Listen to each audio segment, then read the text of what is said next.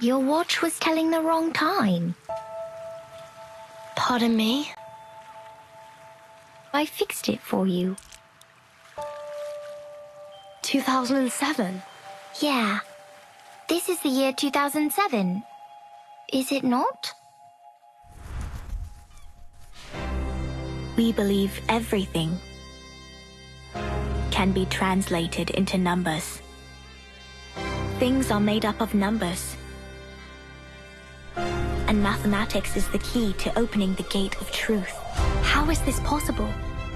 You use a maths model to forecast the storm, and its results perfectly match what the Foundation recorded. We just worked out the patterns in the number sequences. Close your eyes, Vertin. Truth reveal itself to you. Truth. Timekeeper! Watch out! Who broke the silence? Sanette is in detention. They're planning to sentence her to death. Those of you who agree to the death sentence may remain seated. Who wish to commute Miss Sanetto's punishment, put your pebble into the pot in the middle of the hole. The pure blood arcanist community. The unknown arcanum power. And the obsession with certain knowledge or identity. Sound familiar?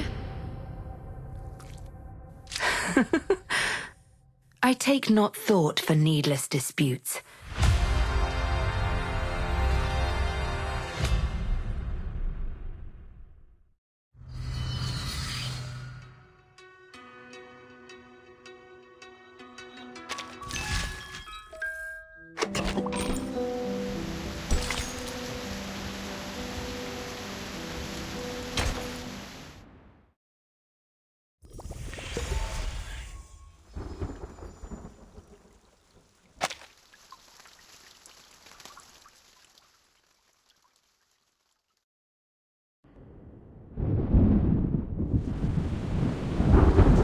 Hold tight!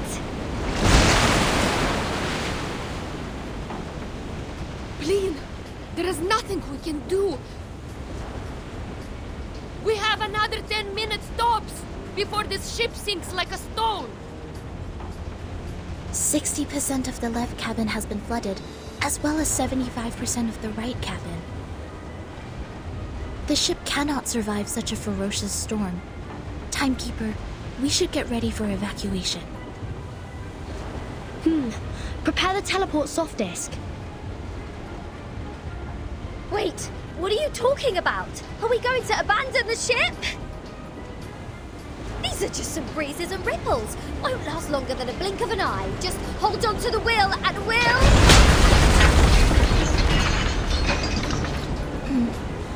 That sounds like the turbine just cracked. Great. So only 2 minutes left. A true captain will never abandon her ship. I've sworn to live and die with Rockin' Apple, the second of its name. Then why is it the second?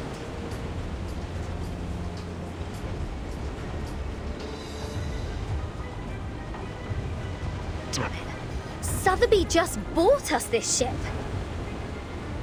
I racked my brains to think of all the assurances I could give to get that governess off my back. I think it's better for us to embrace the fact that all things would come to an end, Captain. Sometimes, deserting is to leave for another battlefield.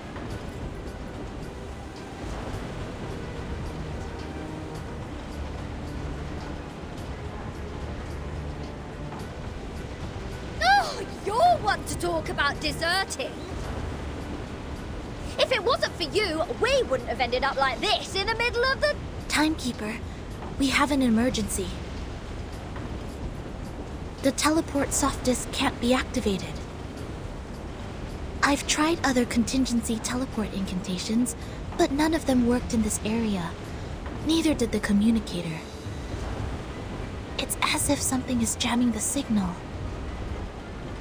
I see. I have a question for you, Sanetto. Please, Timekeeper.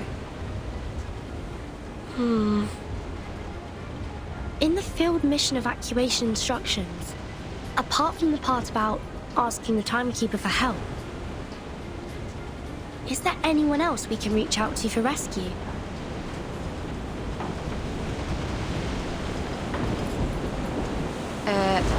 Seriously, Bertil.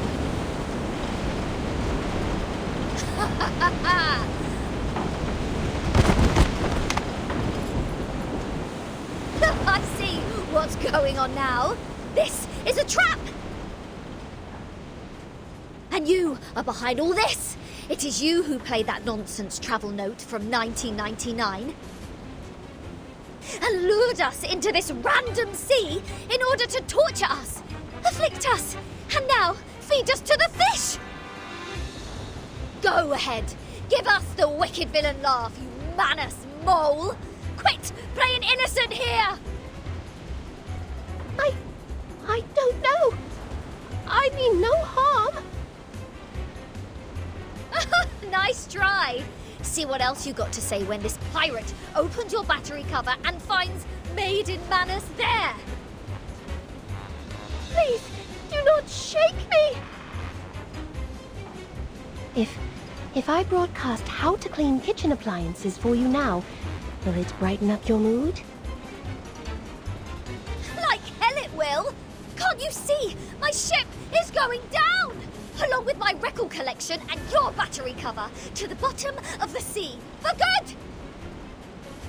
Even John Lennon can't do anything about it now. I'm terribly sorry. I can't see. I could only touch, hear, and imagine. How about this program?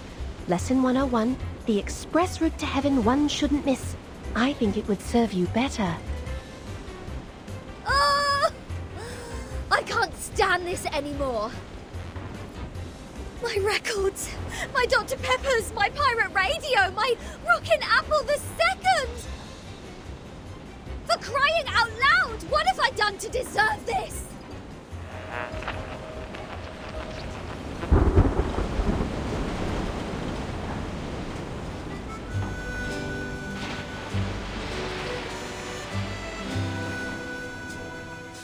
Well, she did try her best to pick the music.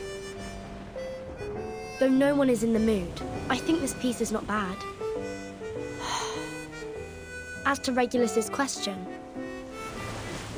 we need to slightly twiddle this knob to 1913.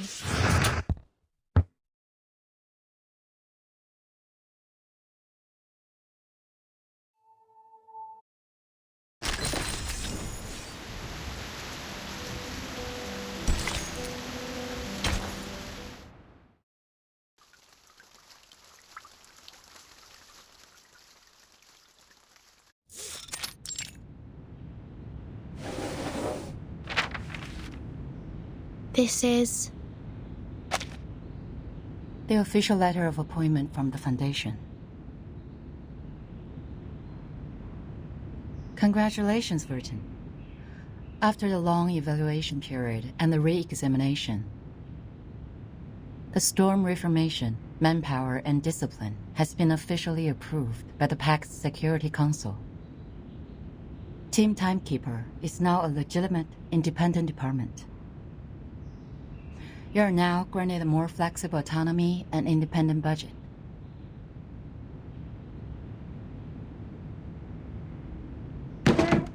What was that? Did you say budget? Does that mean the Foundation will assign me a new ship? Unfortunately, independent means doesn't rely on others. I can apply for a ship for you, but it's not guaranteed. Misers. Fine. Not that I wanted an obsolete ship painted in grey as shepherd check.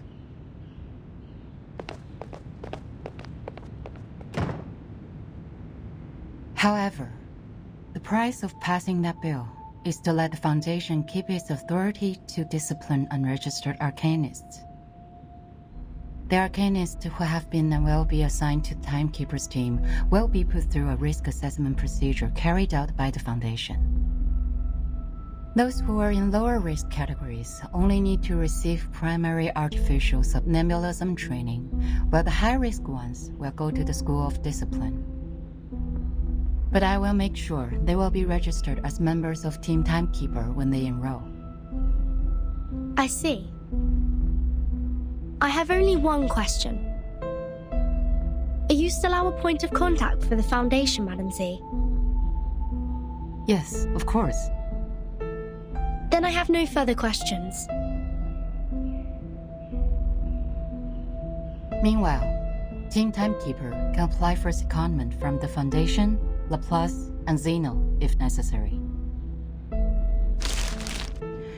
You can check this file for more details.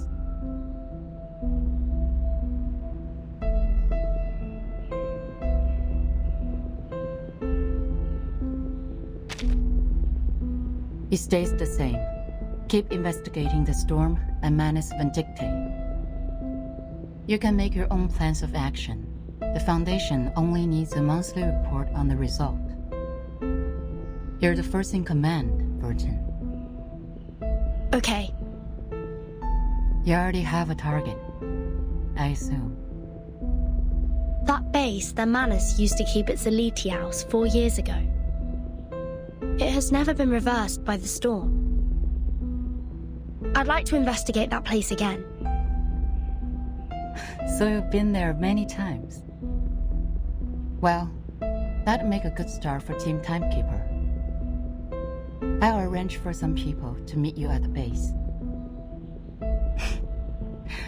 I think you'll have a great time together.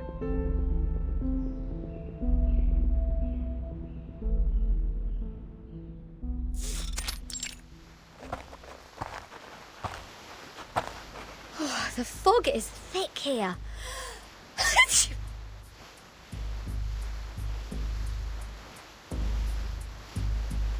It used to be the nest of a Zeliti House, a kind of creature resting in valleys with abundant water resources. What's more, it's winter now.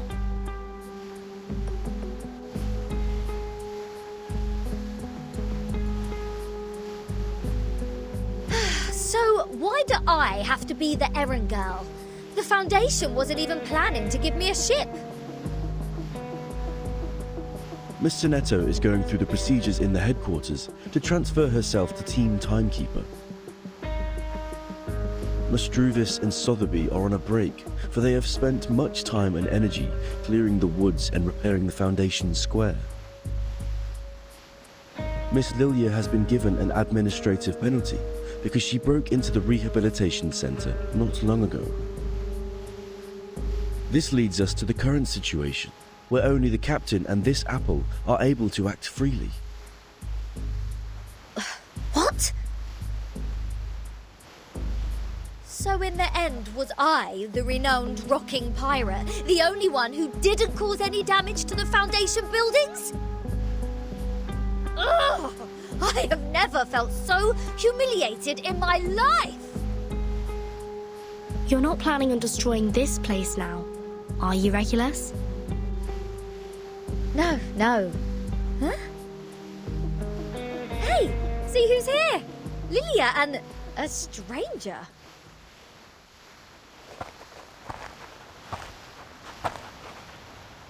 What took you so long?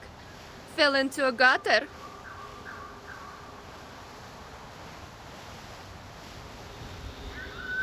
Hello, Timekeeper. My name is Moisson. My employee ID is SF27602191908238X. I believe Madam Z has told you about me. I am now an official member of your team. Miss Morson, welcome to the team.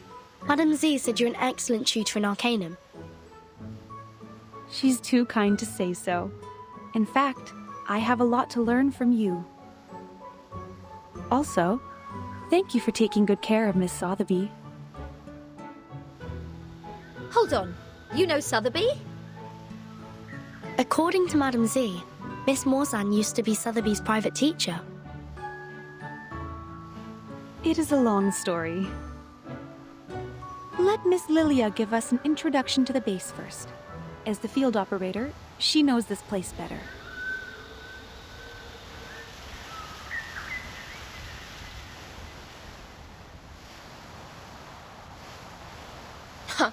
After I got promoted and transferred to the headquarters, those exciting outbound missions have been removed from my schedule. In short, although it's called the base, the only place unaffected by the storm is a narrow, 20-meter-long corridor, no larger than a hunter's lodge. My former fellows had already searched this place from top to bottom. Those Laplace dudes had even sent in their lapdogs to search here inch by inch. Found nothing but some excrement of the Alitius and the dog's own poop. There might be some clues that are invisible. Regulus is a specialist in optical arcane skills. Maybe she can find something. A specialist? Well, I'll take that as a compliment. But for the record, compared to searching, hiding treasures is more of a pirate's lot. So if it were up to me to hide treasures in this place... Please hold on for a second, Captain Regulus. The fog seems abnormally thick.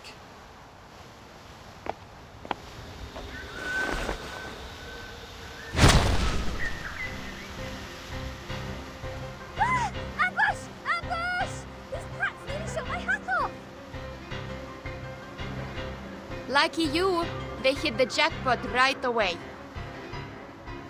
There shouldn't be any ambush in this place. Easy, Ms. Regulus. Please carefully retreat to my side.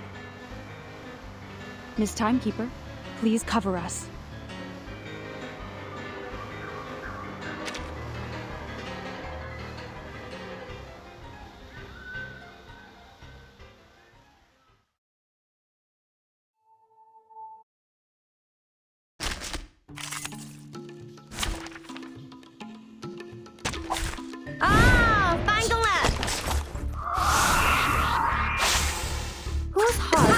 Serious. Stay focused. Oh? Crickets and fireworks! Say hello!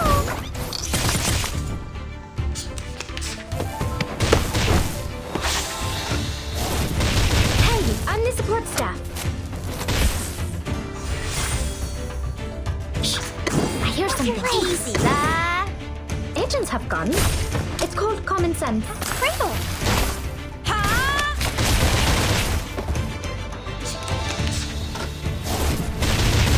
I'm the support staff. Whose heart is beating so loud? Easy there. Radio waves are everywhere. Stay low profile.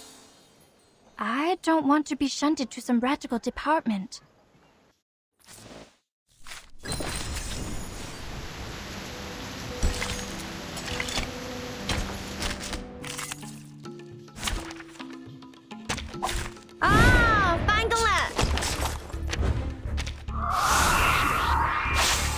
Whose heart is beating so loud? Don't be so furious. Crickets and fireworks!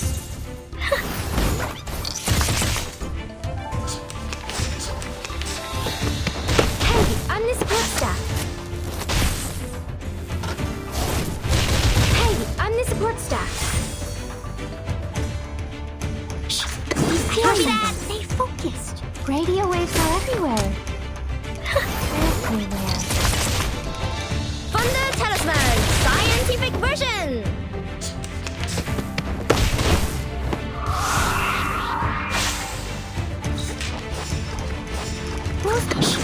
I hear something. Talking out calms people down. Radio waves are everywhere. Everywhere. Oh, stand up! There's one around!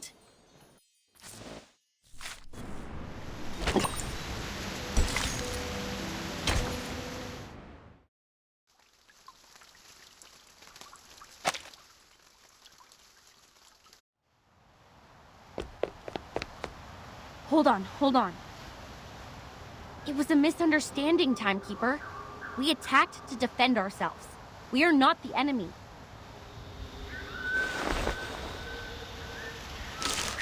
We are the investigators from the Foundation. These are our IDs.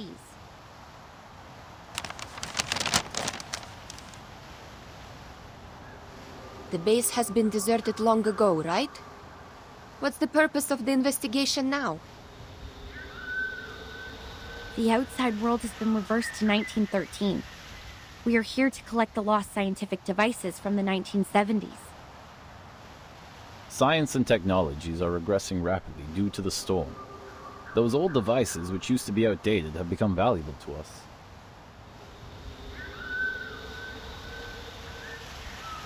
I see.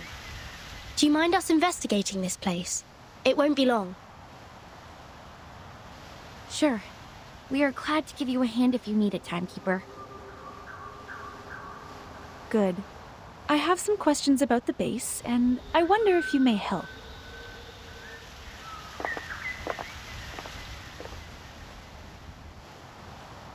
So it was just a mistake. Back to treasure hunting now?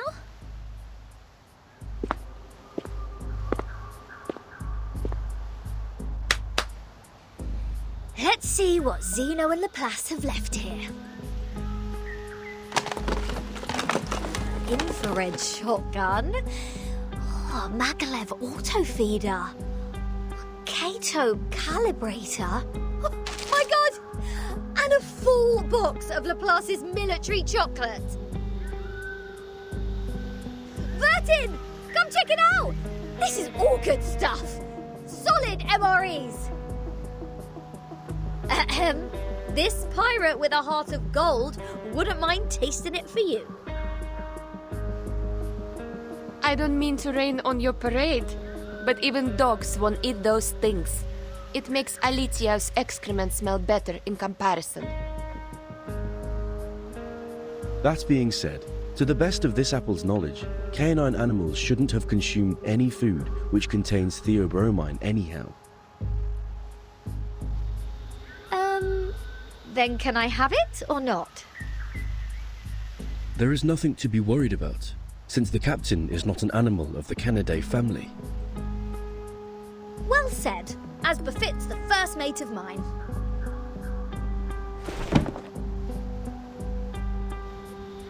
Wait a second, Regulus. Show me the thing in your arms.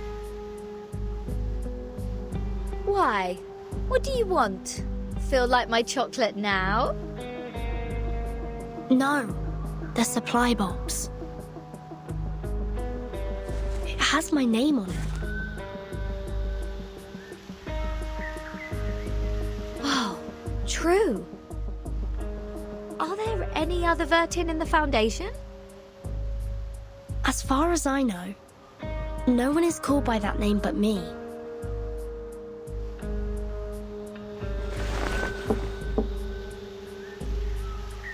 Looks like an ordinary wooden box. But these ordinary boxes are always the most dangerous.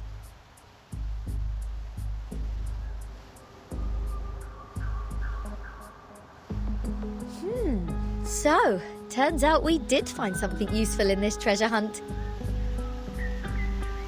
It even has Vertin's name on it, like a celebrity autograph. A treasure indeed. Regulus, wait, don't... No one can stop a pirate from opening her fresh trophy!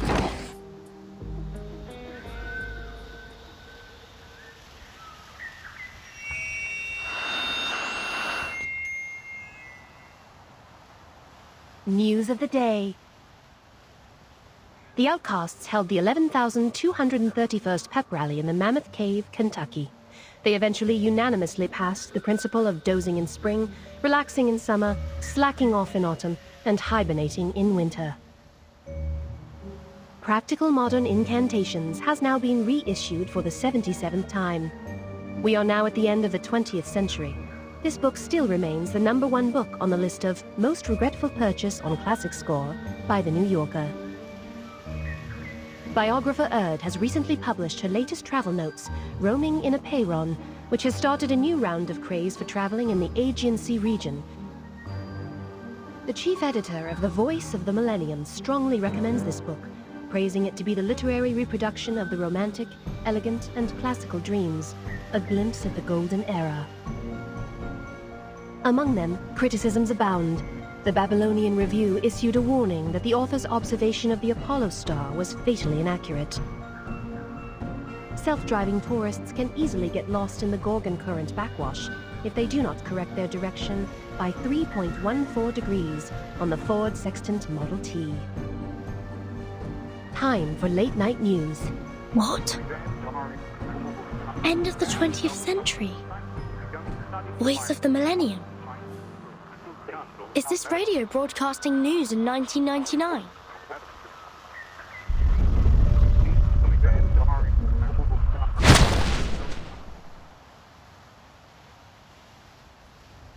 Just as I suspected.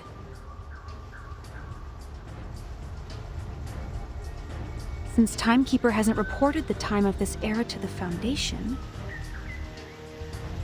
you two, as the Foundation's investigators, shouldn't have known what year this is.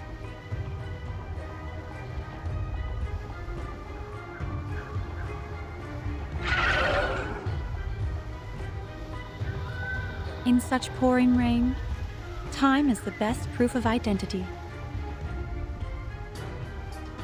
Huh, I get it. Not a bad plot.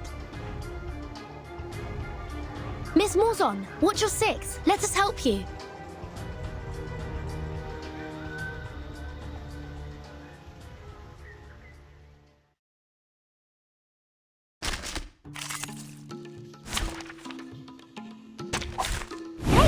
Hello there.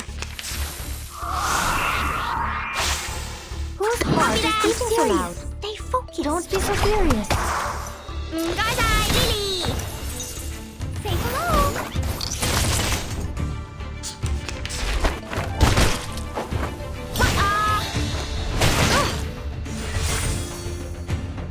What's your lazy lah? I hear something. Thunder Talisman, scientific version. Radio waves are everywhere. Hey, I'm this blood stuff.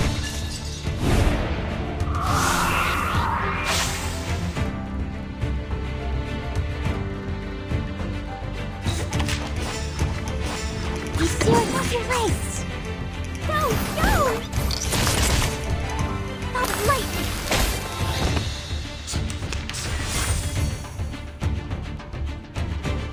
Just like in the training. It's a tough one, boss! Whose heart is beating so loud? Oh, don't worry. I have prepared it all. I have prepared it all. 梗係我捉你，唔係你捉我啊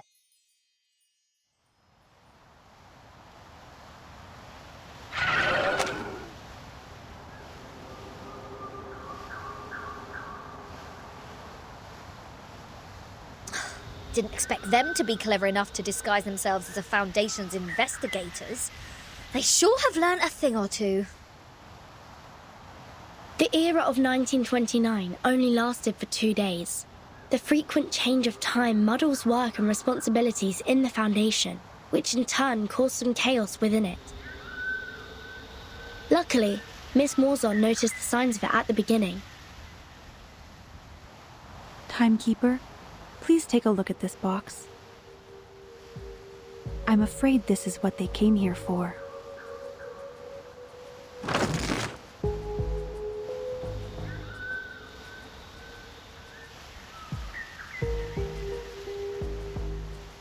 This is the Manus Marsh they used to stay immune to the storm.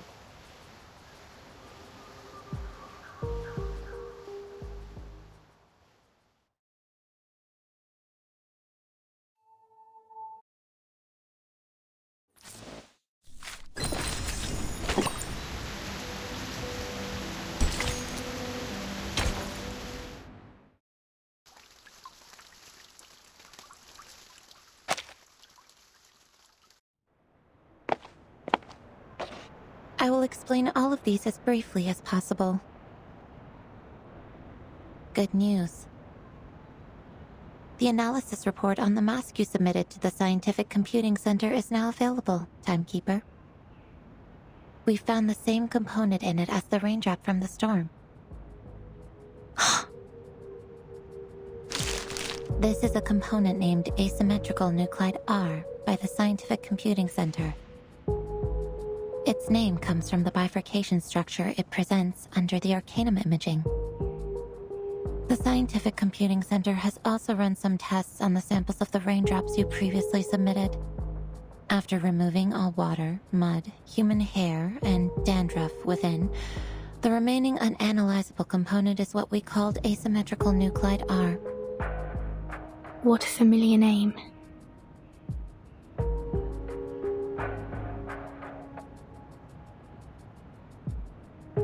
But it disappeared right away, and we only have a photo of it. Fortunately, we extracted the stable form of it from the Manus mask. It might be the key to staying immune to the storm. Does that mean it'll be possible for the Scientific Computing Center to develop protective gears which are immune to the storm? Like the Manus does? Seems to be so. A credit to you.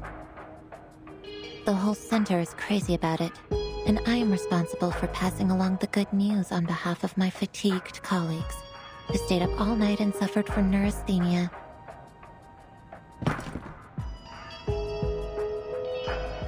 We need more samples.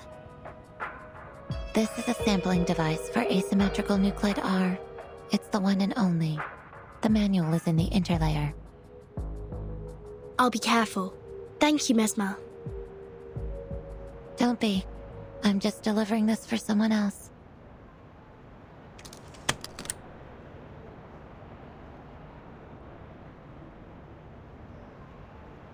How do you feel now? I'm sorry about what happened in the rehab center. I'm good. It just helped me further verify some factual information about Arcanists. It's just... I thought you weren't one of them, Vertin.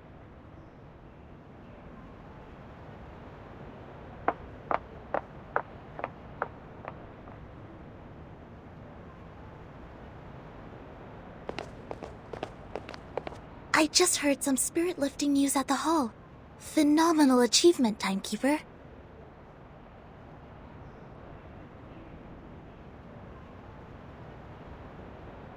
It's a tremendous breakthrough in our fight with Manus Vindictae. Everyone at the headquarters is cheering. Although, I don't know what this component really is. Is it a kind of ritual? Or a unique substance? That'll be the next thing to find out in our investigation, I think. Manus Vindictae always has more information on the storm and how to be immune to it. We've been trying our best to keep up with their progress. Fortunately, now we have another direction. Oh, and these are the files you asked me to search for.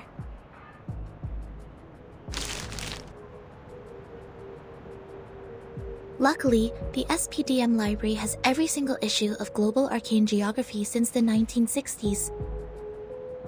Also, Miss Sotheby accepted your request. Thank you, Sonetto. With these files and the help of Regulus, that should be enough.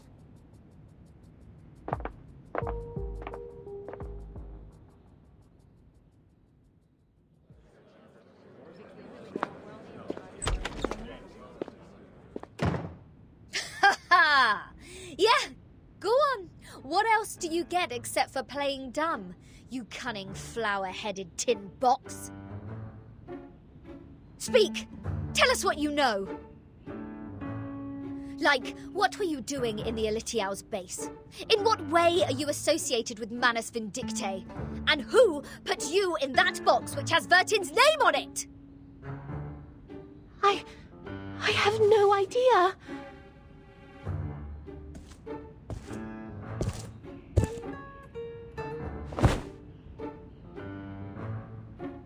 And those ridiculous radio programs, end of the 20th century, Voice of the Millennium and Roaming in a Pyren. Don't waste our time. Otherwise, we have no choice but bathe you with this bottle of vodka. Jeez, do you really mean that? Anything less cruel? Formalin, of course! I never waste my drinks. Yeah, that's more like it.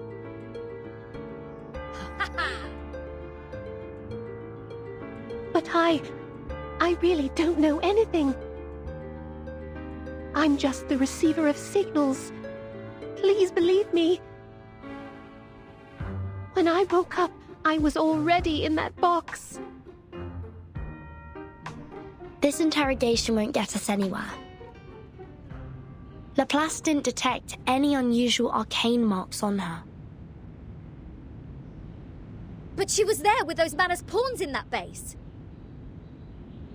Say anything you want, she will still be a solid suspect. Yes, I understand what you mean. But for now, the evidence can't support our speculation. A field trip may be helpful, I guess. What's your plan? Will you come with me? I've informed Madame Z. This will be the first official field mission of our team. Sotheby and Druvis are still on leave. They will not take part in this action. While Miss Morzon will stay put in the Foundation's headquarters as our contact. Wait, a field mission? Didn't we just come back from that Elitiao base? Besides, where is this field? The Apollo star we just heard about means the sun. The Ford Sextant Model T is an arcane device produced in the early 19th century. The Scientific Computing Center has one of those as a part of their collection. The Gorgon current is mostly created in the Aegean Sea, near the Balkan Peninsula. I remembered an Arcanum magazine in the 1970s had a detailed article about this and introduced the circulating current. I read it in the periodical room in SPDM. The current will be flowing backwards every time the Earth is at aphelion and perihelion. This is also known as the current reversal, which is on the 3rd day of January and July this year. And the time in the outside world is...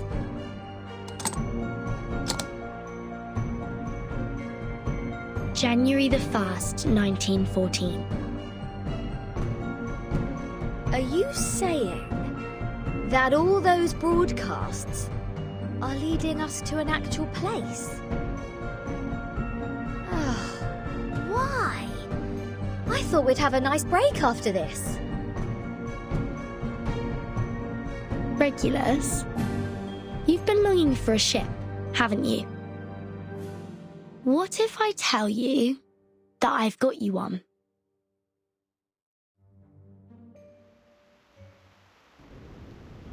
Now, hold on a second. Come to think of it, it wasn't the flower-headed radio thingy who tricked me into the Aegean Sea. It was Vertin! Watch out! The big waves! Нет, this is enough! SU-01VE! Wait, Lilia! Are you sure about taking off in such stormy weather? This isn't a normal storm. Something is attacking us from the ocean! I need to pull it out! You guys go study that whatever instruction right now.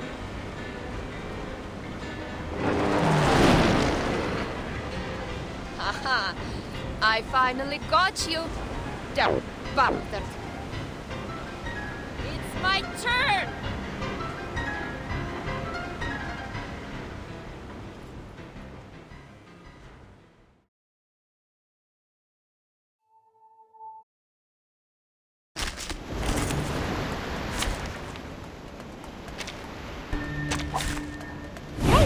Hello there. Whose heart is beating so loud? What's your face? Talking out calms people down. Lily! Say hello!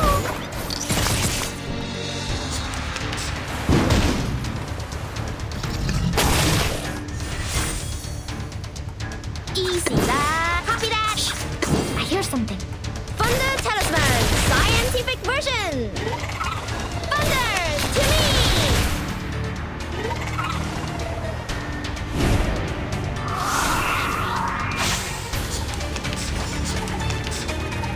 Easy, Why are you feeling so loud? Stay focused. Don't be so furious. Go, go!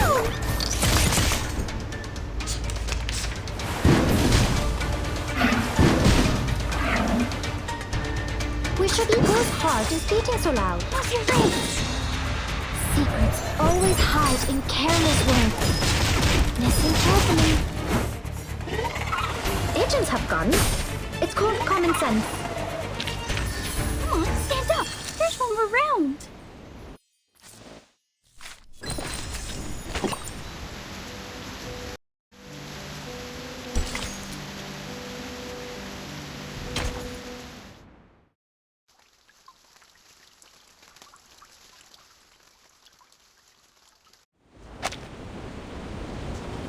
Ed subito sera. Well done, Sinetto. Now cut the other halyard. We need to reduce the angle of attack and depower the ship. Roger that. But we can't stay like this for long. Bertin, have you thought of anything? It's not working.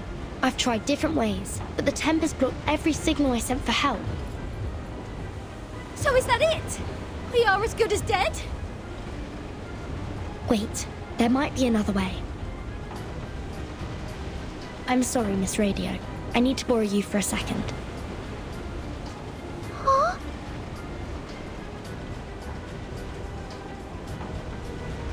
Field Mission Evacuation Instructions. Article 21. Whenever there is an emergency, the field officer may send an SOS code with their wands through any transmission device with round buttons on it. Any Foundation member nearby will provide immediate humanitarian aid. To send the code, please turn the knob 1 time to the right, half to the left, and then 1 time to the right. If you succeed, you shall hear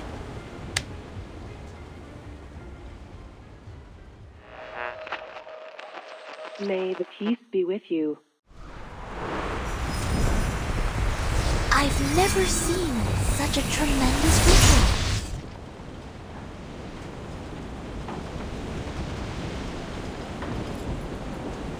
We are the Special Mission Squad Razor. Please show me your ID.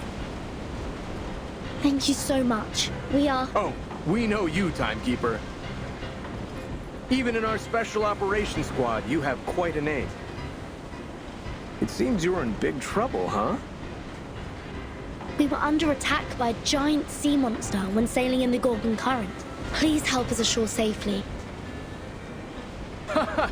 Right down to business. Good, good. I like a straightforward person. All right, William, Todd, better get a move on.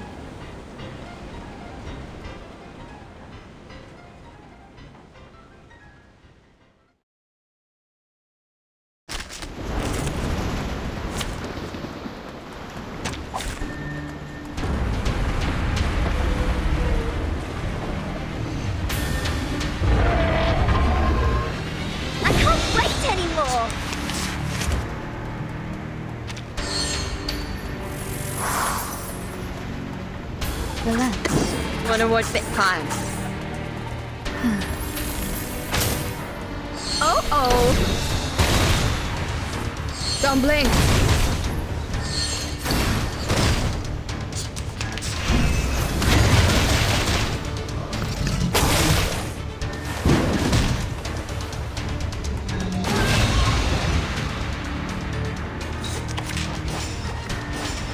Start me up. They're just little games. Left hand up. Now right hand up. Woohoo! Release!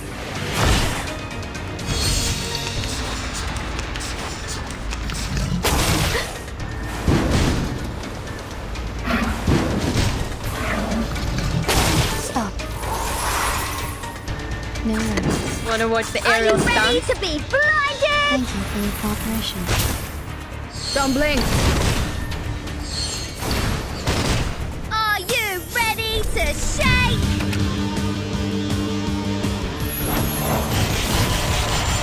Woohoo! Release!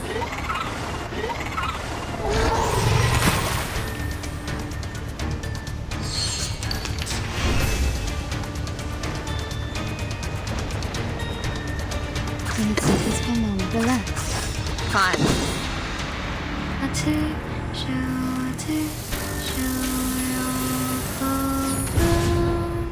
I smell the scent of mint oil. Don't blink.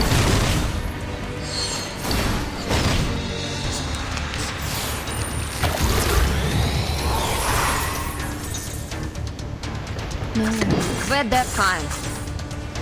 Please, don't resist. Swallow my exhaust.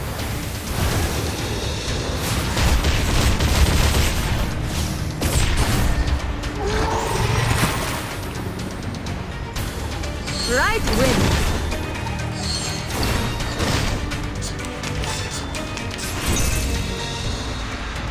Relax. They're just Wanna watch little the aerial games. stunts? Please, don't resist. Left hand up. Now right hand up. Right wing.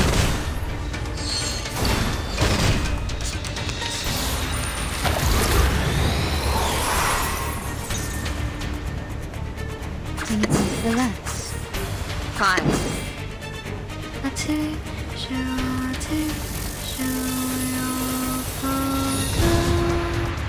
Thank you for your cooperation. Oh.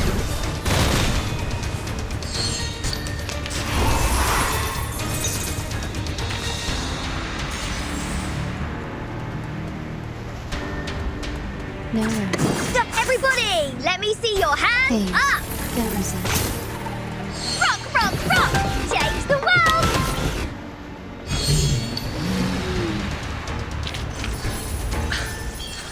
Red 38 is about to return.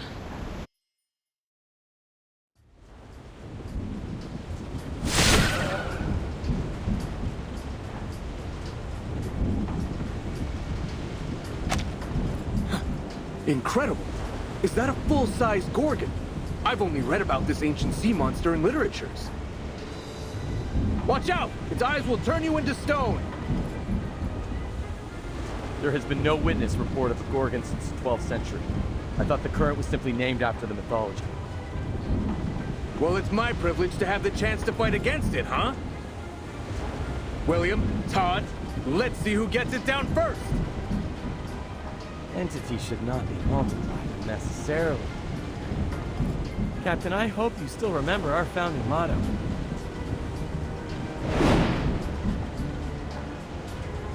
Want to compete with me in speed? Have a try, if you dare. Ho-ho! You have guts and I appreciate it. Bring it on!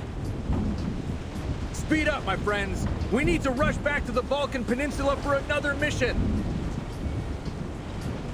Everyone, please wait a minute. The size of the sea monster. It's shrinking. What's happening now? It's gone out of sight. Oh, I have a bad feeling about this.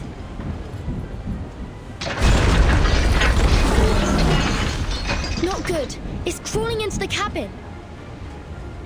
It plans to tear the ship apart from the inside. Everyone watch out!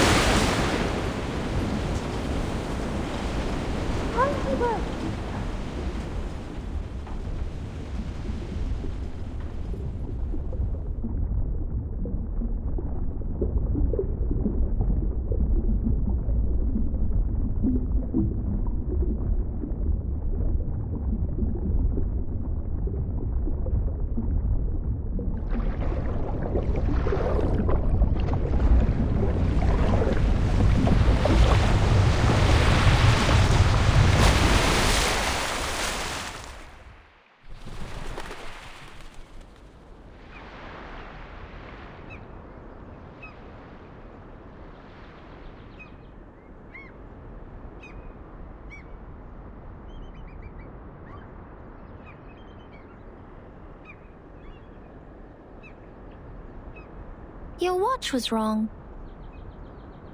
Pardon me? Your watch was wrong.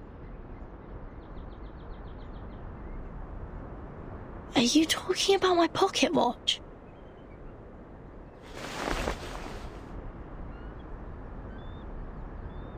Your watch was losing time, so I fixed it for you. I don't understand. Do you mean this is the right time? Yeah. This is the year 2007, is it not?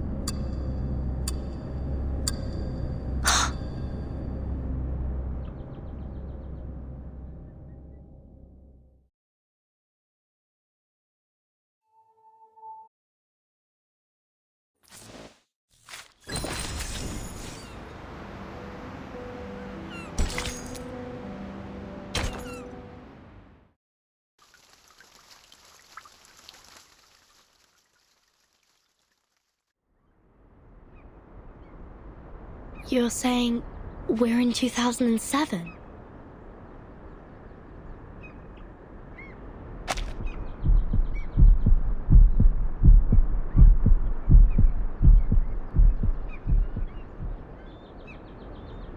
Do you know the storm?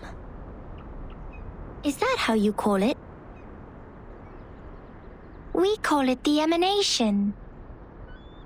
The tide of Numa is pouring down from above and converging. It would raise as a tsunami and break the world of matters where darkness abounds. I don't understand.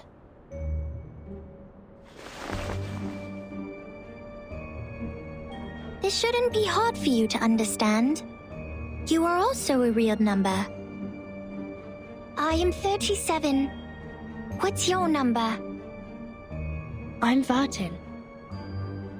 No. I'm asking your number.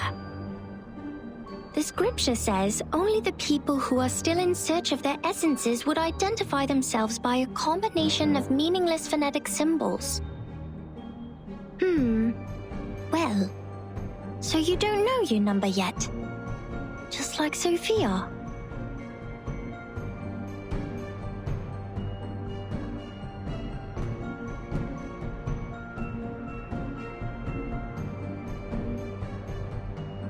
Have you seen my companions?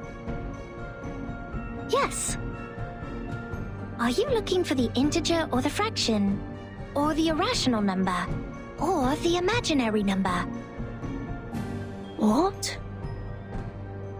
Integers are the living example of virtues. Fractions can be understood through specific means. Irrational numbers are the free spirits, while imaginary numbers are the existence which doesn't belong to this dimension of the number axis. Which one are you looking for? I'll ask something else instead. What is this place? Island. What island? Have you seen another island? Maybe another question. Did a biographer named Ard visit here before? In 1999? 1999? Oh, 1999! 1999 is a lovely, centered triangular number. But I believe this number has been abused in the Doomsday stories. I mean, people are too invested in its meaning. In fact, 1999 is nothing special compared to 1991 and 1993. However, 999 is a brilliant number. It is a Capricorn number, a palindromic number, and the largest three-digit natural number. Sorry to interrupt, but I only meant to ask about Erd the biographer. She'd been here on this island and written a travel note called Roaming in Aperon. Does the name or the book ring a bell? I am sorry. I have no idea about the fragments of matters you are talking about. Fragments of matters?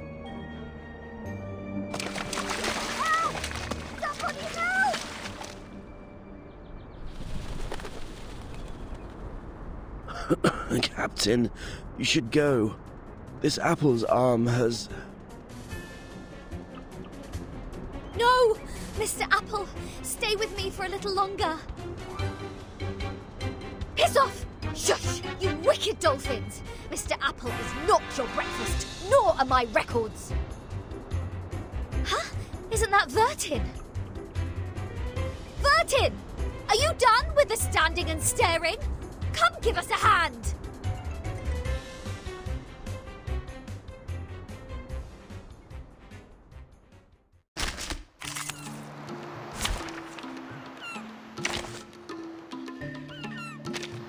And now, I belong to this set. Who ate beans?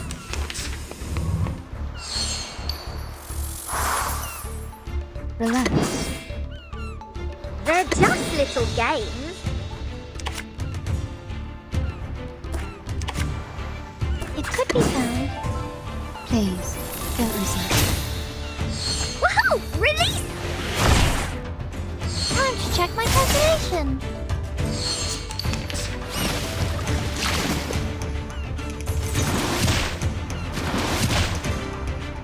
No worries, relax. Given that. Please, don't resist. Breathe. Intersect and divide. Rational.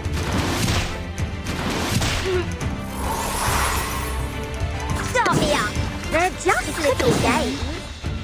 Lights! Rock, rock, rock! Change the world!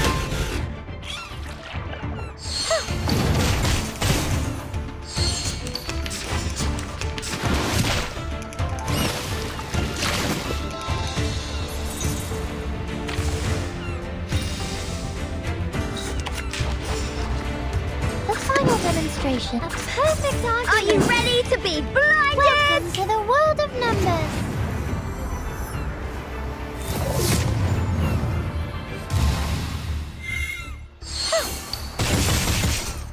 Form is a bubble.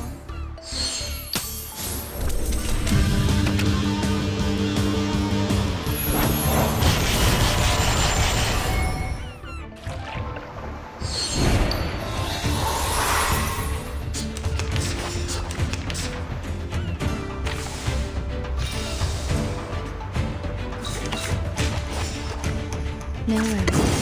Given that. Relax. Thank you for your cooperation. Breathe.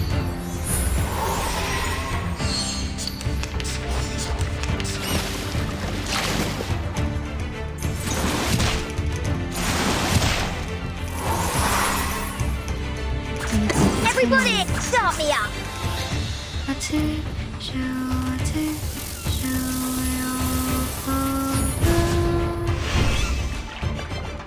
Lights! Woohoo! Release!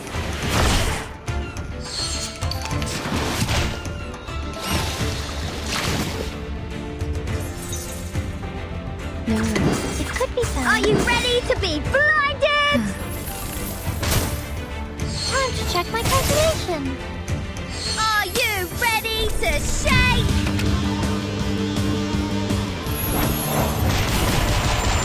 Woohoo! Release!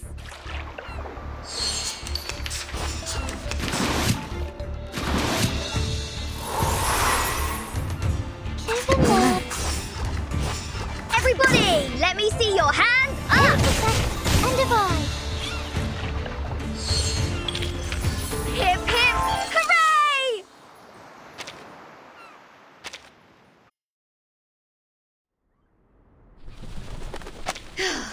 Thank God you were here, Vertin.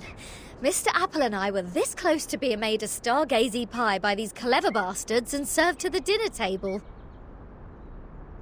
You've also been incredibly helpful, Regulus. Is that so? Like how? You rebuild my confidence in communicating with people. Have you seen Sonetta and the others? No, I woke up on a dolphin's back. thought they had saved my life at first and was quite grateful to them, but the next moment they just started all the beating and biting. They think you are an irrational number. That's why they bit you. Whoa! This little lady made me jump. Vertin, who is this long-haired stranger?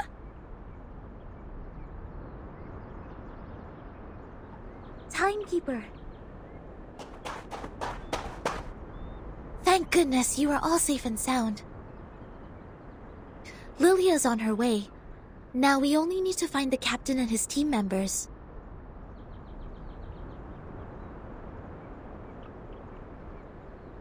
Sonetto, these people are...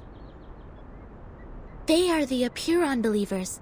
They lent us a helping hand after the ship went down.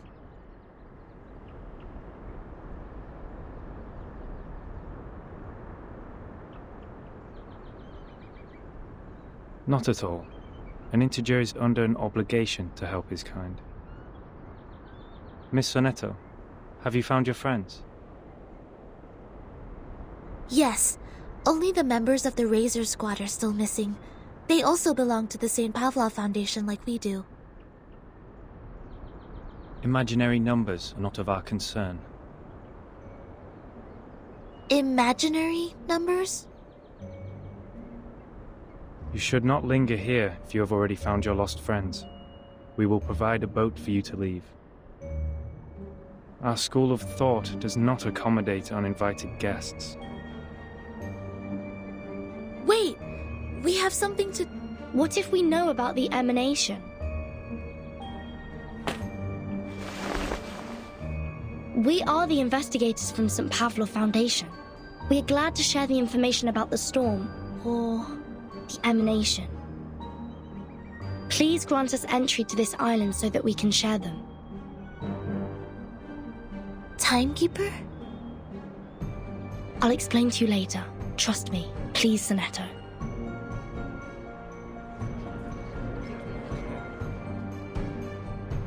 Come this way. We will talk. However, only integers and fractions are welcome here.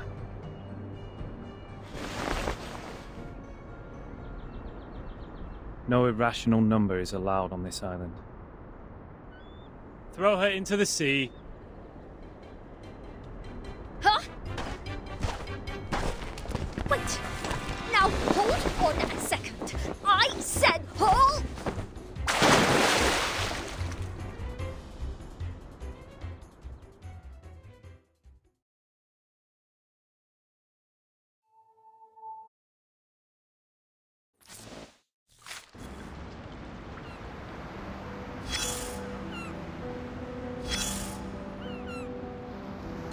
You still look confused. I know, darling. You haven't even vomited up the mouthfuls of seawater you ingested deep into your stomach. Just relax and lie where you are. You don't have to get back on your feet right away. Usually, yes. Usually, when those drunkards and patients wake up from a coma, just like you do right now, they only have 2 questions. The first one will help you find out the name of the land you are lying on. And the other will help you calibrate that bizarre watch on your wrist. All right, now it's finally the right time to make things clear. Open your mouth and throw up whatever you have. Seawater, questions, just get them all out. Right here. Oh, darling, why not let it be? You're all on your own now.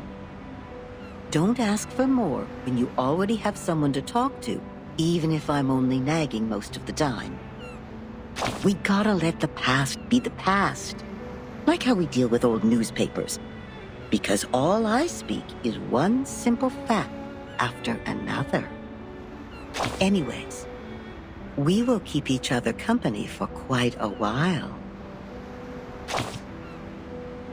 Ah, finally a question about yourself. In front of you is a boundless sea. All you can see, besides the beach you are lying on, is water, water, and water. A cry for help will be drowned out by the waves. And even the strongest legs are tied to the ground here, and cannot break free. See? There's no way to leave, but it's a good opportunity to have an island tour. The locals have good manners, so I think you can ask them to show you around. That's at least better than just goofing off. Not even you can avoid asking this question. But a kind-hearted soul already told you that time is moving forward as it used to be, step by step. So the time is... the year 2007. Yes. Time is back on the right track, going where it's supposed to be. Raindrops literally drop again, and no one goes back to the past anymore. Well, some miss the good old days, though. Oh, you still doubt it, don't you? I can see it in your eyes. Don't get me wrong, I'm on your side. After all the hard times I've experienced, if anyone told me that my life was just a boring dream, one neither good nor bad, I would throw a shoe at them. I can tell you are being burned by anxiety. But to find the time you want, we need to comb through the situation, like how you do with your hair. Time is like a soccer court, and now it has been divided into many pieces. On the largest piece stands the white chocolate card. Yes, the last good days of the 20th century. The gentlemen are still growing handlebar mustaches, and the ladies have not yet flattened the curves on their bodies. New money buys one art piece after another to show off their good taste. They don't even mind turning their homes into museums. A cafe named San Marco officially opens, gathering the most outstanding intellectuals and writers of the time. They talk and laugh there as if nothing could stand in their way. Then the cafe receives a neurologist whose briefcase carries the interpretation of dreams. And celluloid film and projectors become a new means of expression for artists. At this point, helmets remain intact in the warehouse. Gauze only works in hospitals. Bullets only fly in the firing range, and the flame that swallows lives is not even lit.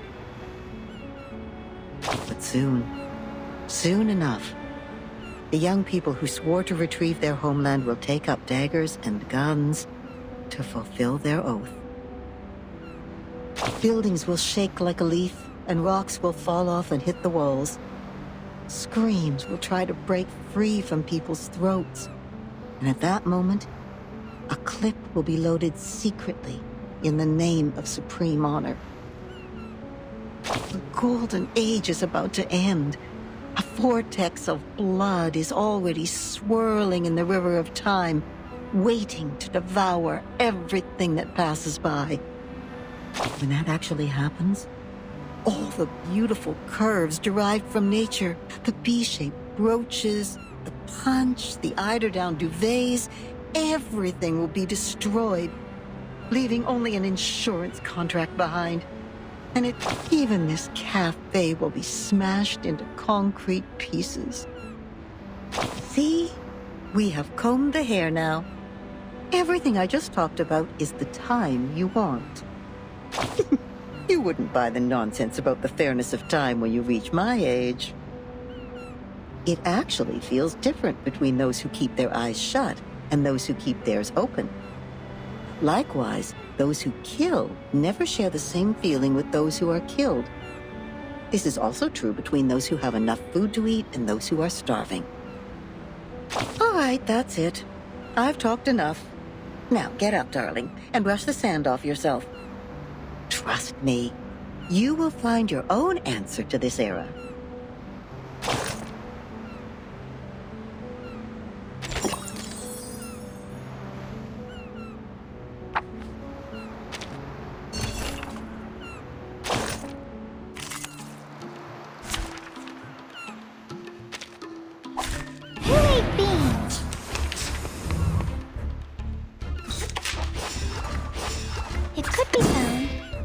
Time to check my calculation.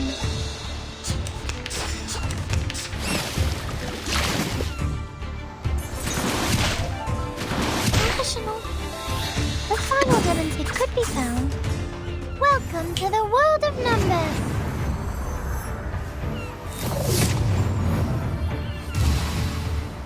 Time to check my calculation.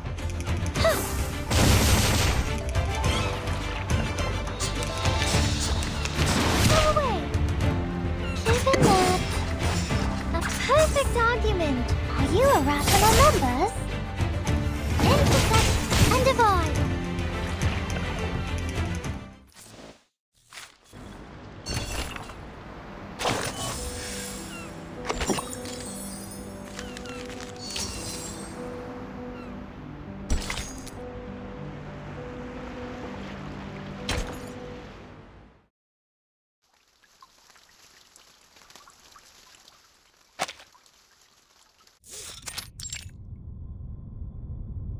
Yes, all is well.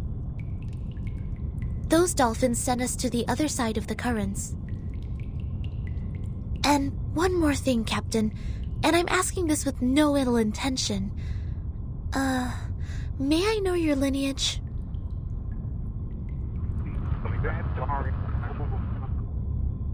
Thank you. I wish your next mission would be trouble-free too.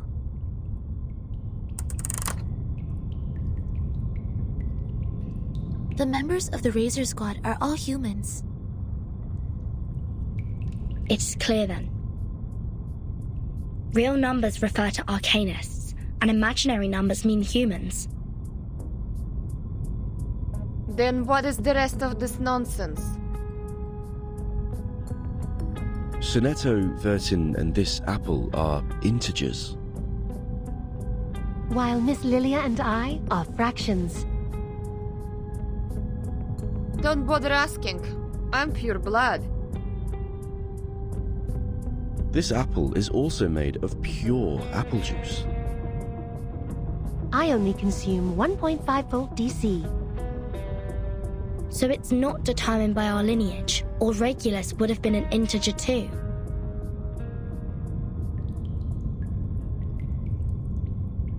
So why on earth am I the irrational number? Why only me?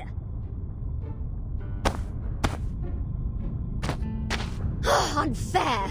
I demand the ruling to be changed. Shut up. We grappled hard to get you on this island. So you have no choice but to stay in the worst guest room.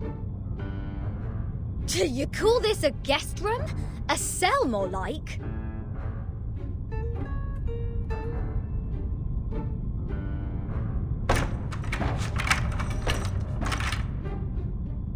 Perhaps this piece of news will cheer you up. We are prisoners in the world, and our body is the cage of the soul. Oh, cut me a break. Might as well play us some rock music.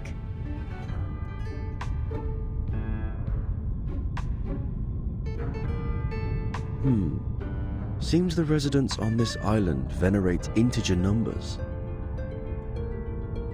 And irrational numbers, or the non-terminating, non-repeating decimals, cannot be represented as the ratio of two integers, hence they are discriminated. No, no, no. Who are they to judge and decide me to be the irrational number? I was the only person who didn't cause any damage to the Foundation in the previous protest. Oh, why do I get to have the worst of both worlds?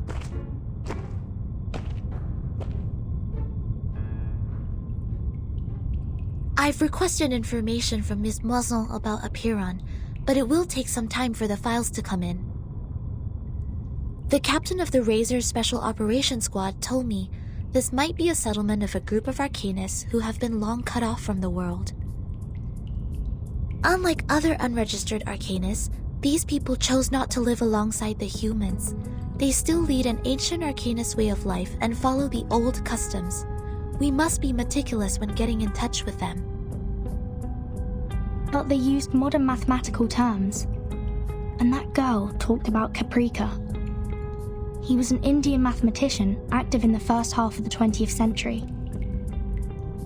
I think they are not living in complete isolation. They are still in contact with the outside world.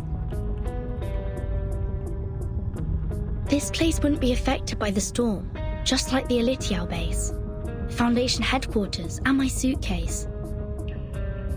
The travel notes in 1999, Manus Vindictae showing up in Elitiao's base, the storm, or emanation, they must be somehow connected. And we'll find our answer here, I think. Very energetic, Capitan. By the way, how come nobody's here to welcome us? They wouldn't suddenly decide to detain us all just because we have an irrational number here, right? I'm with you all the time.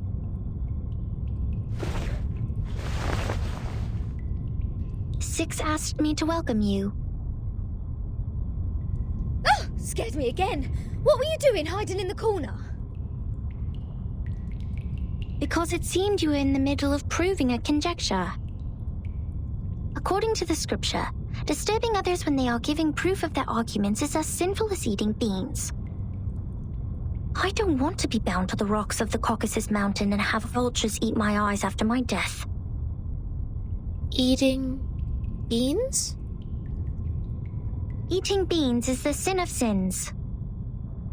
The biggest, worst, and ugliest crime. People eating beans will never transmigrate. They deserve nothing but eternal punishment. What? Are you serious? Is this rule only for soybeans? What about broad beans, snow peas, chickpeas? And what does it say about other bean-based products? Beans are beans. You're funny. This doesn't even make sense. By this logic, aren't the coffee drinkers going to rot in hell? I happen to have a box of coffee beans in my bag.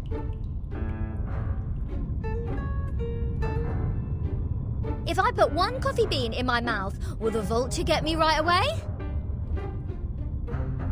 No way! Whoa, easy, mate. Do you want to get physical? This pirate is not scared of you.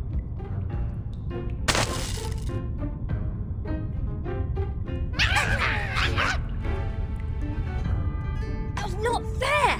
The critters are coming to your aid! This is not good. We need to separate them.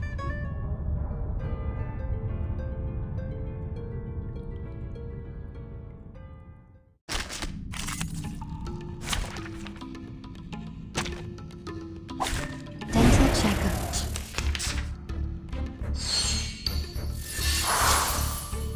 No limits. They're just little games. Isn't it?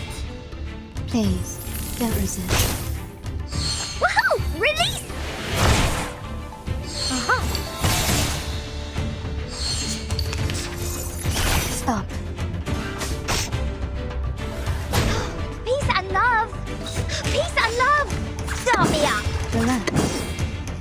Rock, rock, rock! Change the world! Breathe.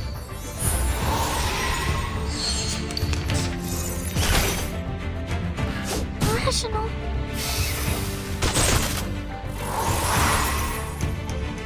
No limits. They're just little games. Could be done. Nice! Time to check my calculation.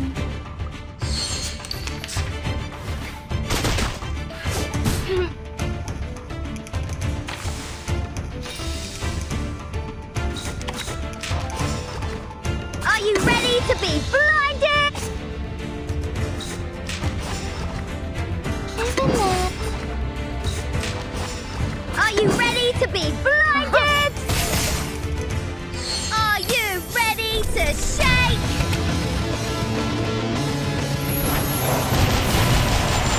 Woohoo! Release!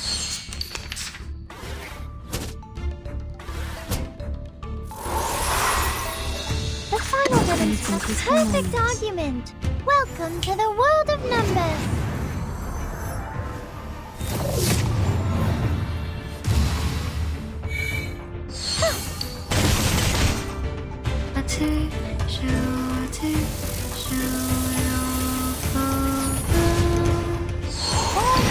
There's a bubble.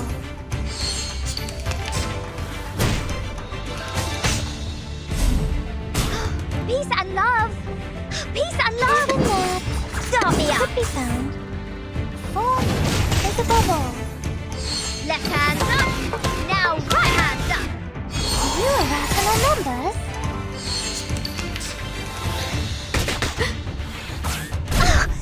Don't touch my bag. Hip hip hooray!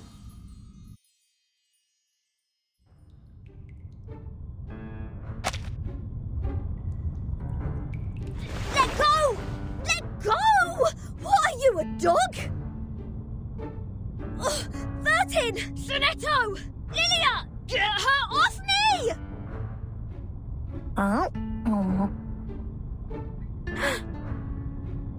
What is going on here? 37, let go of the guest's head. Now.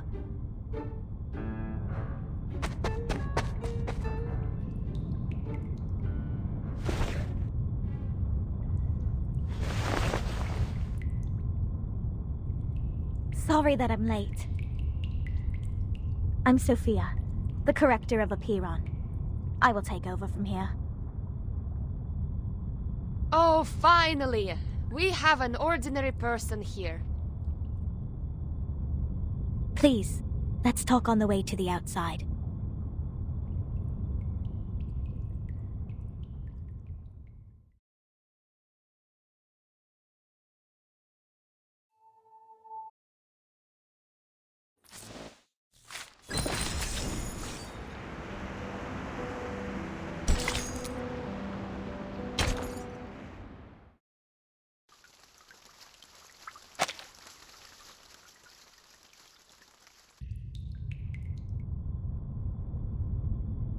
We believe everything can be translated into numbers. Things are made up of numbers, and mathematics is the key to opening the gate of truth. It is like the fire that lifts us from the darkness. This world may decay in time, but numbers will transcend the limit placed for all other things in existence. And if one can take up the challenges and improve oneself with practice, they may clear their thoughts and find out their truth. That is, to find out the number of their soul. Oh, this is more like a place for proper conversations. Broad, open, as vast as the high seas. Hold your horses, Miss Regulus. If you were to speak of consuming beans again, I will have no choice but to send you into the depths of the sea. Fine. I haven't done anything yet. Miss Sophia, could you please repeat all the taboos on the island? It was too dark in there. I didn't take them all down. Worry not, Miss Sonetto. I have them all recorded.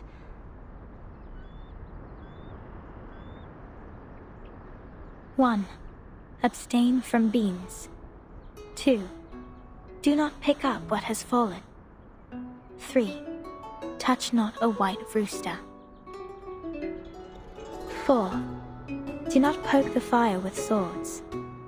5, do not jump over a crossbar. 6, do not cut wood on a main road. 7, do not enter the hall in new garments. Enter the hall from the right, and leave from the left. 8, do not keep swallows around your house. 9, do not sleep on a grave. 10, make the bed as soon as you wake up, leaving no imprint of your body.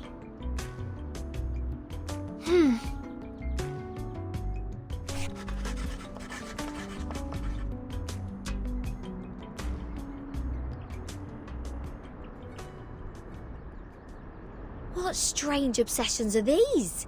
Even the police in London would be less officious. This is an archaic arcanist group we're dealing with. I assume they have their own reason for these. But what else are we going to do if we can't pick up the things on the ground? Just let it rot? Oh, this doesn't even make sense. You are indeed an irrational number. Huh? What about me? Though I can't identify the exact number of yours, it's never too hard to tell the number types. Like you are a very typical irrational number. Irrational numbers are disobedient, sometimes unreasonable, and they hardly play by any rules. Just like the non-terminating random numbers following its decimal. These numbers are the floating points, or the noises. People of this type are the random ones whose actions show no pattern whatsoever. Disobedient, unreasonable, never play by the rules. So that's what their judgment is based on. Oh, she even gets the rock and roll part right. Stop pulling my leg. This pirate will not so easily be defined. What about you? What's your number then? I'm still learning. My time to reveal my number has not come yet. Oh, you don't know? Well, I can help you with that. You are an irrational number 2.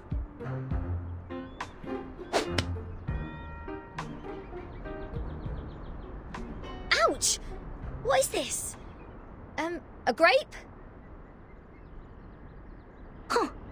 A perfect parabola.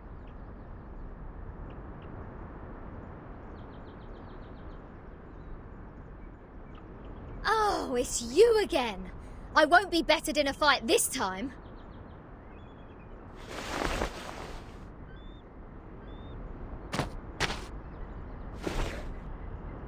$37? Shouldn't you be off preparing for the doctrinal meeting?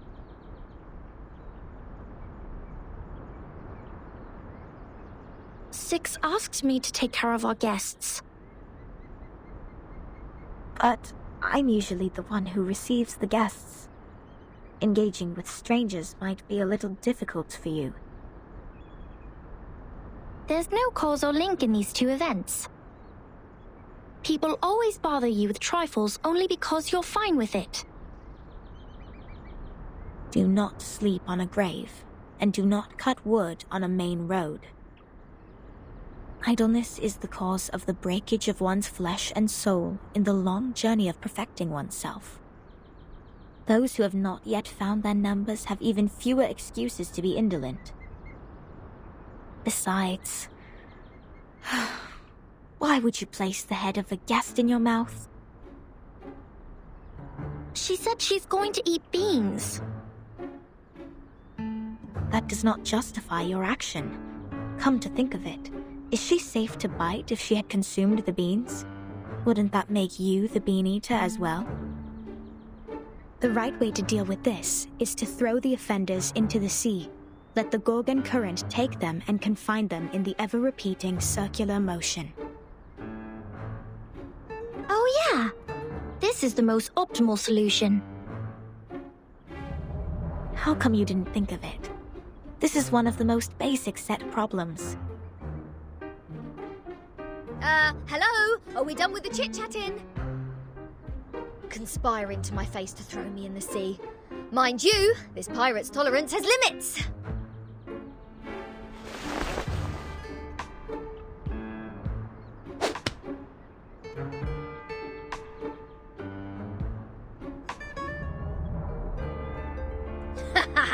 Right in the bullseye.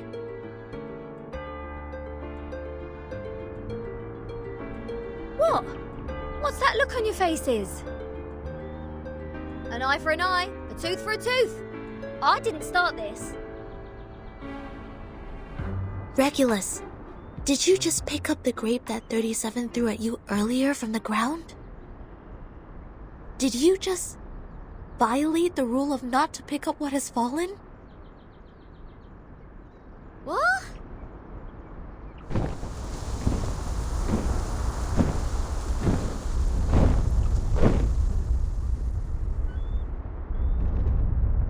Get down! Abraxas incoming! It will take the offenders with it! A chicken's head and 2 snakes as a feet. What? What on earth is that? This is not good. They seem dangerous. Regulus, come to my side.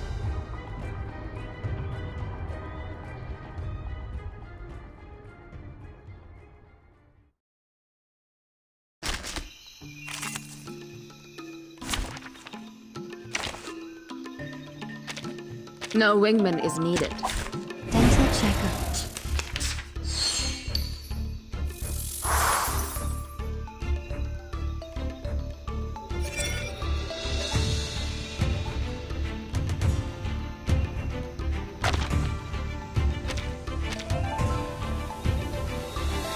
No. Fine. Wanna watch the aerial stunts? Please, don't resist. Don't blink. Oh.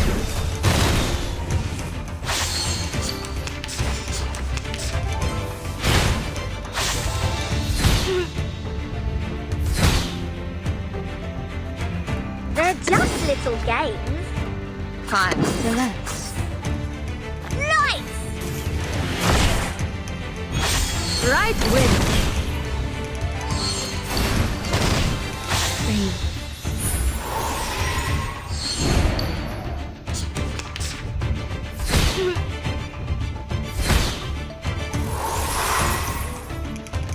Wanna watch the aerial stunts? Fine. Right wing. Oh.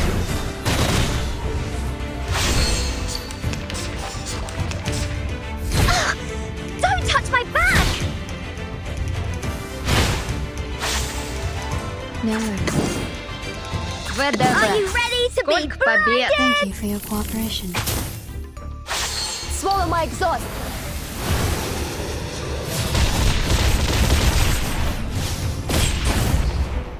Are you ready to shake?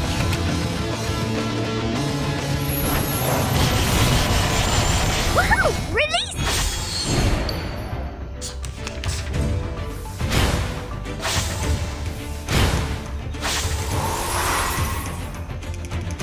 Wanna watch the aerial stunts? Fine. Right wing. Oh.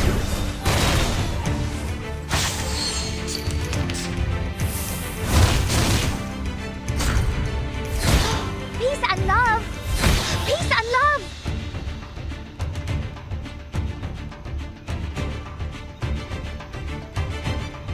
Relax. Wanna watch the aerial Everybody, stunts? let me see your hands Thank you for your up! cooperation. A little trick. Rock! Change the world!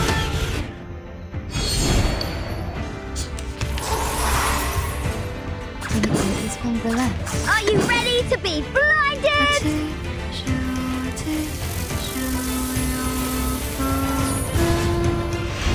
Come back to me. Are you ready to shake?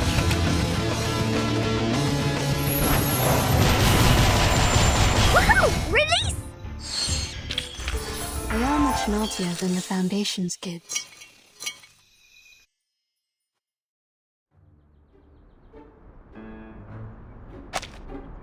Regulus!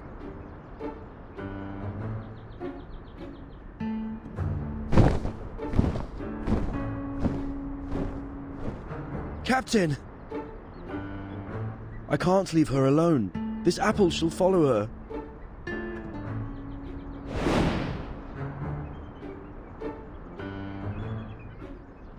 A toast to Regulus.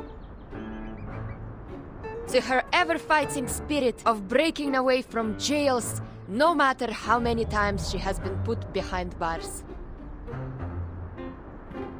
Luckily, she didn't have any beans. May her soul be cleansed in the dungeon. What a mess. Ena eftegramot mima. Schimatizate otan enosume dios semia.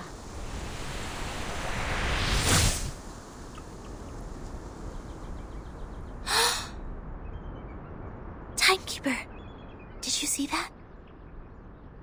The arcane skills cast by the congregation on this island are very different from those we have seen. Mr. Apple is with Regulus. She won't be in danger for now. Let's follow Sophia.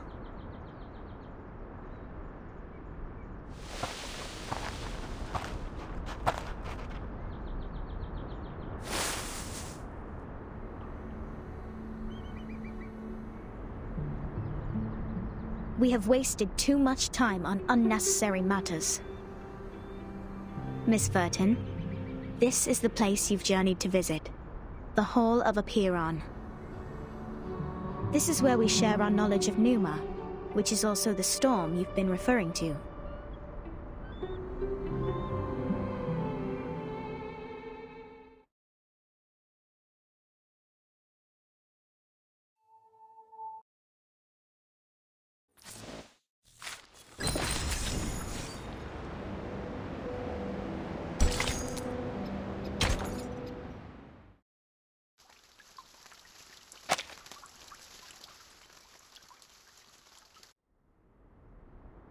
Before you enter the Great Hall, please place your right palm on the stone and swear to it solemnly.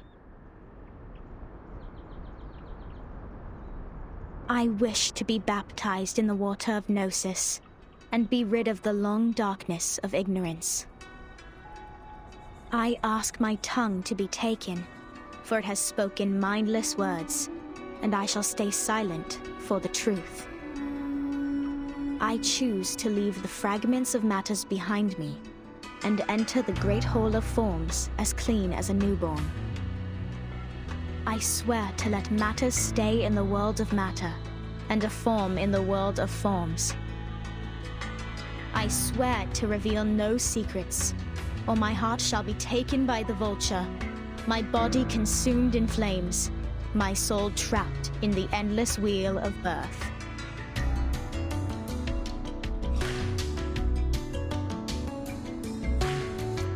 Now, knock 3 times on the stone. Put on these ceremonial dresses. That'd be all. Remember to enter the hall from the right, and leave from the left. You are the humblest audience here, hence not allowed to speak. Please, stay quiet, and keep the secrets you heard at heart. I will arrange your meeting with 6 after this. No problem. Miss Sophia, could you give us some privacy? Please, enjoy. I have nothing more to say.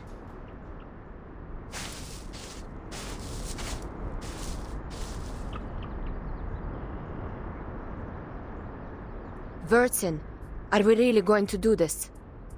That oath we have to make to enter the hall sounds vicious. To stay quiet and keep the secrets. It's similar to the training we once received. I can go inside on behalf of Timekeeper. No, I'll come with you, Sonetto. But I can't sense any sign of arcane skill on this stone. The oath is more of a formality than a curse. The warning is lifted then? But when Sophia repaired the floor in front of us with her arcane skill, there's no fluctuation of arcane power either. I can't even sense the slightest signs. It's either a kind of arcane skills we're not able to detect, or the moment we stepped onto this island, we've been trapped in a tremendous ritual. That's to say, any arcanum used on this island is only a part of this giant flow. We don't know where this flow is leading us, We know nothing about it. It's too perilous, Timekeeper. I know, Sonetto. But as long as we obey their rules, we won't get into other trouble. The doctrine of the Apparan is to live in solitude and seek nothing but the truth. In fact, they've never been aggressive towards us. I think of this differently. Think. The pure-blood arcanist community, the unknown arcanum power, and the obsession with certain knowledge or identity. Sound familiar? Yet, we haven't spotted any traces of the Manus here. Manus Vindictae is like the rat living in the gutter. I don't think they will let go such a favorable chance. Which means we need to find out the truth. I believe in Timekeeper.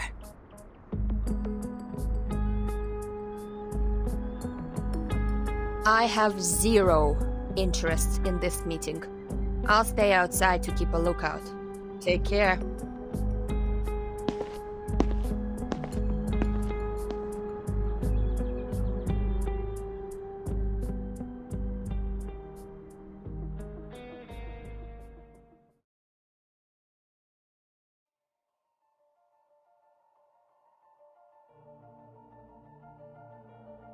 I wish to be baptized in the water of Gnosis and be rid of the long darkness of ignorance. I ask my tongue to be taken, for it has spoken mindless words, and I shall stay silent for the truth. I choose to leave the fragments of matters behind me and enter the great hall of forms as clean as a newborn. I swear to let matter stay in the world of matter, and a form in the world of forms. I swear to reveal no secrets. Or my heart shall be taken by the vulture, my body consumed in flames, my soul trapped in the endless wheel of birth.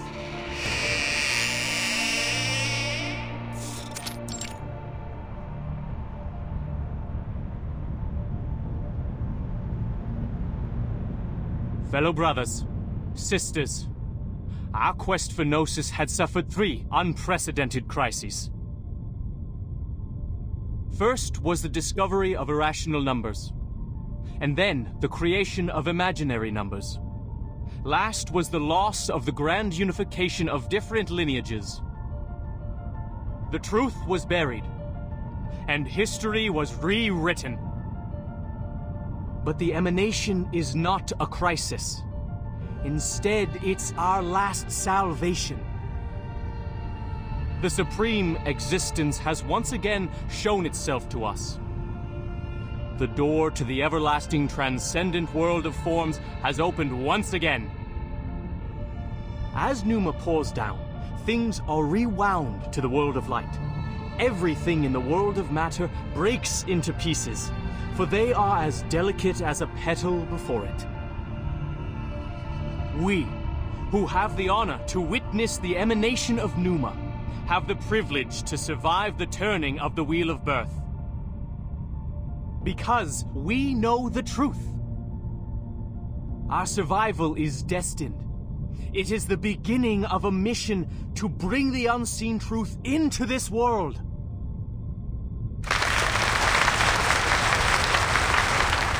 Thank you. The next orator is 37, our smallest irregular prime, and the brightest star of Hermes.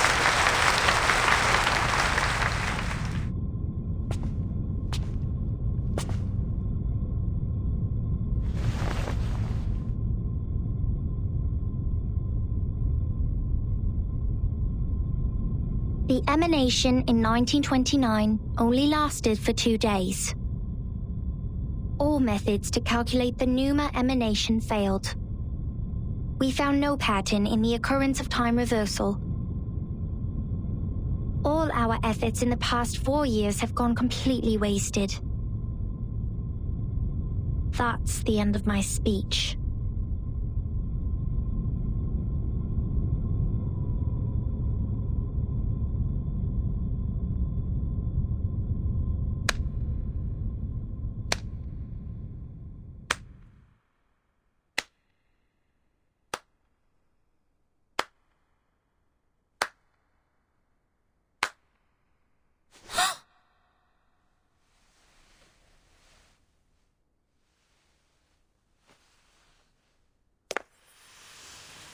sereno, intenso ed infinito.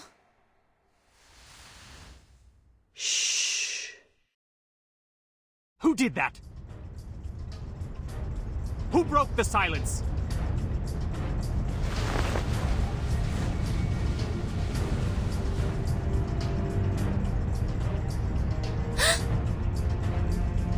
Sorry, Timekeeper. I just... Get ready to run, Sonetto. The Abraxases are coming.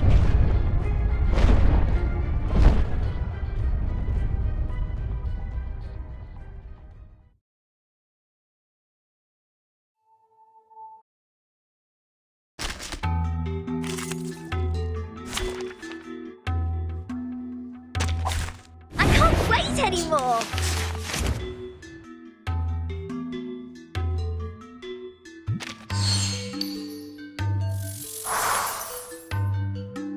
Relax. Wanna watch the time? Thank you for your cooperation. Oh! Right wind.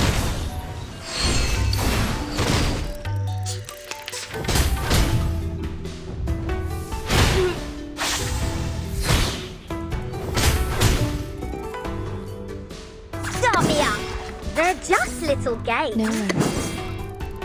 Woohoo! Release! Rock, rock, rock! Change the world!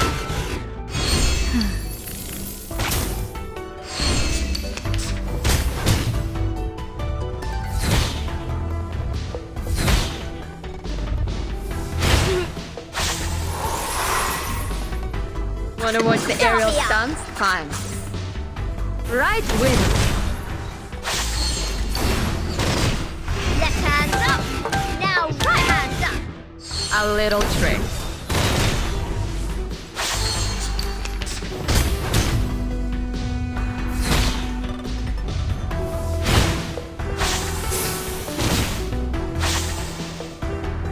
Wanna watch the They're aerial just stunts? little games. Swallow my exhaust.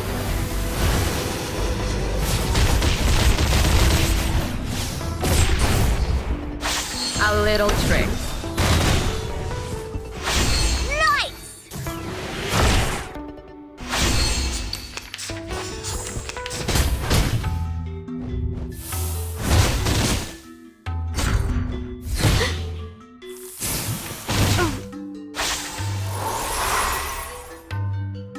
We need something to all. Are you ready to be blinded?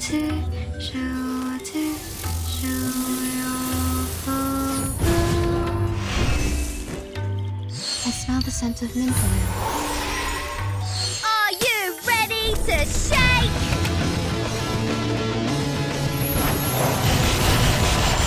Woohoo! Release!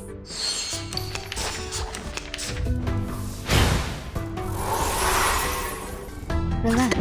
Time. They're just little games. Right wind. They are much naughtier than the Foundation's kids.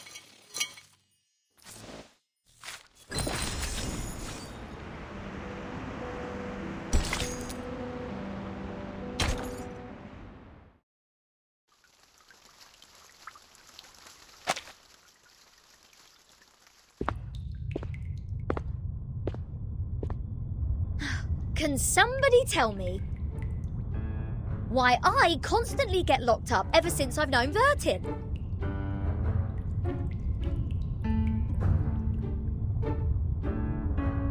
First locked up in a suitcase, then a Foundation cell, now this!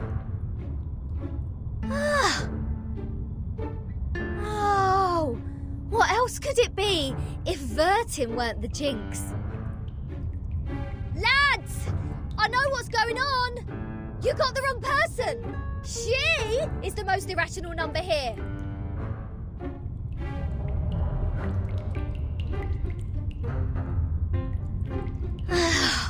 I'm knocked. What does it say here? Freedom will be granted once the proof is completed. That's to say, I have to prove myself not an irrational number to get out of here. Which is exactly what I've been trying to do, isn't it? Rats.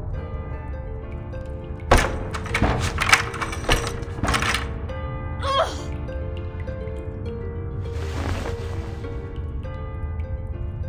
Captain, maybe you're in the wrong direction. This apple presumes that the followers on this island have a close connection with Pythagoreanism. Pythagoras? That ancient Greek mathematician? The guy who said something about the opposite side of a right triangle? Isn't he the guy who lives in sometime BC? Maths is only a part of the Pythagoreans' achievement, but from a more universal perspective, they are a mysterious group of scholars. Believing things are made up of numbers, venerating integer numbers, abstaining from beans, and the religious collective lifestyle. These are all pointing to Pythagoreanism.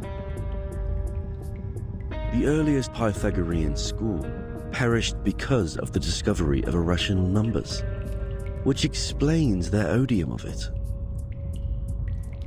At that time, a deviant student named Hippasus discovered root 2, and the theories based on the ratio of integers they hold dear were upended. Hippasus himself was drowned in the sea. This apple assumes they see the integers as the standard of virtue, and people can increase the number they rank through study and self-improvement.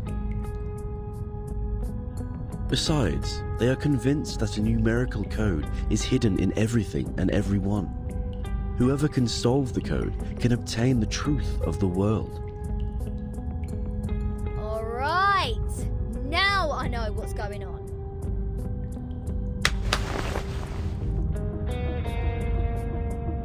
This pirate has had enough of this moral standard, which is obviously prudish, backward, and lacks humanitarian spirit.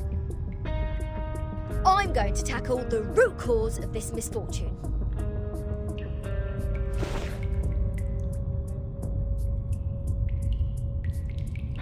I'm breaking out! Why am I not surprised? The captain quickly gives the sufficient and prerequisite condition to prove herself an irrational number. This apple may be able to offer some help.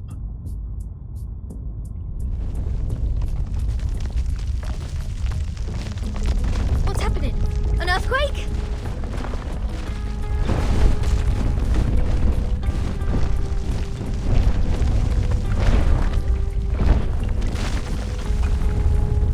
All Abraxases are flying in the same direction. Is this their habit, or... Ah! The roof is about to collapse!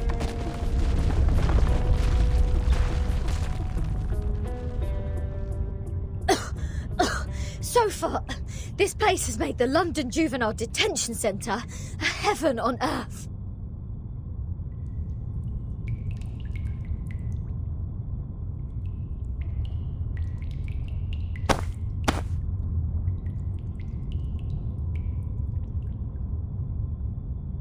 Oh, is there a piece of paper? Did one of the Abraxases drop this? Strange.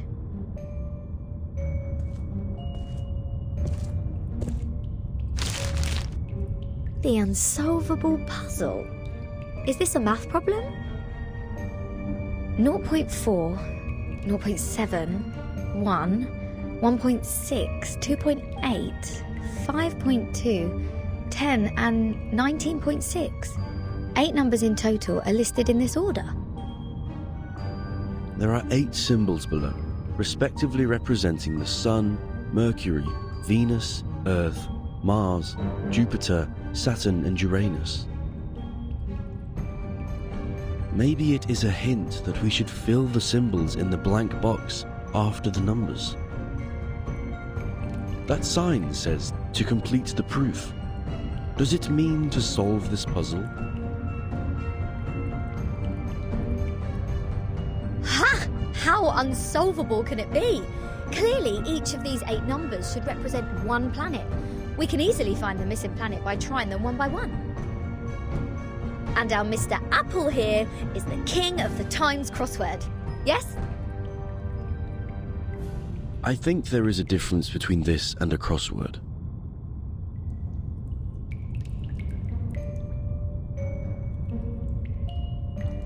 In this Apple's humble opinion, the ratio of certain numbers should match this number sequence, such as the radius, volume, or rotation period. Wouldn't the sun be absurdly large if these numbers stand for their sizes?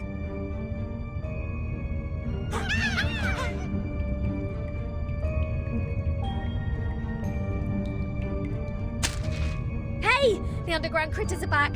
Go away! Don't touch my notes! It's not your food!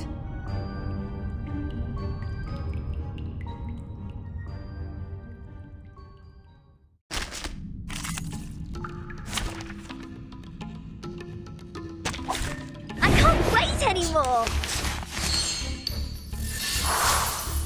Relax. Wanna watch the time? Thank you for your cooperation. A little trick. Right wing.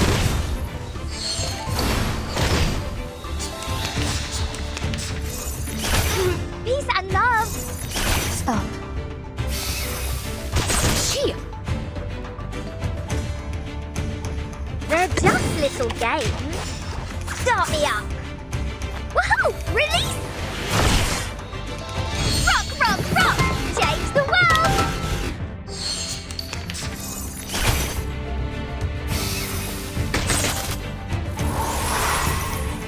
Wanna watch the aerial stunts? Are you ready to be blinded? Uh-oh! Come back to me. Are you ready to shake?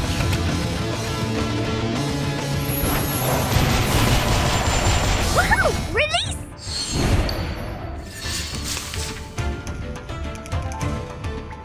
Relax. Time. Wanna watch the aerial stunts? Thank you for your cooperation. A little trick. Uh-oh!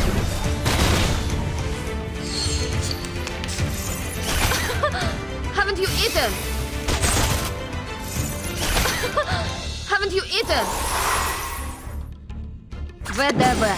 Stop, they're Побед. just little games. Swallow my exhaust.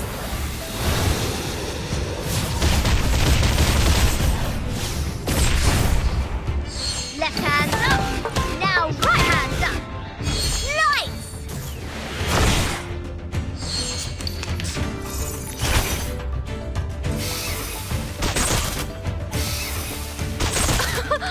Haven't you eaten? No worries. Fine.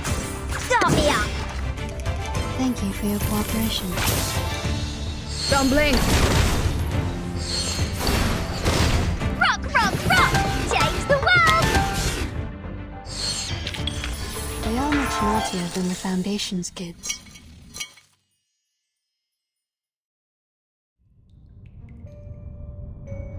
Hold on, please, Captain.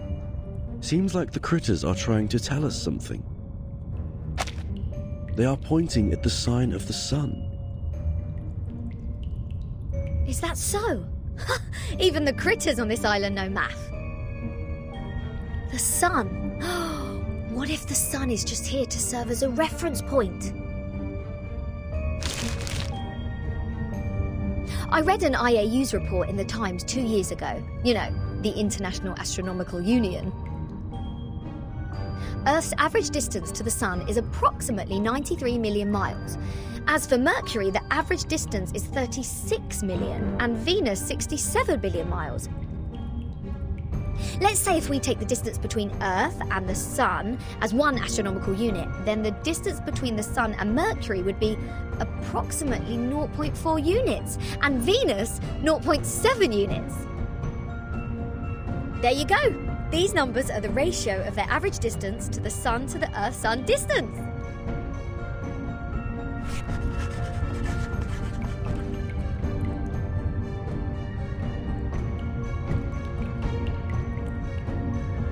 The average distance from Mars to the Sun is about 142 million miles. Jupiter about 484 million miles. Saturn 886 million miles, and Uranus 1.786 billion miles. By rough calculation, and if we round the results to one decimal place, Mars would be 1.6 units, Jupiter 5.2 units, Saturn 10 units, and Uranus 19.6 units. That's weird. All these numbers one can hardly remember have become so clear in my mind. But if these numbers stand for the ratio of distance, what's the planet for 2.8? There's no planet between Mars and Jupiter. If the Sun is the reference, we will have one planet missing here. Is it really a puzzle unsolvable? Aha! Nothing is unsolvable. You are looking at the solution. There must be one planet out there, unknown to us as of yet, located between Mars and Jupiter.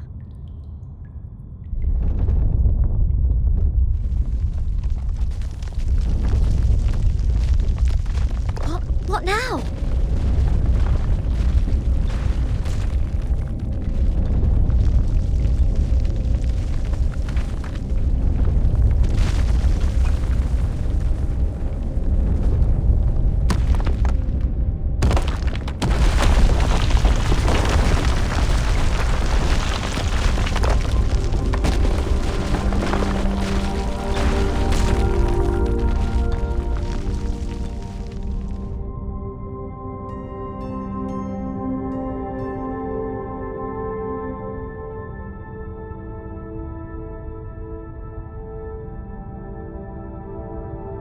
What is this? A celestial body, which I have never seen before. Captain, this apple has an impression on this. There is indeed a star between Mars and Jupiter. It is called the Ceres, discovered by Piazzi Giuseppe, an Italian priest in 1801. Ceres? Did we just validate its existence? Is the universe truly arranged according to this sequence? Could this be the ultimate key of everything? Regulus! Regulus!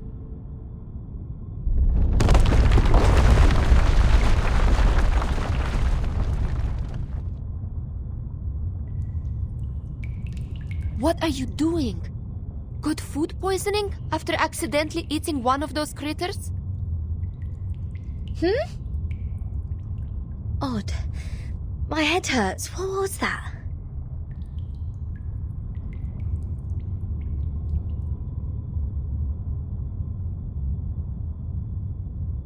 I'll make it short. Stanetta is in detention. They're planning to sentence her to death by giving her the poisoned wine. Hey, what?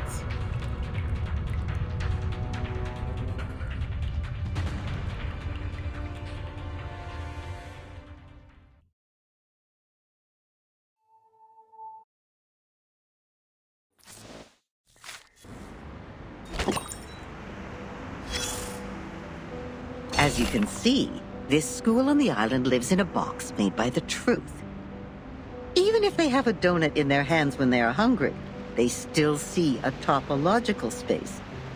Like the cute ring attached to an initiation toy. It's not food anyways. But if you give them a puzzle, they will enjoy it like the best Kaiserschmarrn. Oh, my apologies. I was not talking about the one you are holding. No. With all due respect, that thing in your hand is pretty old. The mold on it seems to come from the 18th century, judging from the smell. I'm sure you know it will make you sick if eaten. But we have to admit, it is not just ordinary mold. It reminds us of the story in which, once, a merchant's son looked up at the night sky and found the answer to the stars for us. The young man firmly believed that the movement of the stars and the sun follows certain laws, just like how the delicate gears in a watch work together. And his point was even proven correct by Zeus's grandfather. When another gentleman observed the sky through the reflecting telescope he took great pains to make, a celestial body was exactly there. What was it called? 19.6. The 8th number in the sequence, the 7th planet in the solar system, and the legendary God of the Sky. If the world was not created by God, are there any theories we can use to explain such a beautiful law? Yes, the one that says it never actually exists. Anyone can see the breach in this number sequence. That is the planet, which is supposed to be the 5th number in the sequence. I mean, how come we have never seen it before, if it does exist? Either God is wrong, or we've been blind all this time. What do you think? Oh, darling, I forgot that you are one of the boring people from the modern times. You need to understand that we are talking about a forgotten masterpiece from the 18th century. Back then, everyone still believed that the imaginary creatures living on the stars got to witness the birth of God's creations, and the everlasting temperature changes up there were set to punish the exiles. Oh, how romantic. It was a beautiful dream, but it was still ended, eventually, by another discovery, the 8th planet. Not the Ceres, nor the Uranus, but a new planet. People found it through more precise astronomical data and calculation, proving that the number sequence found by the merchant sun was only a myth. Now we are clear of what we've been talking about. It's an unsolvable puzzle. It makes no sense from the very beginning. We found the Ceres because it happened to be there. It is real, and no one can deny its existence. In other words, we can perfectly prove the rationality of mathematics because we invented it. It's been a good dream, I suppose. Now, imagine that you are walking alone in the darkest valley ever, trying to drag your fragile body upward as much as possible before it is worn out. Hoarse cries squeeze their way out of your mouth to ask for a response from the gods. Suddenly, an afflatus dawns on you. The next moment, a miracle happens. You are already at the top of the mountain, witnessing the rise of a huge celestial body from the skyline. Even if it's only in your imagination, you have just witnessed the dawn of the creation, and the shock is real.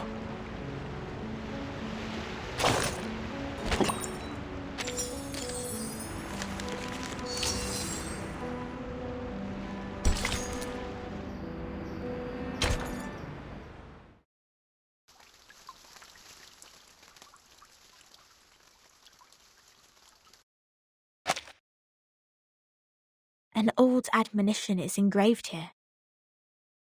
Let no one ignorant of geometry or the irrational numbers enter.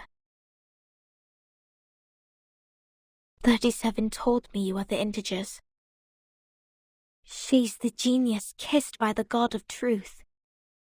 She can see our numbers and has never made a mistake.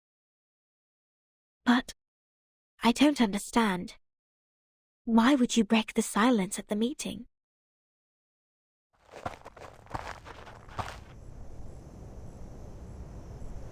I apologize, Miss Sophia. I won't defend our behavior. You may save that apology for later. If you can persuade more than half of the people to vote for your friend's commutation, perhaps she won't be sentenced to death. I have gathered some case files from the past. I hope it will be of some help.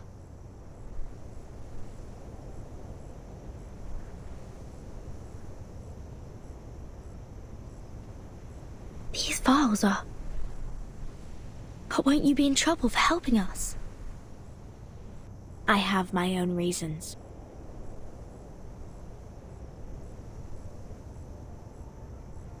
Integers are the living example of virtues, the standard of purification. It represents a soul existing in the world of forms, a true being. It is the floating points behind the decimal which dent the process of our overall purification. The evil. The ones who violate rules knowingly. The ones who turn a positive number into negatives. And a civil person a criminal.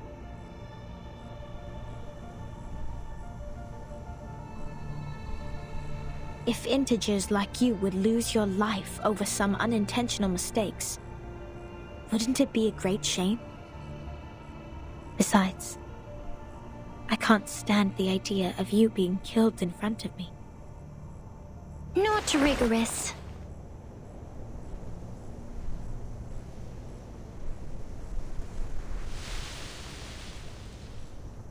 For one thing, we still don't know Vertin and Sonetto's numbers.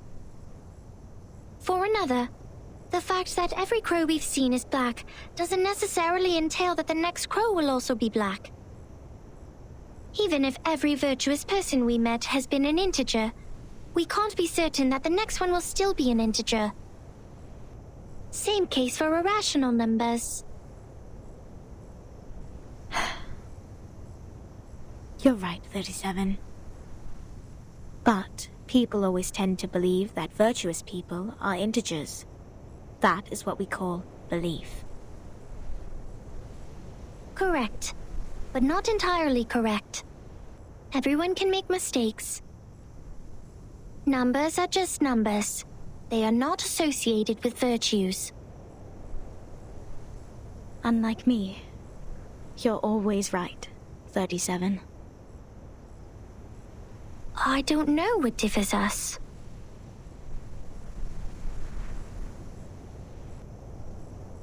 Will you be at the assembly?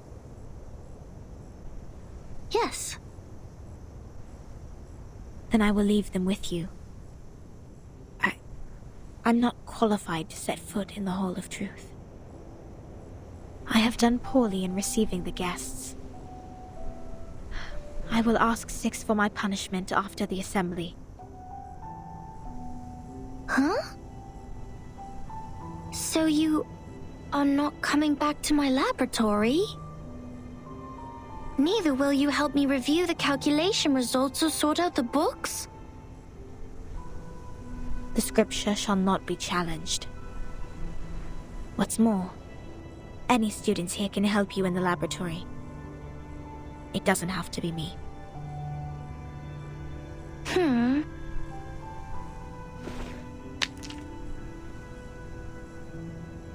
Had I known, I would have let someone else welcome Vertin and her friends. Like 210. He loves to brag to young ladies so much that he would take the punishment willingly, right?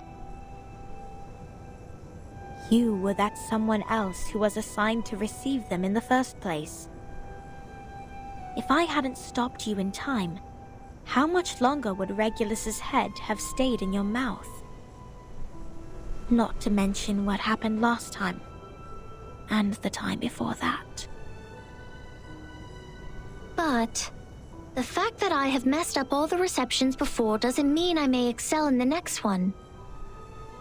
The chances of messing up the first reception and the 100th reception are the same. Whatever you say, you little sophist.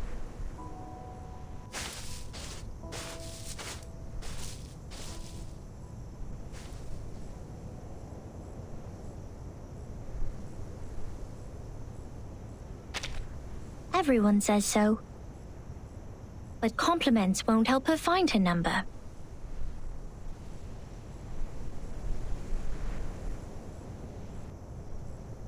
So, Vertin, are you ready for the debate? Does that mean you will help us? Of course. I don't want to miss the chance. What chance? The chance to see your numbers. There's no greater knowledge than the knowledge of oneself. And there's no more exciting truth than the truth of oneself. I can quickly tell which types of numbers you are, but it requires proof to know the exact number of your soul. I want to know the answer before you see your own numbers. So it's 37 who proves it, not Vertin. I'd be glad to give this chance to you. That's boring. Let's go, Vertin. The assembly's about to start.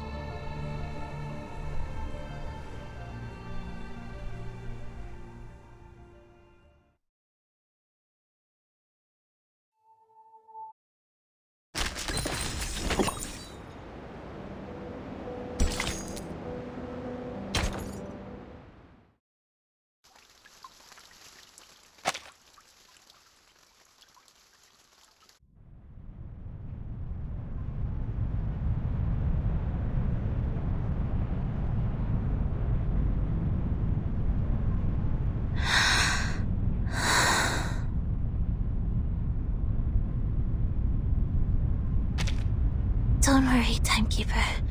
I'll defend myself.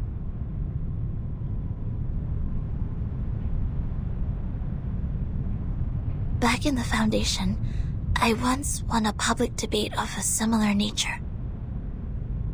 This is my duty. I won't let it get in the way of the team's investigation. Sonetto.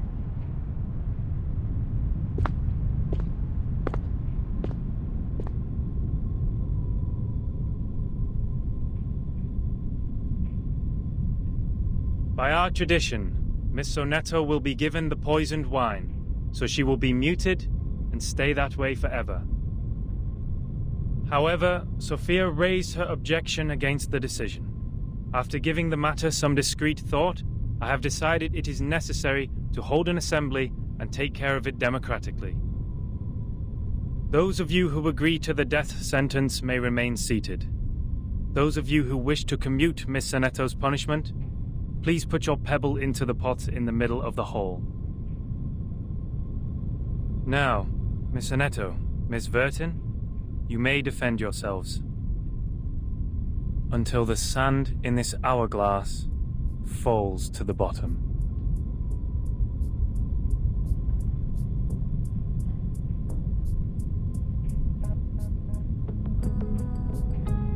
I am Sonetto from St. Pavla Foundation. I wish all the honorable audiences here would lend me their ears to hear my defense as a humanitarian gesture.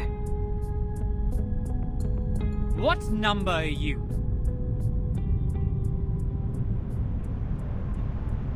Defendant, the court requires an answer.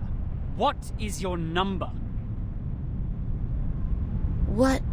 Me? No, I don't have a number. Don't waste our time. People without a number cannot stand in the Hall of Truth. All her words are void. Sentence her to death now!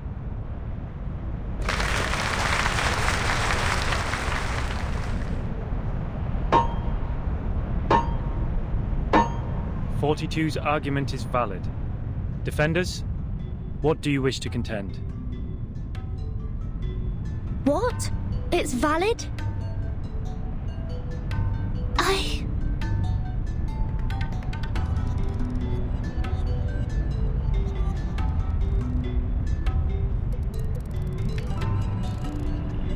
Objection!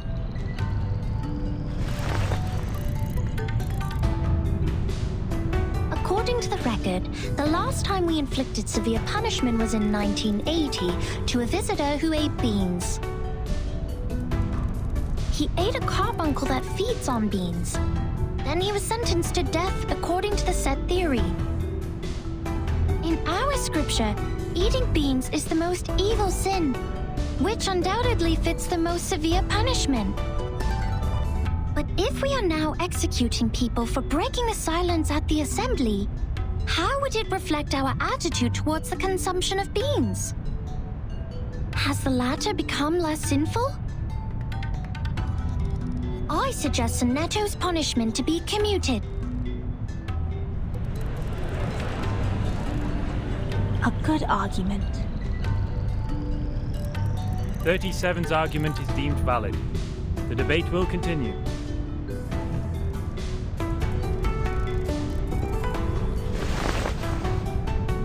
Objection. The punishment for eating beans is to throw the offenders into the Gorgon current, while the punishment for the silence breaker is to drink poisoned wine. Among all the punishments we have, there's no other punishment more dreadful than being thrown into the Gorgon current. Because eternity and infinity are the two things we have the least knowledge of, which makes them the most ghastly punishments among all. Giving her the poisoned wine doesn't make the consumption of beans less sinful. Her argument is invalid.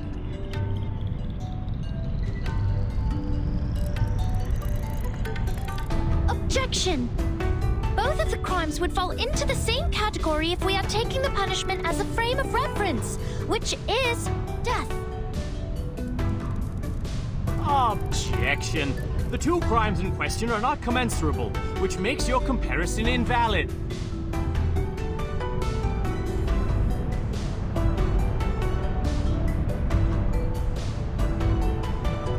What's this?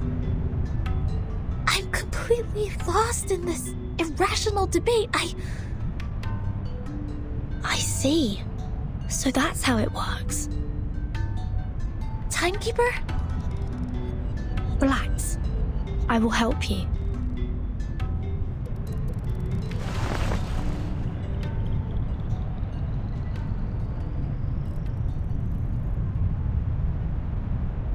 I object.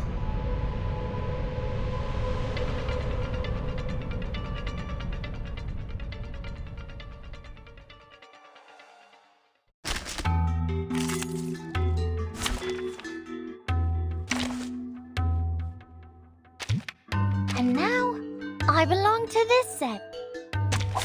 I can't wait anymore! I'd like to start by quoting 42's first argument. People without a number cannot stand in the Hall of Truth. In that case, it's not possible for Sonetto to commit a crime in the Hall of Truth. What? Good point, Virgin. This is our chance to out-argue them.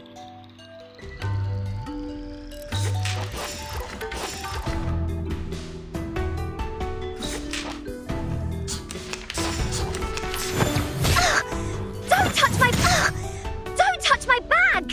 They're just little games. Are you ready to be blinded? Whoa! Release! Are you ready to shake?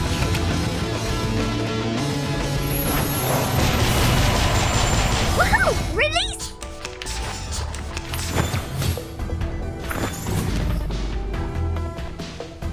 They're just little games.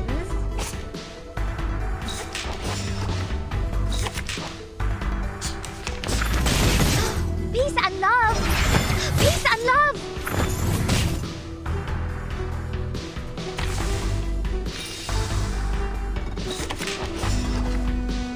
Start me up! Lights!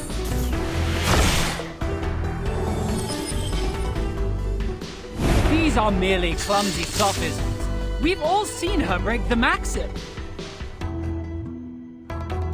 Objection! What you see cannot be submitted to the court as a transcendental fact. It's nothing but the fragments of the phenomenal world which can't be used in your argument. Objection sustained. Please, ladies and gentlemen, keep the debate logically consistent.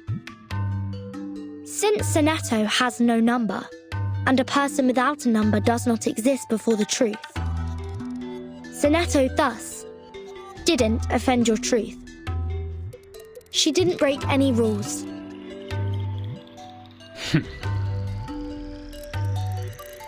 Everybody, are you ready to be blinded? Left hand up. Now right hand up. Are you ready to shake?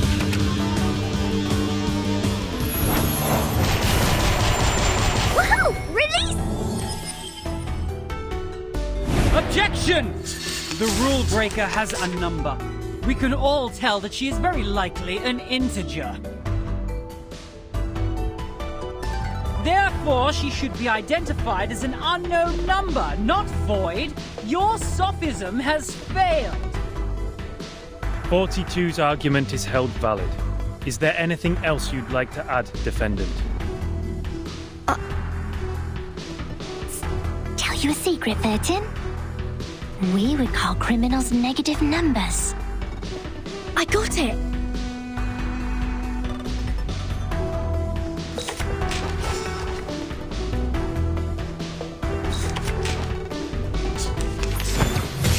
Peace and love! Peace and love! Don't touch my bag! Everybody, they're just little games. Left hand up. Now right hand up. It is easy to prove Seneto's innocence. According to the law of the excluded middle, Seneto either committed a sin or committed no sin. The two statements cannot be both false at the same time. Since we consider a criminal as a negative number and a non-criminal as a positive number, Seneto at present is considered an unknown number. That means she doesn't belong to the criminal set or the non-criminal set. She did not commit a sin and did not commit no sin. It's a paradox. I hereby demand to modify the criminal sentence that has been given to Seneto. Hip hip hooray!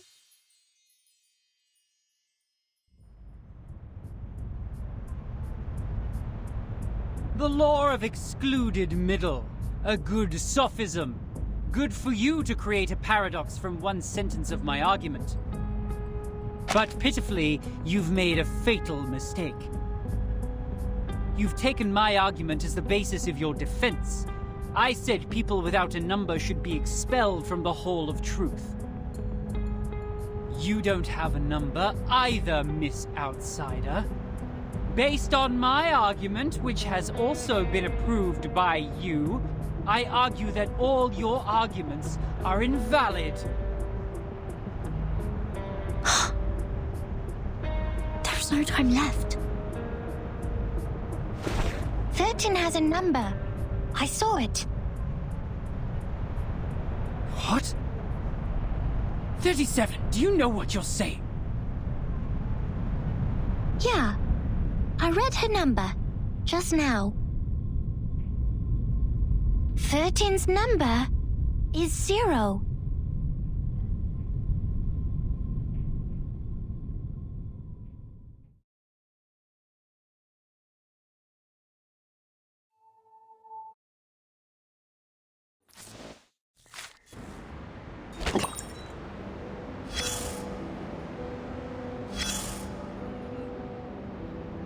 Come closer. That's right. Take a few more steps and immerse yourself in the shadow, including that hat. You don't want those good ears to hear this private conversation. That pad of paper from the miss, yes, the one wielding the ruler, is quite valuable. I can tell it is of a certain age and records quite a lot of anecdotes. One visitor to the island took out a baguette from his luggage. To share it with others, he made an attempt to parcel it off. Another visitor fell to the ground and happened to sit on a quart measure and break it. You can learn the punishments for them from the paper. The former was thrown into the sea, while the latter into the further sea. Only God knows how this wine-dark sea holds so many visitors. Oh, the debate! That It's really a pain in the neck for that logical, pragmatic assistant of yours, isn't it? People always tend to mark what they can't figure out as arcanists' doings, as if things would make sense once they do so. But it won't change the fact that the debate is only a game involving sophistry, improvisation, and straw man fallacy. So what makes it superior to beans, if the form is what they are really after? Anyways, whoever fools the others first will win the game. No arcanum at all. And that argument of hers is the best attraction for the audience. A special number. A 0. That's ambitious, darling, and I love it. But you need to know that infinity is the most unfamiliar thing for the people, and that's why it triggers the most curiosity. Whoever tries to eat up this elephant with one bite will get all bloated and pinned by their own weight, waiting to die like a turtle upside down. By then, I guess you would be eager to throw up the elephant and turn back into the adorable, easygoing 0 we all like. See, just like you, people are always on the way to finding something that can satisfy them undoubtedly. As if what they already have was disappointing. They stare at the flame of the matches, read the tea leaves in the cup, and bustle around the instruments with star patterns. Now, back to the number we just talked about. Oh my! It's the prediction of your whole life. You owe that spirited little genius a thank you. By the way, what do you see in her number? I always know you're a quick learner. You're very good at noticing new things. That's right. 37 is only 37. A nice, unique prime number which equals the word genius. At least everyone prefers to think this way. Why not deify the one that is able to reach the truth when you have the chance? It's much easier to pin your hopes on others than to blame yourself. I guess you also did that, right, darling? It's okay. She never says no. She just lets the hopes pile up on her shoulder because she simply doesn't care at all. What a good, good child.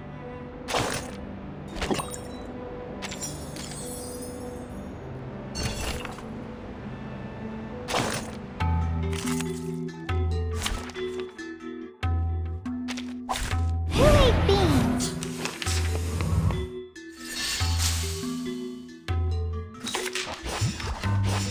Given that... Huh.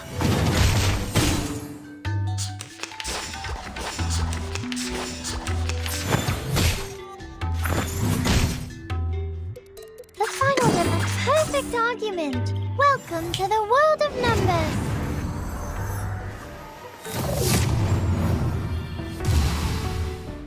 Time to check my calculation.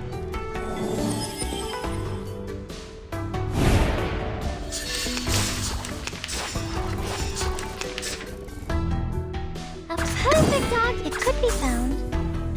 Intersect and divide.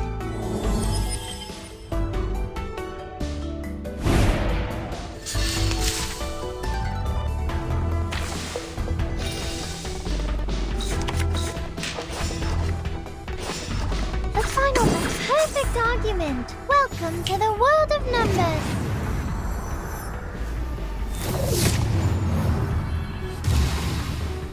Huh. Are you irrational numbers?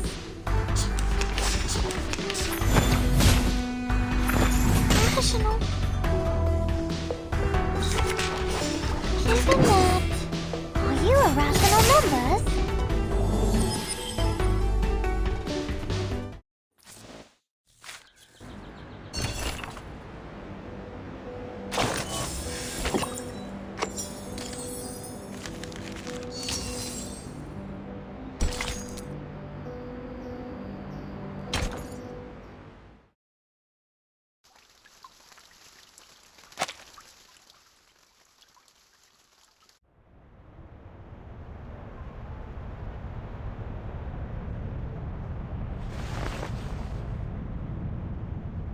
37. You just said Vertin's number is 0. Do you know what it means? Very clearly. Would you be able to submit proof to Apeiron? No problem. Half of you in this hall have put in the pebbles. If 37's argument is found to be true, every argument Vertin has spoken in Sonetto's defense will be deemed valid. Sonetto will be exempt from the punishment. I will announce the result once 37's proof has been validated by Apeiron. Thank you for your time.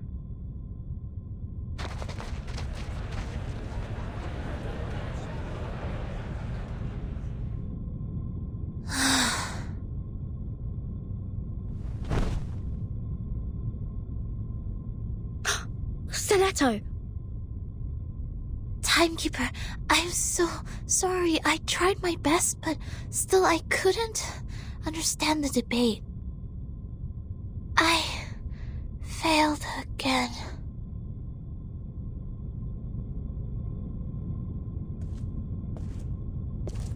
What happened to her? Come here, little girl.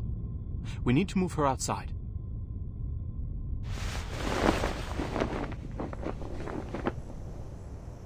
Lie her down on the ground and wipe her palm and feet with dew and peppermint oil. That would be okay.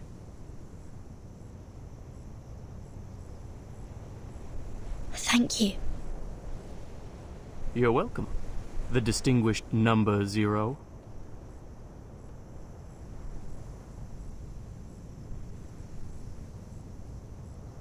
I'm kidding. I'm 210. Well, instead of the number, I prefer people call me the rhetorician. I've heard your preachment. Pretty demagogic. That's how logic works. With logic, I can prove that you'd cease to exist in the next moment, or that there are no other people in this world except me. Achilles can never outrun a tortoise, and a flying arrow is forever motionless. This debate is nothing but meaningless wordplay. That pacifist let you off this time. 6. A perfect number indeed. For he knows the benefit of reconciliation. Who wants to have blood on their hands and be devoured by the cycle of hatred? Yet it's a torture for any intelligent mind to hear such an immature debate. Can you feel the suffering of our leader now? I'm sorry. No apology needed, Miss Outsider. I also feel sorry for your pain. Given that 37 has revealed your number. What do you mean? 37. Our evil little genius. The most cunning star of Hermes. She's been having fun revealing others' numbers for a long time. Our numbers are our essence, and it's also the most important proof we get once in our lifetime. But she enjoys taking that opportunity away from you, just because her talent allows her to do so. She did that to her friend, too. She found out Sophia's number. But without casting an eye on that paper with her number on it, Sophia threw it into the sea. Sophia is Sophos, but you... I pity you.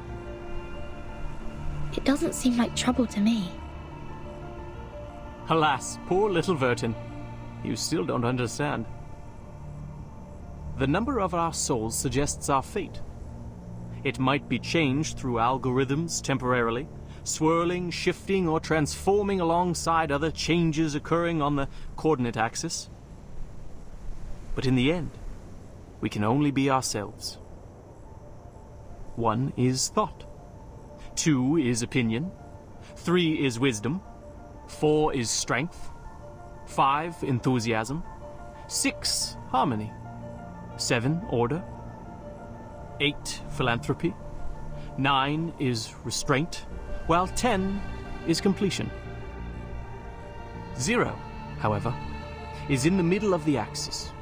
the origin of the frame of reference. It's neither positive nor negative, neither prime nor composite. Things are ever changing, but you stay the same. Your loneliness also lasts forever. This is your fate. Being exposed in full view of the crowd, yet you know nothing about it. 37 was acting on impulse, yet she opened Pandora's box. She leisurely reveals your fate. That carefree behavior makes no difference to picking up a shell on a beach. How could I not pity you?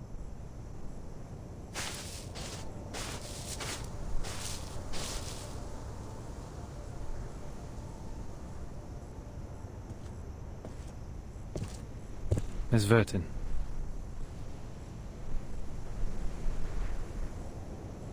"37's proof has passed the review. Your friend will now be exempt from the punishment for violating the rules. However, she has to take some catch-up lessons on the scripture. Please, meet me at the hall tomorrow at noon. I would have words with you."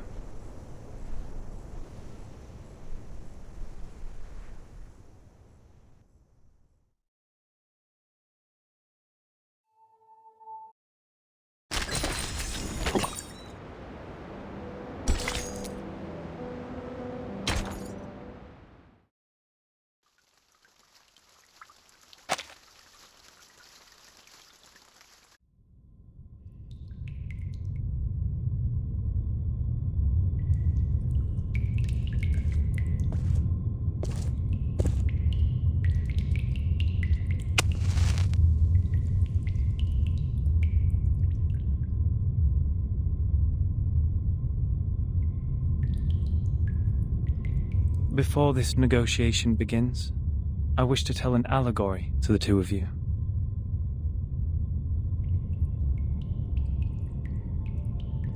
A group of people were imprisoned in a cave. Behind them, there was a fire.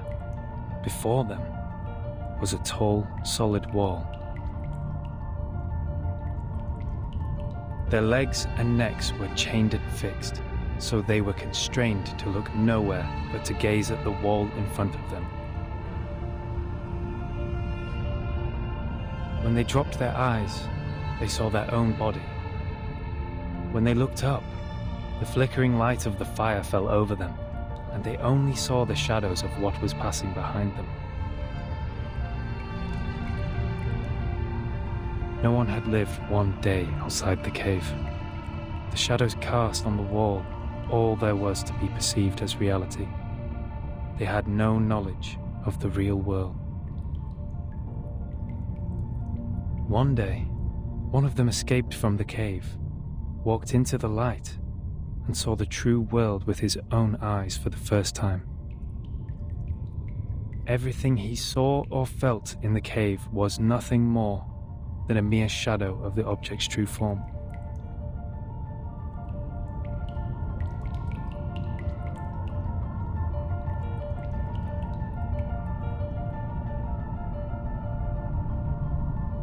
Our world is a poor one, Miss Verton. The phenomenal world is the cave in this allegory, where we are surrounded by shadows or some humble fractions of the truth. It is ugly, frivolous, filthy, perishable, subject to decay, and filled with hollow desires and meaningless struggles. Only the wise can walk out of that cave and see the world as it truly is. In that eternal, transcendent world, everything is in its most perfect form. I pray that you, Miss Verton, the representative of St. Pavlov Foundation, and you, Miss Arcana, her counterpart of Manus Vindicte, would pay heed to my words. Everything you've been fighting each other for means no more than some fragments of phenomena to us. There's only one thing worth doing. That is, to seek higher wisdom, develop one's virtue, and achieve greatness in life. We have never set foot on the soil dampened by the storm, nor have we ever been involved in the disputes brought by the torrents of time. I beg you, do not take your conflict in the phenomenal world into the realm of truth. For certain. It was never my intention to sully the sanctuary of truth. Then, to prevent a situation like this from happening again, I would like to ask you two to carve your names on these 2 stone bangles and drip a drop of your blood on each of them. Once the bracelet is put on, no one will be able to remove it. From now on, as long as you're on this island, none of your people will draw blood from one another, or the bangle shall draw all the blood from you. The peace agreement is so decided.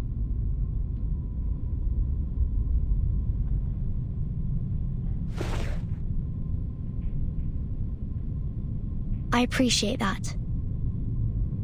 I'll sign it.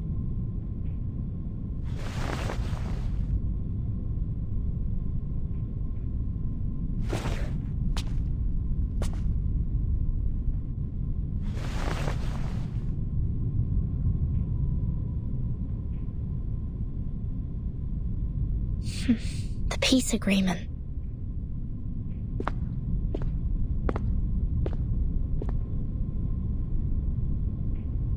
Lady Vertin, we meet again. I wish the best to thy friend. She's doing well, thanks to you. You're most welcome. Thou shalt quench, for times hath changed. I would not wish to shed even a drop of Arcanist's blood in vain. But Schneider should be the victim of a merciless bullet?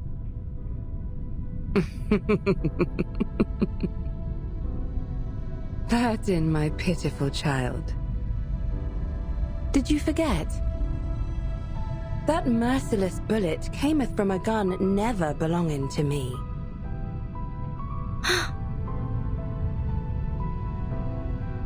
What's Manus Vindicte's purpose to be here? Hearken the archaic wisdom. Just as thou doest.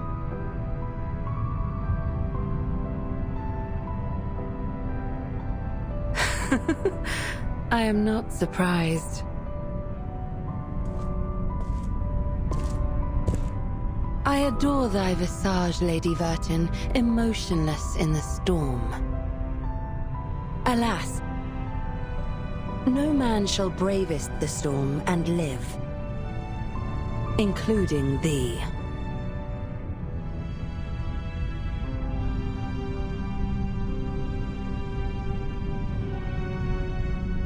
A wooden box in the Elitiaus base has my name on it. Was that your doing? Sadly, it wasn't.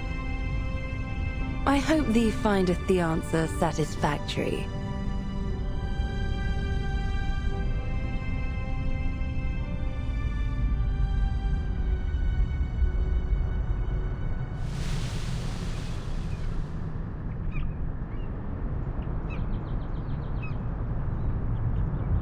It's burning.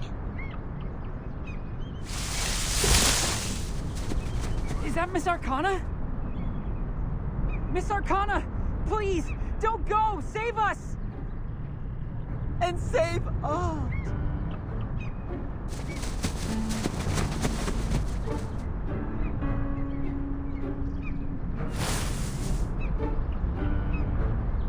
No!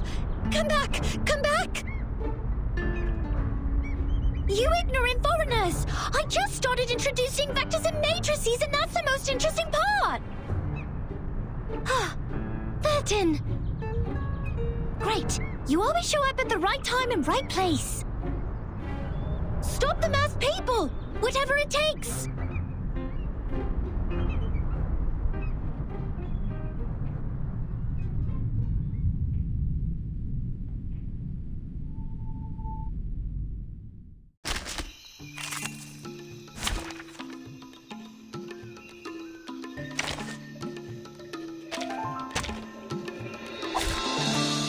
check up.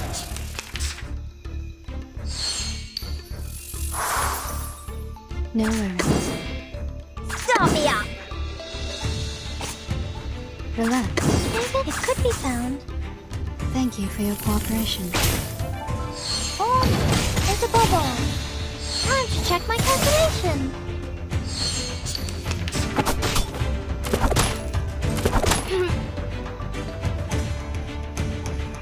No worries.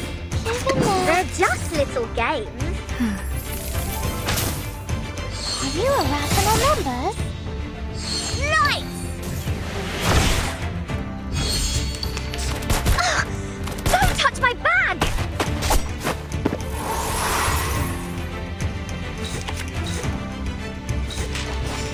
Relax.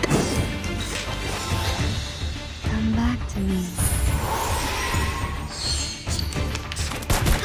Peace and love! Peace and love! The final demonstration. In some peaceful moments. The final demonstration.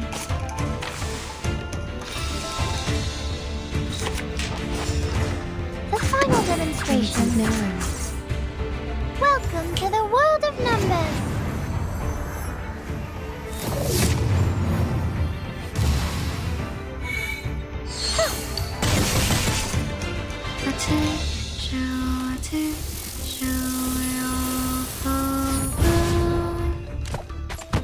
I smell the scent of mint around.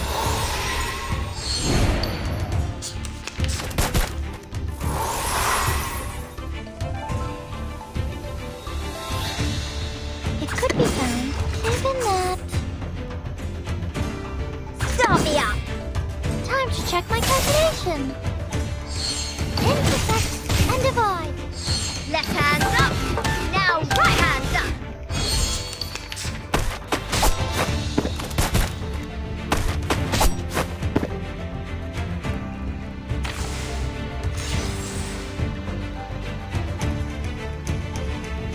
Relax. No worries. Are you ready to be blinded? Thank you for your cooperation.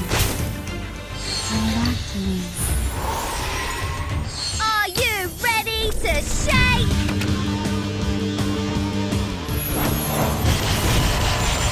Woohoo! Release!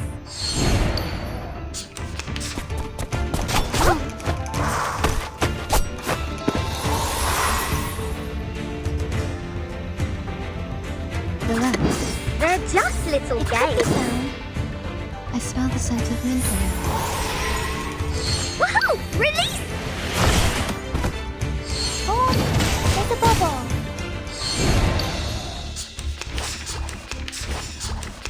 How troublesome.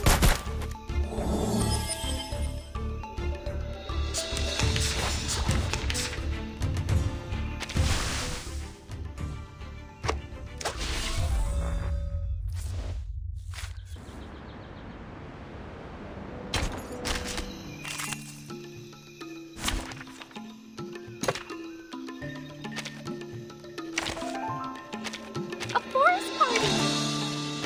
Shall I ask the enemy for their tactics? Let's have a party then. Hey, hello there. What's that? Hard to see so loud. Stay focused. Ah, it seems to be mixed up. It should be fine, right? Down. Say hello.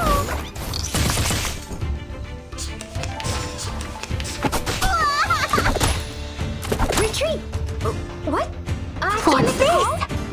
Shh. I hear something. I tripled the ingredients this time.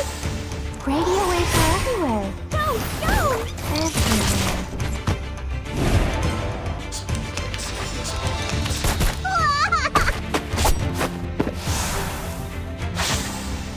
Whose heart is beating so loud?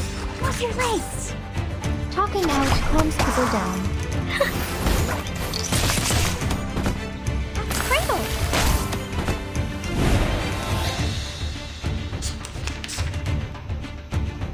What's that? I hear something. The train. Ah, it seems to be mixed up. It should be fine, right? Oh, don't worry. I have prepared it all. I have prepared it all.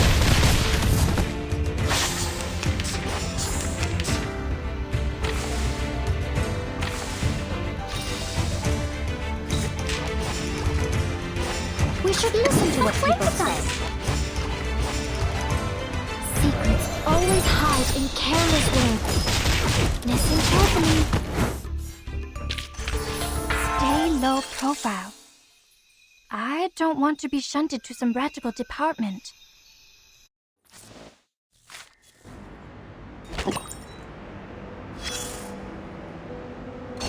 Look at you, climbing out of the cave in the allegory, all dusty and dirty like a little savage. They must have tried to fill your little brain with long preachment. But you should feel lucky, because at least they didn't give you a quiz right after that. Oh, how modest you are. Looks like you didn't spend all your student days catching tree frogs. Try to reach the corners of your mind, if you would. And there you will find another bunch of people standing in front of a stone table. Yes, those people in gowns. White gowns with gray diamond patterns. One of them was standing on the stairs, gathering all the little vacant eyes to his side. What was he called? Give me a second. Teacher, instructor, tutor, the educator. Just titles like that. No names at all. No one gets to write down their names on that banner, after all. But they have nothing to complain about. You know what they say? What is reasonable is real. That which is real is reasonable. They showed you a broad avenue in their teachings where you could enjoy a sense of security with all the solid ground, convenient automobiles, and warm sunshine. And at the end of the avenue even lies an inspiring mission, to which you are expected to devote your whole life. There is a distinction between good and bad here, and it's as clear as our innate sense of right and wrong, like a floor of black and white tiles. Any stains on it will be noticed immediately. But in fact, there exists another path in the woods. It's much less traveled, leading to the unknown darkness which cannot be seen with eyes or proved false. You may even experience indescribable chaos and madness there. This path, however, has an excellent view, and it's one of a kind. The plants are thriving with bursting energy, and the flowers are blooming in a delightful atmosphere. So, which will you take? Oh, that's not an easy choice to make. This grandma must give you a round of applause. I would have even pinned a boutonniere to your suit if I had one. But I have to remind you, those things in there are not easy to deal with. They can drive you insane, and you have to be very careful. You've seen the living proof. Many were freaked out after they came back, and people had to tie and lock them up. Others even dug their own graves. Oh, my. That was a bit over the top. I hope I didn't scare you, darling. Here's some good news to cheer you up. Actually, there's still one more way you can take. It would be a good choice if you want to enjoy the scenery without getting lost in the darkness. I'm sure you know that myth.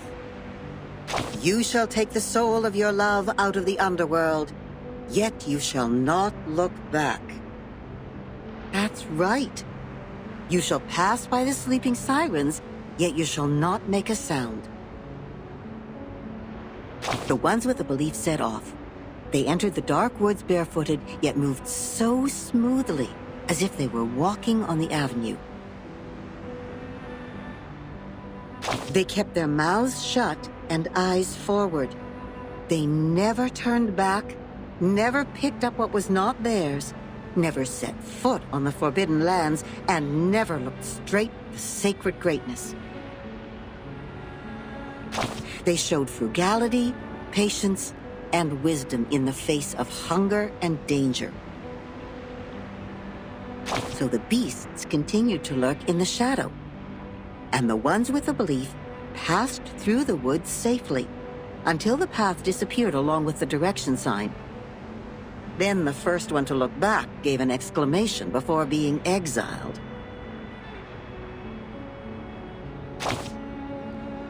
Think about what I just said. That which is real is reasonable.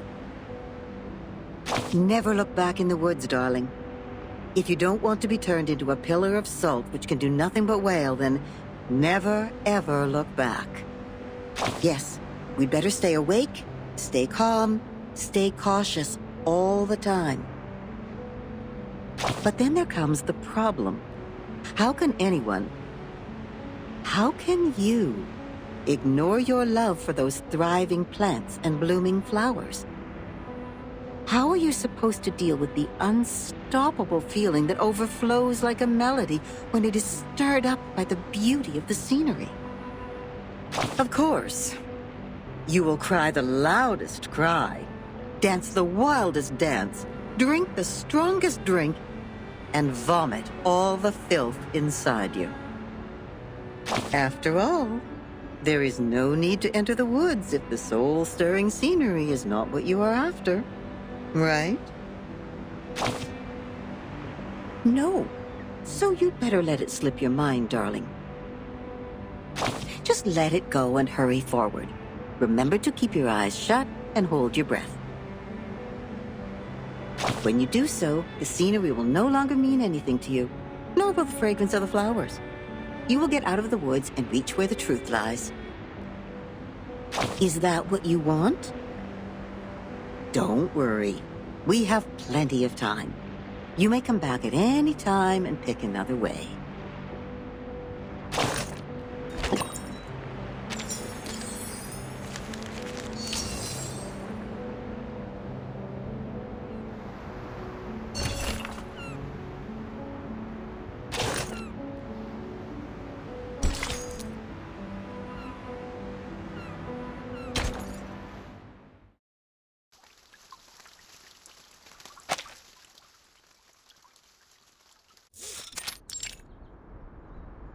Congratulations, Miss Sonetto.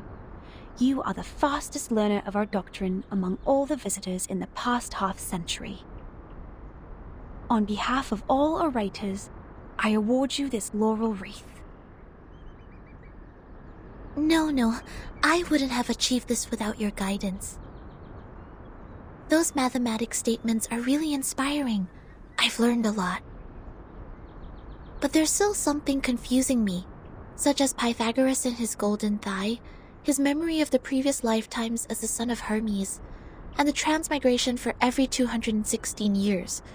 Could you please tell me more about these?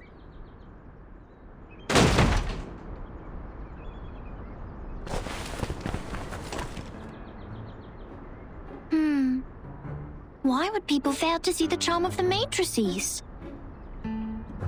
This is not right. I need to spend more time on teaching. Anyone, save us!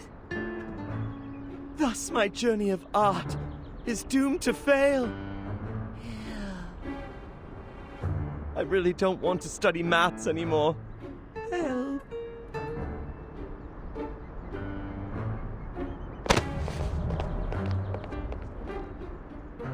Timekeeper, you are here. I heard that you completed all the lessons on the scripture. This laurel wreath suits you well.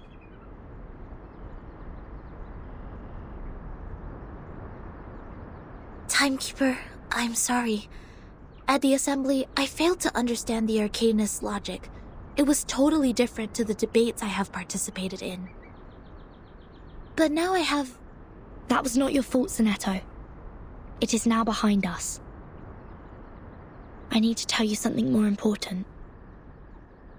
I've signed a peace agreement with Arcana, and the price of breaking it is... death. What?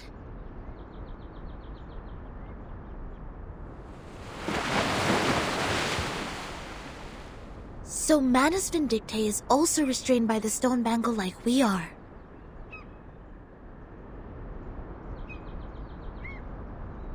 Yes. She put it on without hesitation. But I don't think her purpose would be as simple as hearkening the ancient wisdom.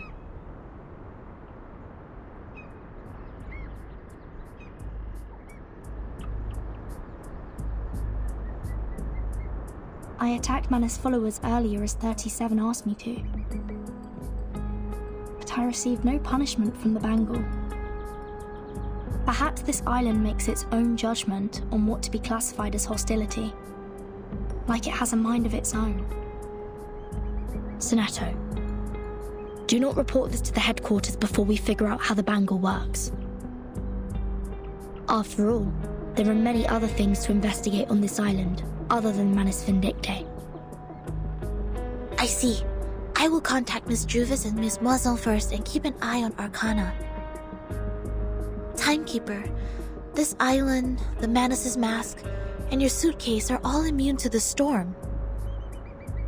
Does this mean we could collect more asymmetrical nuclide R samples? I tried to collect some samples last night in the outer region of the island. But the detecting device showed nothing.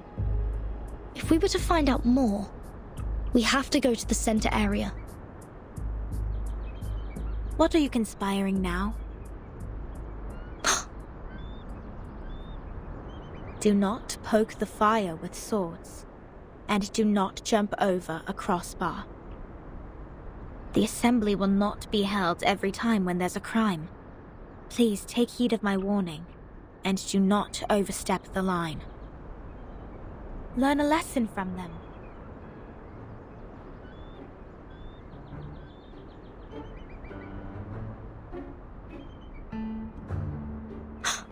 Lilia! Didn't you say you have Regulus with you safely? Apologies, Vertin. I was going to rescue Sonetto through a very creative underground tunnel. But things didn't quite go as planned.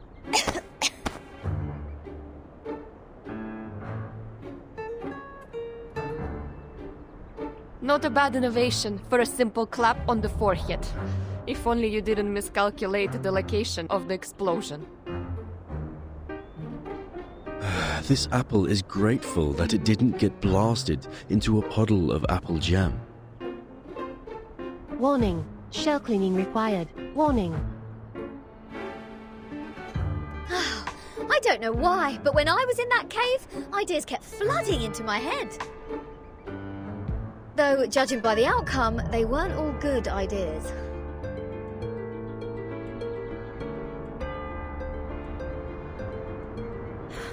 On a routine patrol, I found them trying to break into the cave.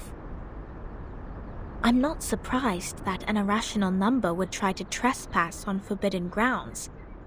But you two? The integer and the fraction? What were you doing with her? This is a serious crime.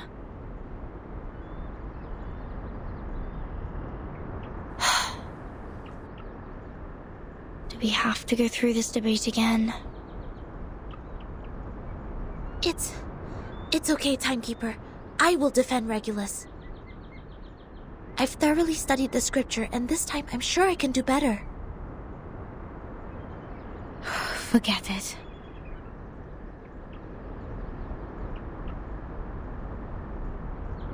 Forget it.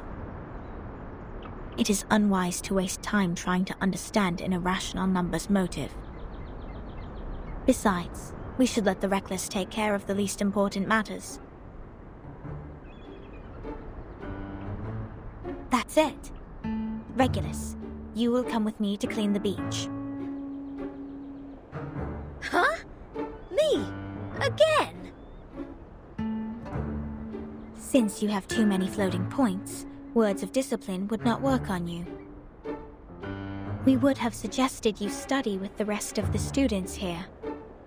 Abstain from eating meat, bathe in cold water, rise with the Apollo star, study our doctrine, read the scripture aloud on the beach, so as to remove your floating points and purify your soul. What? I won't do any of that. But taking your peculiar character into consideration, I decided that some compulsory labor would be the better option.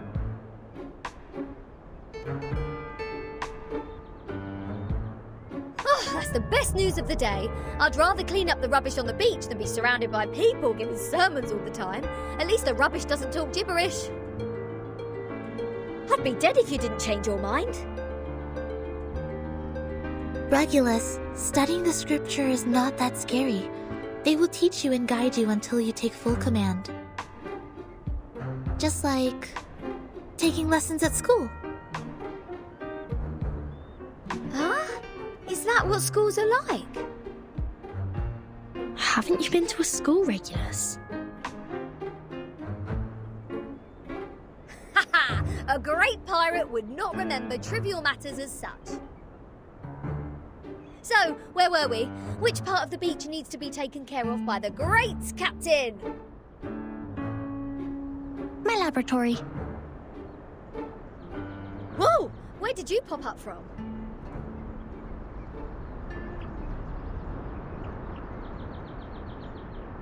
"37. Aren't you supposed to preach to the visitors?" I've seen their numbers. A group of negative repeating infinite decimals. They will achieve nothing but to repeatedly step in the river of mistakes. I gave up on them. Fine. Those of you who are complicit in breaking into the cave will also be sent to labor. Sinetto and Lilia will come with me to patrol. Regulus, you can go clean the lab.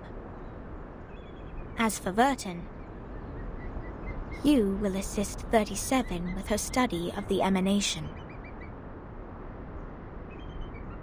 Don't waste more time on the trivial matters of the phenomenal world. Integers. That was the sole reason you were on this island, was it not?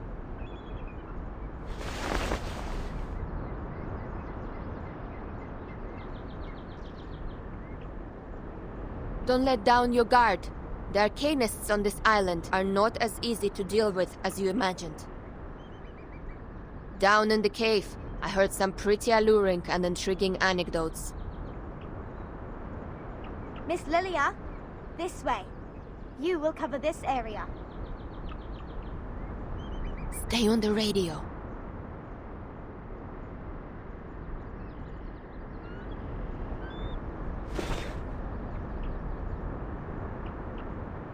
Don't worry, Timekeeper.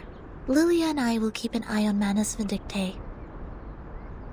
We are counting on you, Sinetto. I have a feeling we are coming closer to a big secret.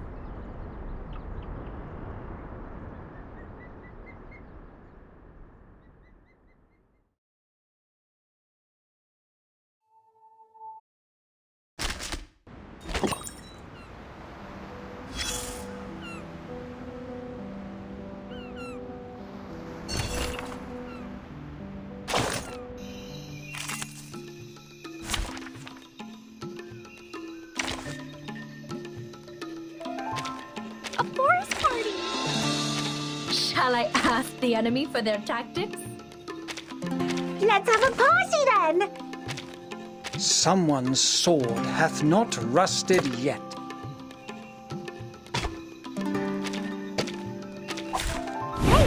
Hello there! What's this? Don't be so furious. Ah, it seems to be mixed up. It should be fine, right?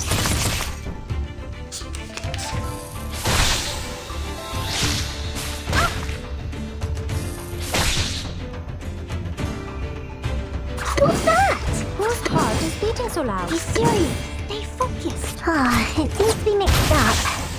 It should be fine, right?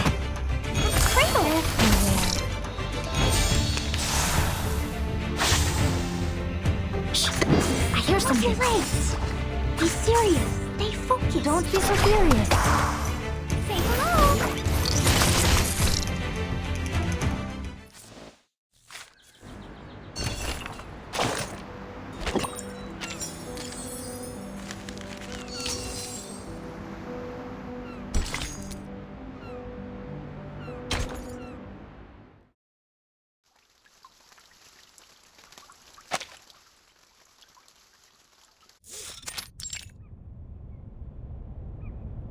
What? What am I looking at? So your so-called sacred project is this gigantic IDM computer?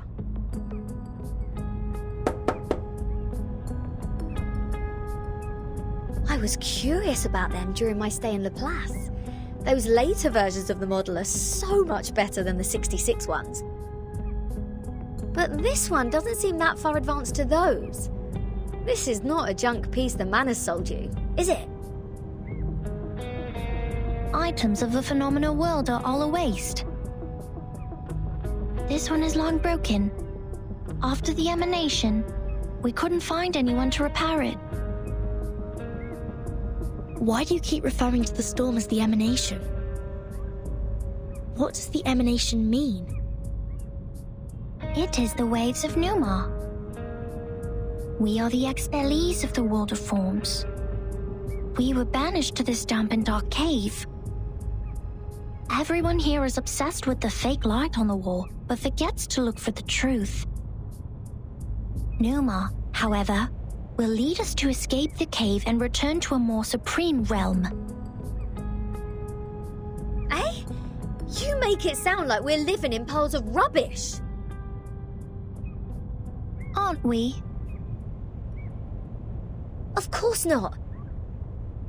If you ask me, I'd say you have absolutely no idea how wonderful the outside world is, because you have never left here to try it yourself. Dr. Pepper, the music festivals, Rory Storm, the Hollies, and the Rolling Stones. Oh, there are too many to count. If it weren't for this sick storm, I would still be riding a motorcycle in one of those races in London. Your soul must be pretty contaminated. And the computer, they can calculate extremely large numbers within seconds, better than hundreds of thousands of you combined together. In the case of numbers, it's not the bigger the better. Also, this computer has never played a useful part in our study. Come on, mate. You people just leave it in a cave. It's like sending an infant to the kitchen and waiting for it to bring you dinner. Never mind, you'll see what I mean after I fix it.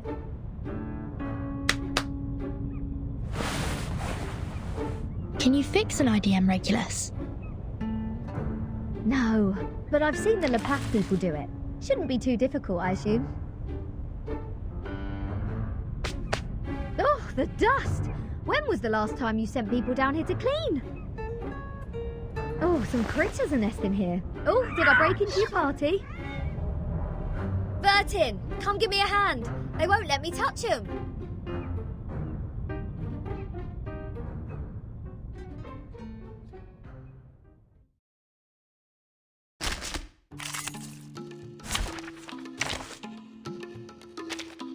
Wait!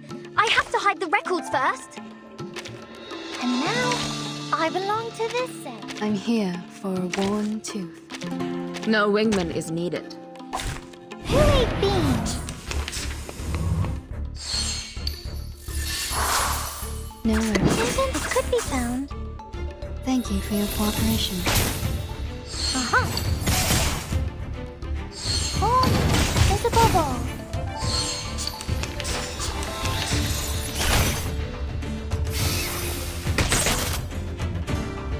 Relax. They're just little games. Please, don't resist.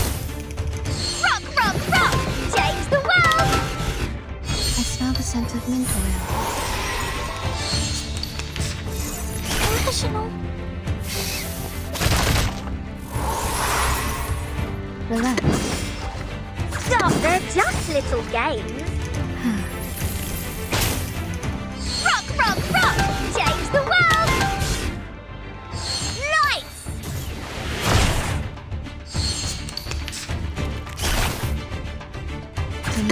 Evidence could be found.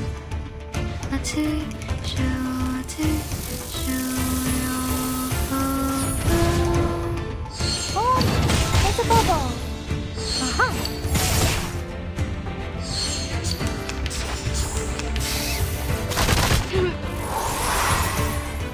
No worries. Stop it! They're just little little games. Thank you for your cooperation.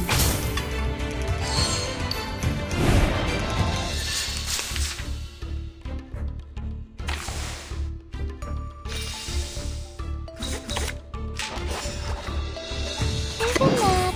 It could be found. Are you ready to be blinded? Oh, there's a bubble. Are you ready to shake?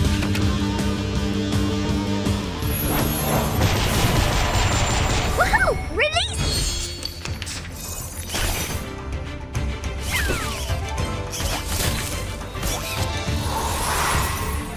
The final demonstration. It could be found. Welcome to the world of numbers.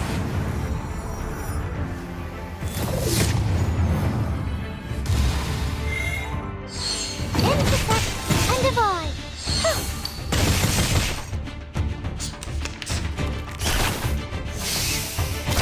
Stop. Don't touch my bag! They're just little All be games. fine. Lights! I smell the scent of nuclear.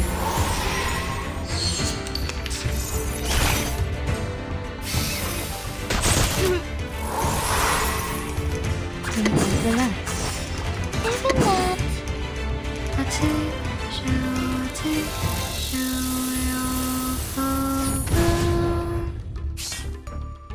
Breathe.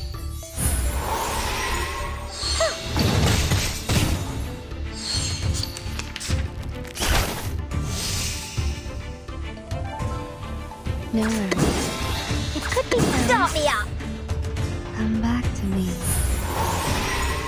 Time to check my calculation. Left hand up! Now right hand up! Victory? Okay, but what does it mean to us? I mean...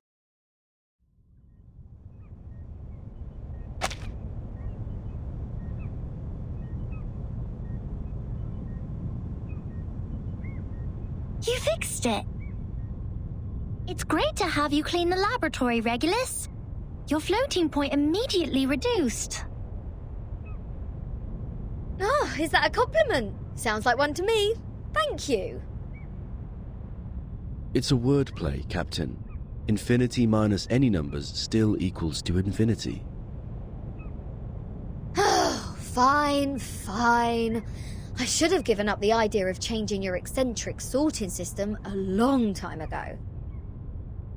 What's the meaning of humans inventing computers if these machines were only left here for some critters to nest in? Thanks to you, now we can have a look at the previous models, Regulus. But it's a pity since it only has the data before 2003. Everything in the past 4 years has gone missing.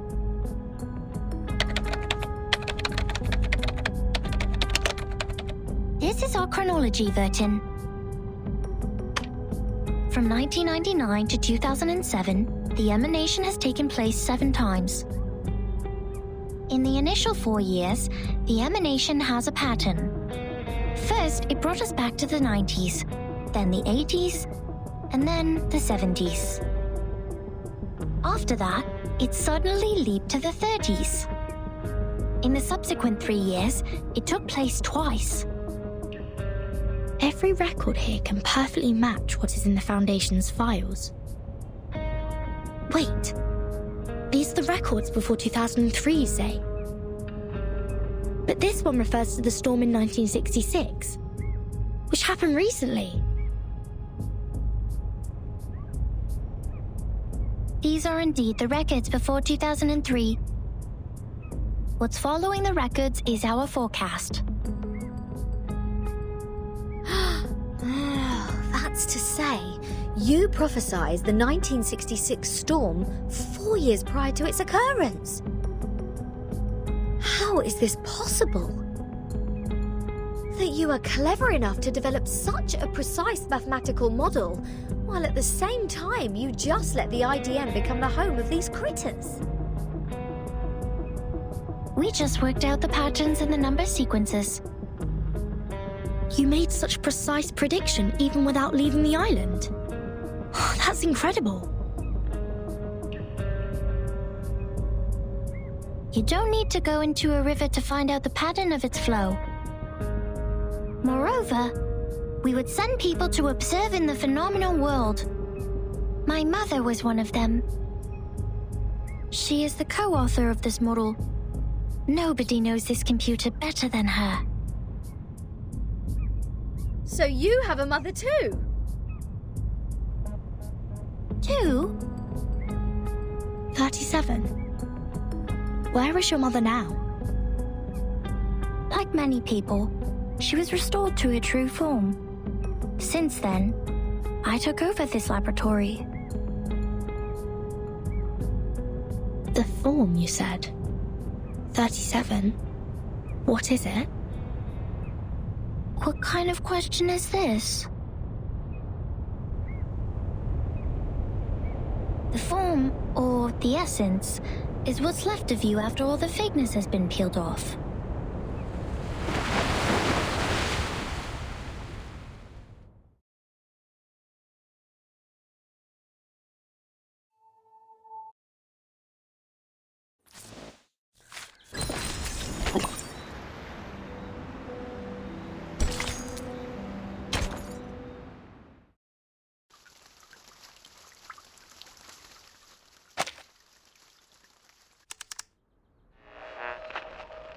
Now we are listening to the New Year collection.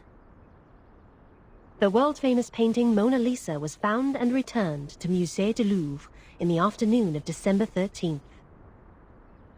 The U.S. Congress passed the Federal Reserve Act on December 23rd, formally establishing the Federal Reserve System. The conflict between Austria-Hungary and Serbia has escalated. Bulgaria challenged the Bucharest Peace Treaty. Tension is building up over the Balkan Peninsula. In London, futurists gathered under Big Ben, celebrating the upcoming 1914. This is news of the outside world?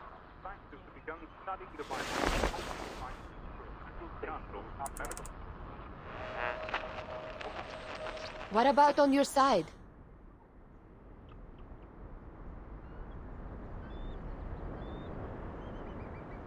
Well, I am with Sophia. Arcana's still in the hall. She hasn't taken any action so far. Got it. Please keep an eye on the Manus followers. Be mindful of the restrictions set by the Bangle. Who are you talking to?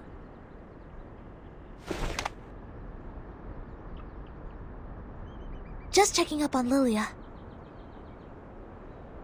Please stay vigilant during the patrol. This is the last place we need to check.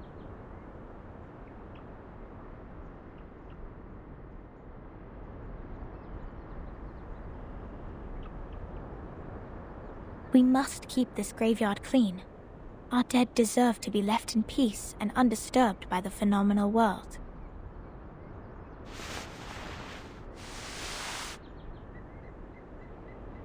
Miss Sophia, you said this is the graveyard?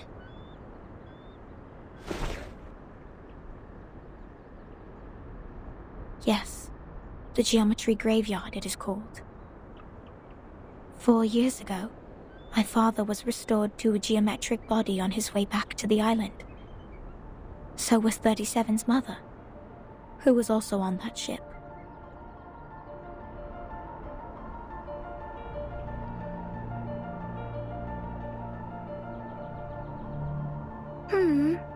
Why are you crying, Sophia? I was wrong. We calculated it wrong, 37. We miscalculated the impacted area of the emanation. We thought the ships would be safe in the Gorgon current, but the safe area is in fact 5 degrees away. When the emanation happened, the bow of their ship had just entered the safe area. But it was too late. My dad is gone. So is your mom. I know, but why are you crying? My mom and your dad have come back to us, right? Have come back? Do you call this coming back? Like this? In the form of geometric bodies? Cold and silent? Being pushed to the shore?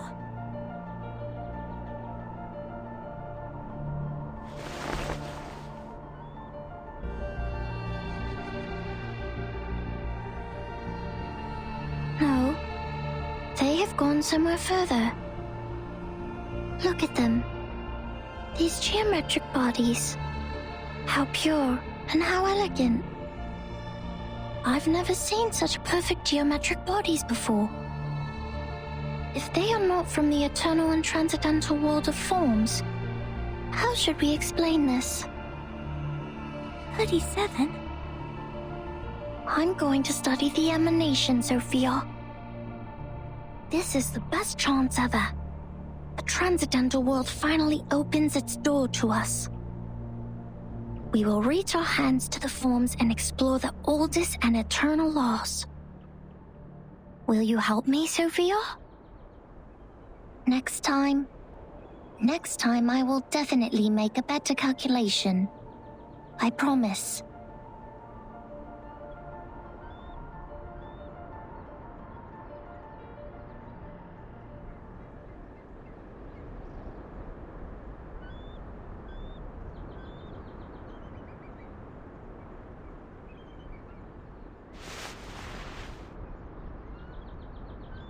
Thank you for assisting 37 with her research, Sineto. No, I didn't do anything. Timekeeper knows the storm better. You have helped us greatly by just coming onto this island. For all this time, 37 has been locked up in the laboratory, refusing to talk to anyone, nor participate in any group study. Since the 2-day emanation in 1929. It is you who helped her revive her interest in other affairs in Apiron. These are Timekeeper's contributions. I barely did anything.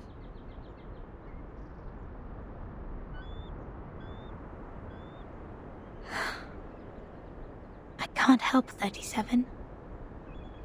Because I don't see the charm of numbers. I lack the perception that an integer should have. That's why I can't see my own number. The number's charm? Sorry, I have never thought about this. For me, Arcanum is my inborn mission. If you ask me, you are an unbelievably excellent Arcanist. You can flatten the ground, clean up the beach, and rectify errors. You did it in an efficient and precise manner, which is already an advanced ritual. Any students who have sworn to knowledge can do this easily. They aren't doing my job because they wish not to waste time on these trivial fragments of the phenomenal world. Because they have seen the truth.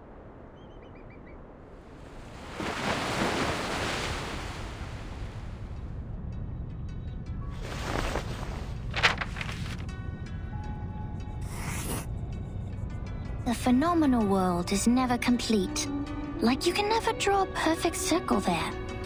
No matter how much time you spend on it or how sophisticated your device is, it is impossible to draw a perfect circle in the phenomenal world. Arrows always exist. The floating points after the decimal can be reduced, but not destroyed. The perfect circle only exists in the abstract transcendental world. Of course, anyone in the world can find out the value of pi through the most primitive method. Egyptians, Greeks, Chinese, and Babylonians, they have all tried. They made circles with twine, painted on the ground with twigs, or measured the land with cubit rods, but none of them actually drew a perfect circle. However different their practices were, they found out the sole truth. The approximate value of pi. because the essence of the circle is hiding in the imperfect manifestation of it.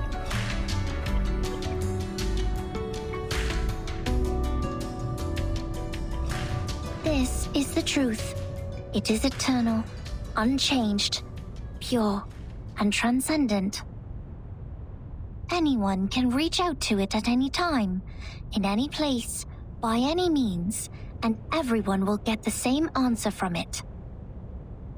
The forms transcend all matters.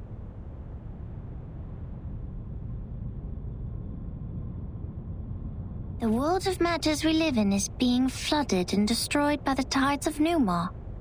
When the tides recede, what is left on the beach is the essence.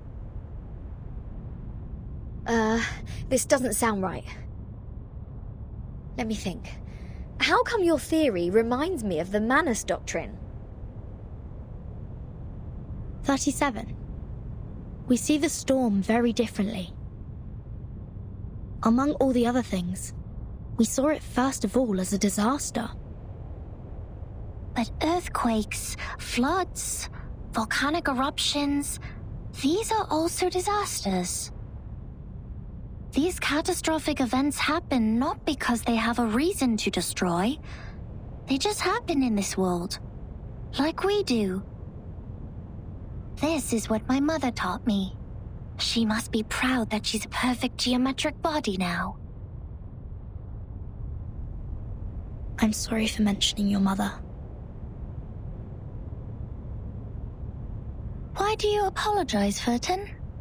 Are you feeling guilty? This is a very unusual feeling for a number like you. I don't get it. Why did you say my number is 0?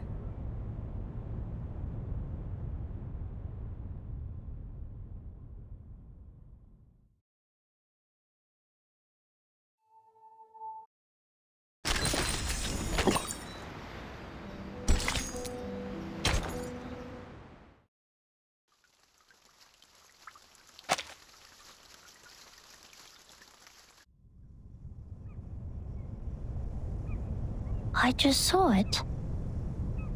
The numbers of everything and every being would just emerge in front of me. I see it, and I speak it out loud. That's it. 210 told me numbers imply our fate. Don't believe him, Verton. Numbers are just numbers. I know nothing about fate. Fine. I don't think I like 210. And the feeling goes both ways for us. Because I once said he is a poor number. 210 equals 2 times 3 times 5 times 7. He is the product of all prime numbers between 1 and 10. Looks like he has it all, but he doesn't have any real forte. He likes to sugarcoat himself with metaphors. Only those with a flawed essence would adore the trickery of words. This is indeed an extreme comment. And 6 is no better. Every leader of a Piron has been a 6. 6 is the perfect number since it equals the sum of all its proper divisors. 1 plus 2 plus 3 equals 6. But this number has been overrated. He's not that special. What about your number? What does 37 mean? I don't know. I am 37. I've known it since I was born. So does everyone else. People told me what it means, but I have never tried to prove their theory. I know very little of fate, so I always think, even if I find out their essences, does it mean I have known them better?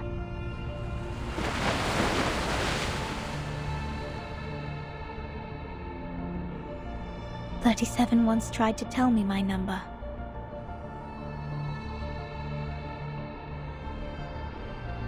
She wrote it down and put it into a bottle. but I couldn't get up the courage to open it. I didn't want to know. I once made a horrible mistake. An unforgivable miscalculation.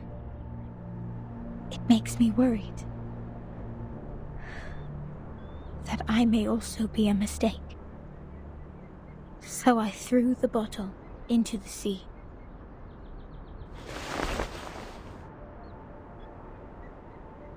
This is how 37 is different from us. We are all prisoners of that cave. Only the wise one can find her way out of the cave and return to rescue the rest of us. I'm the ignorant prisoner who sits, and she's the wise one who returns. I will be crushed into dust by the truth, while she will be the star shining above it.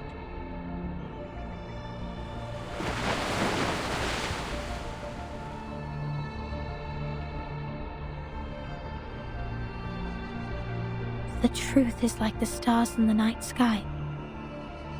Beautiful, but cold. It has been there long before my existence, and will stay that way long after I'm gone. It sheds no tears for the weak, nor laments the tragic fate. It's forever bright, and always moving forward. The person who avoids the truth is not qualified to study it.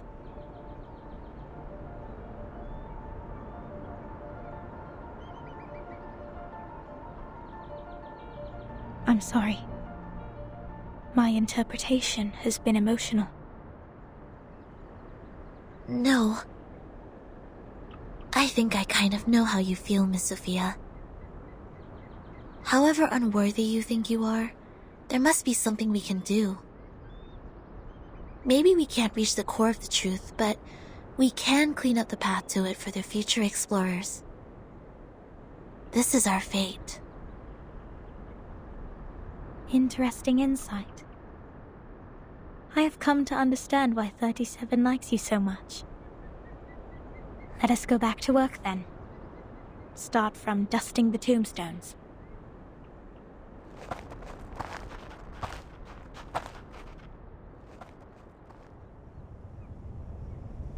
Alright, I've had enough of these Sol Numa-related idle topics. I want to have a look at your model. Wow, seriously? How did you get this far?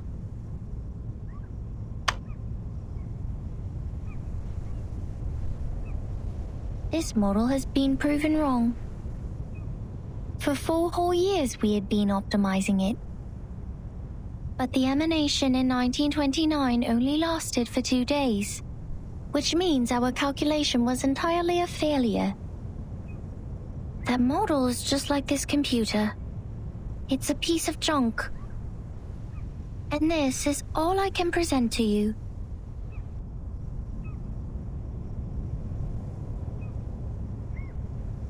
No, it's not junk. I think I know why your model didn't work. What? Manus Vindictae has changed history. They accelerated history, forcing historical events to happen earlier than they were supposed to. Thus, the storm in 1929 occurred sooner than it should. No way!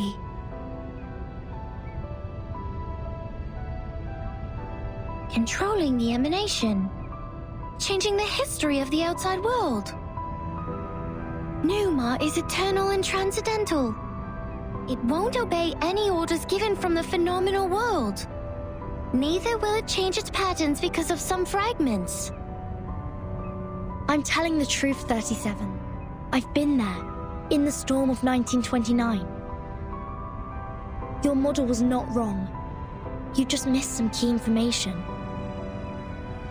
You've never been to the place where the storm falls, and thus know nothing about the symptoms of the storm syndrome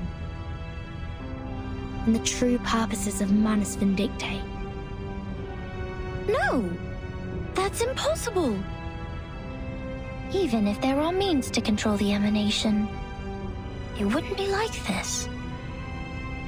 If this is true, does it mean the phenomenal world, this insignificant phenomenal world, is more transcendental? Mother's model was defeated by this?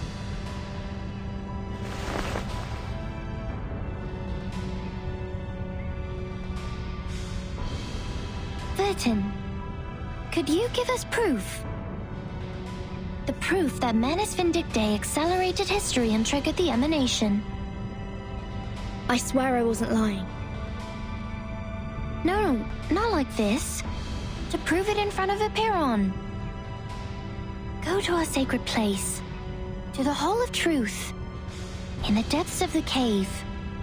There, everyone can see the essence of the world. I beg you, give them your proof, just like how we submit the proof of our soul number.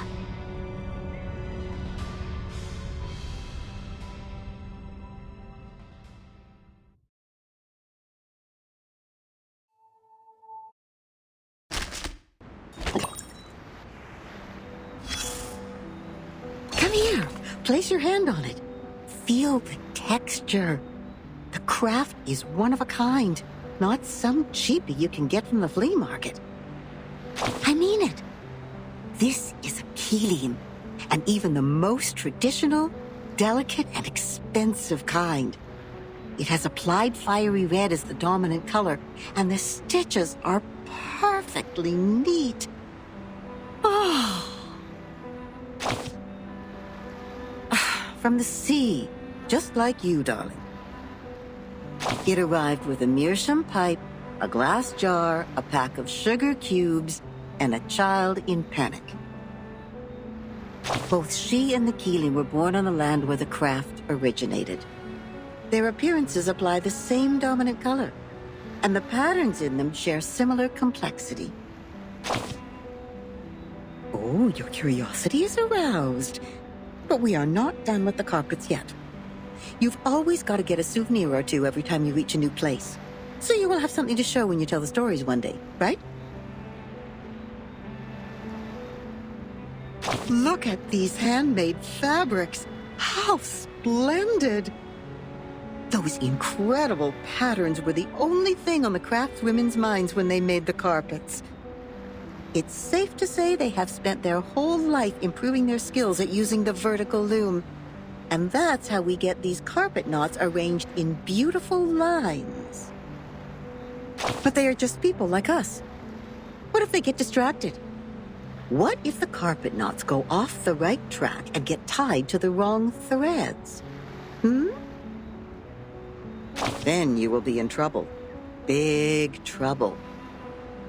All the problems in the universe will come at you, and the situation will be even worse than the bureaucratic system of a millennial empire. I like the pragmatic quality in you. I'm sure it will make your life even more wonderful. The people will be impressed and line up to tackle the problems for you. Oh, don't be mad. Some make troubles and others deal with the troubles. That happens. You know, every question has a questioner when they are raised. Likewise, every error has a corrector when they are corrected. That's how we get to know them.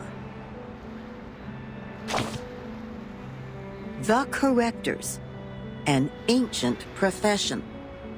Their duty is to remove the loose threads and iron out the wrinkles on the carpets. In the language of this island, that is to check the calculations on the papyri and even the holes on the punched tapes. No one is capable of doing this job except the altruists, because it is similar to unraveling a ball of wool. Besides finding the end of the threads, you must always pay attention to the cats. Yes, the cats. They may jump on the ball and make things even worse. And she, the red-haired little girl with the carpet in her arms, was overwhelmed at the beginning. Not yet familiar with the ruler, she tried her best to find the end of the threads.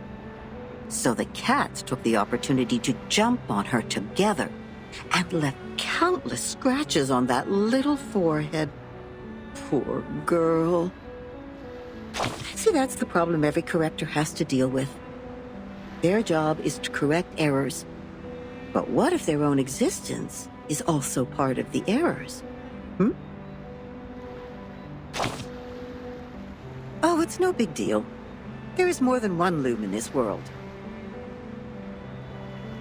She left the complicated patterns behind and came to this simple kingdom featuring numbers only.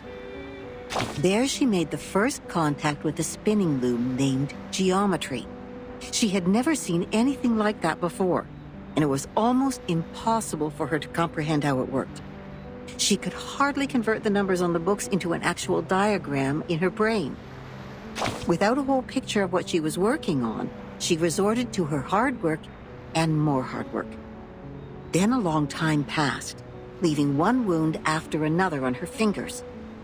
Later, the wounds even became calluses. In the end, her hands were no longer tender, but tough enough to resist the damage from the loom. Yes, she has won a place on this island for herself.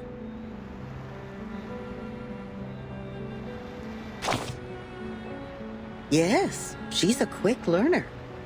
She learned even faster than some of the locals. But that was not enough, because she has been outmatched by her playmate, the leading one in the field of mathematics on the island. That girl is like a perfect piece of satin born by nature. It is decorated by the beauty of mathematics and geometry. No manual work involved. In order to reach the showcase where that perfect piece lies, and to stay on the right track and fit into the school, she has done everything she could. But, she is still the most distinctive carpet there. Anyone can tell that as long as they spend some time on the island. Of course not. She's only a bit different from others. So she will continue to weave on the loom until one day the spindle pierces her callus and the fire burns everything to the ground. Shh. I should stop here. You know that mathematician who was thrown into the sea? He died because he said something he shouldn't have. Cut not wood on a public road. Open not an unwanted bottle. I don't know what to say next. I guess the best line for this circumstance is, see you later.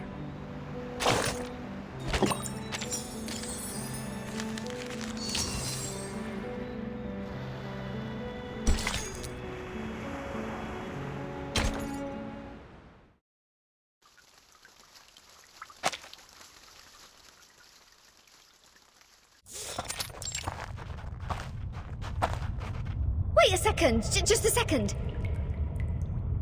Isn't this still the dungeon? Are you setting us up? All caves are interconnected.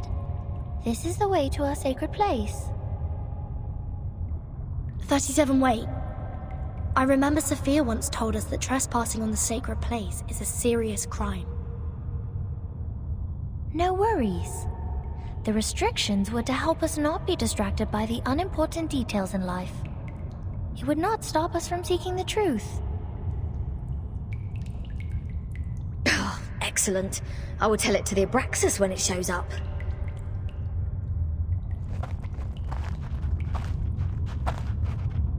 Huh?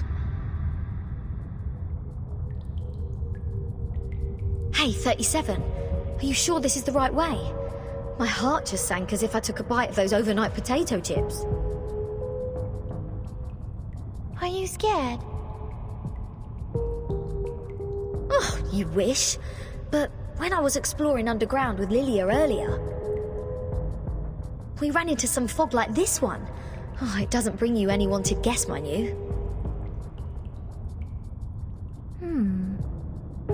Maybe maybe you were their target because you are an irrational number.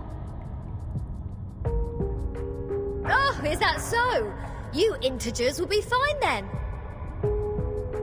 Good luck. Don't beg this pirate for help later. Hold there. Something is coming out.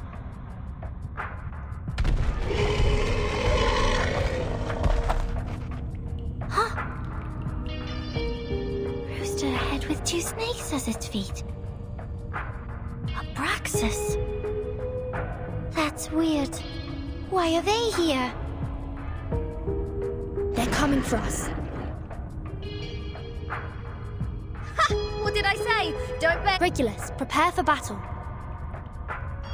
Okay, I know. I was just teasing her.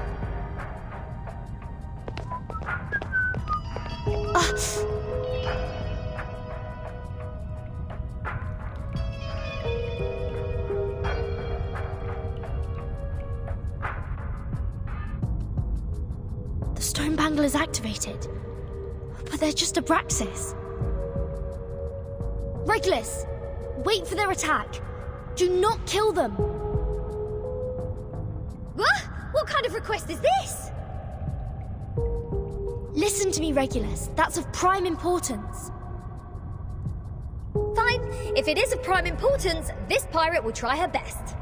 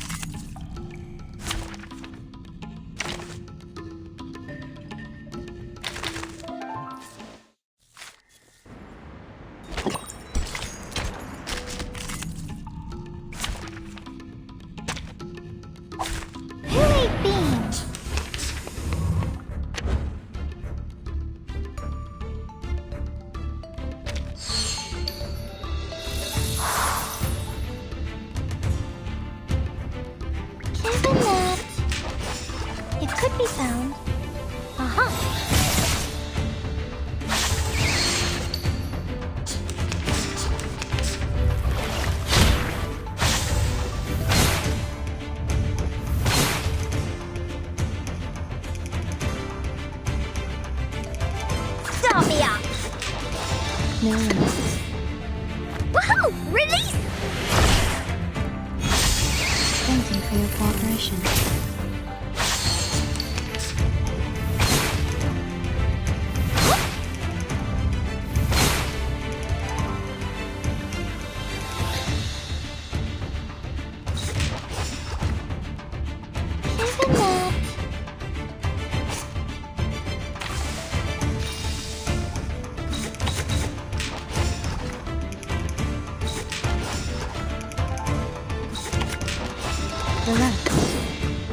Come back to me.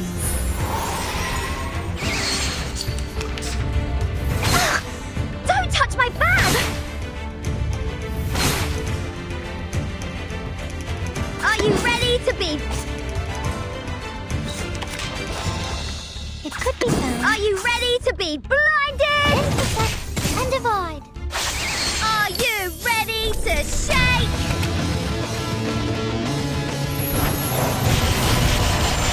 Woohoo! Release!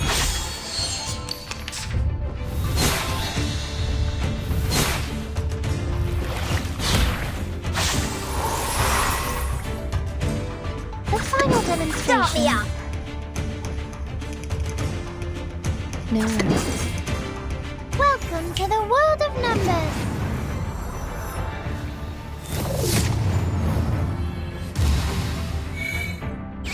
Left hand up. Now right hand up. 3.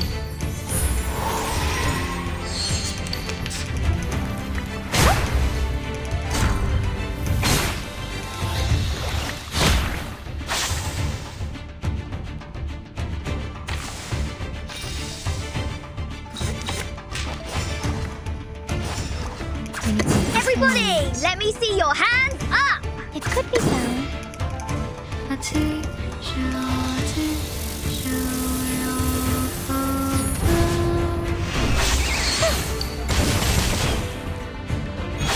Nice! Are you irrational numbers?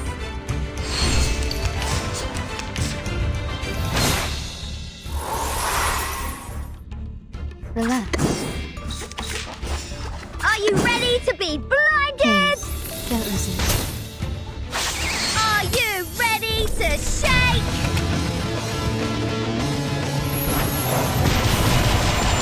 Woohoo! Release! Victory? Okay, but what does it mean to us? I mean...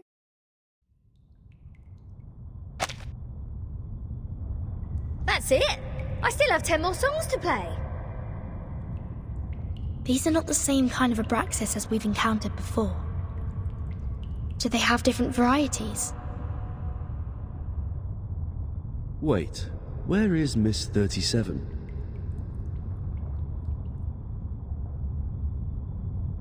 Hey! Come on, keep up! Did she just take off like that while we fought? Sneaky little... We should leave too, Vertin. Wait a second, Regulus. Do you sense anything familiar in the fog? Uh-huh, you bet. This is the first guest room we were put in when we first entered the island. No, Captain. This apple has the same strange feeling. We saw the rise of Ceres in the same kind of fog. And before that... That's the same fog as in the Elitiao base. That is to say... This fog is the cause of our illusion to see the Ceres and the Abraxas' attack. Don't rush to conclusions. Follow 37 first. Oh, and what's that series you were talking about?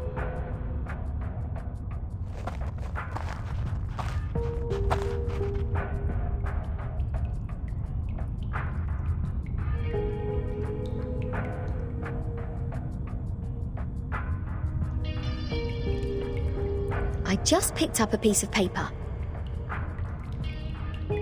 Like this, just bent over and reached to the ground.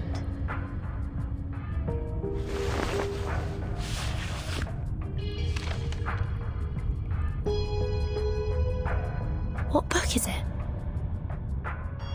Oh, probably just some math problems left from the critter's breakfast. You never know. Wait. The Compound of Alchemy. The 12 gates leading to the discovery of the Philosopher's Stone. This is that alchemy handbook given to Edward IV by George Ripley. Why is it here? Look at this, Captain. Of the Great Stone of the Ancients by Basil Valentine. The 112 books by Geber. Emerald's tablet in Latin. Seems like there are more ancient texts about alchemy hidden inside the whole, but they are all incomplete. Oh, so maybe I need to crack some more crossword puzzles to find out about this. Our caves endow people with wisdom. Our secret knowledge is hidden in the silent boulder walls.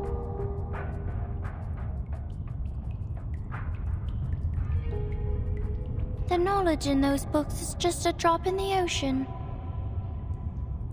Follow me, Regulus.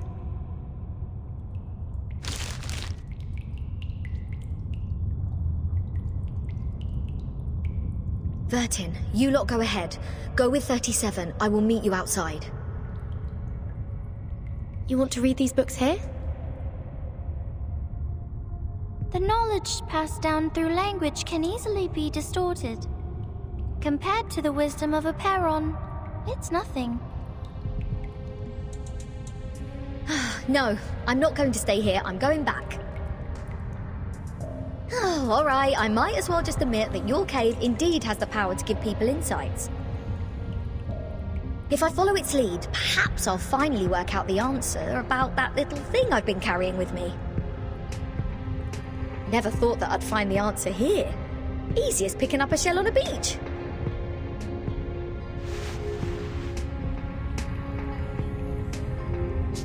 What? You don't want to get closer to the truth? Of course I do. And that's precisely why I don't want to get to it so easily. I don't want it to be fed into my brain. Come on, it's the ultimate truth that we're talking about. If someone just tells me the ending of Lord of the Flies before I enjoy the book, I will throw them into the sea as you people do. Oh. I only met 2 people who reject the truth. So this is the mindset of irrational numbers. I see.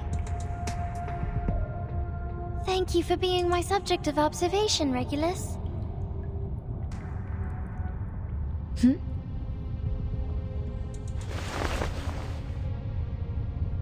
Go, Vertin. We have a long way ahead. Be careful, Regulus. Don't worry, I know this place well enough by now. After all, I've never been so welcomed in any other place ever. Critters, monsters, creatures with strange heads. Do you worse. This pirate is not afraid of you.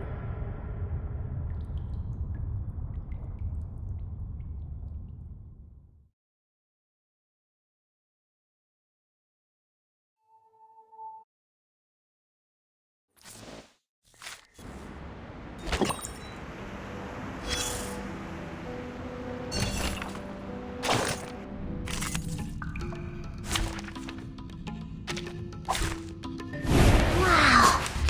So many things that I haven't seen. Whose heart is beating so loud? Be serious. Stay focused. Talking out calms people down. It seems to be mixed up. It should be fine, right?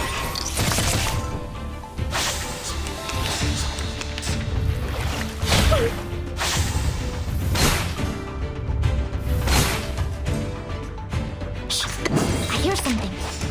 What's your face? Radio waves are everywhere. Not light everywhere.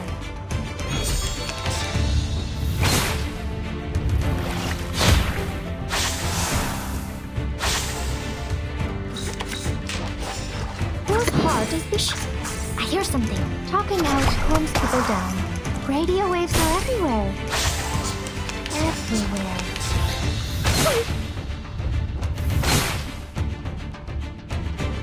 Just like you listen to what people Serious. say. Stay focused. Oh, don't worry. I have prepared it all. I have prepared it all.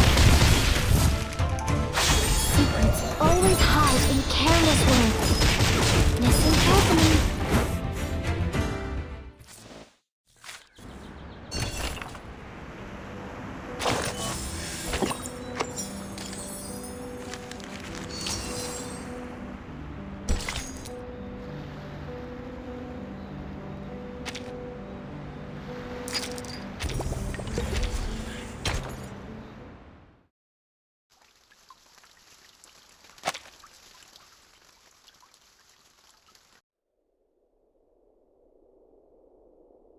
Apeiron, the boundless, the beginning of all things.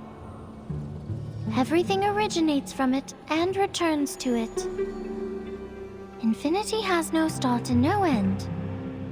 But nothing would come into existence if there's only infinity. Look up there, Vertin. Now they are presenting in their true forms. In their purest and newest forms.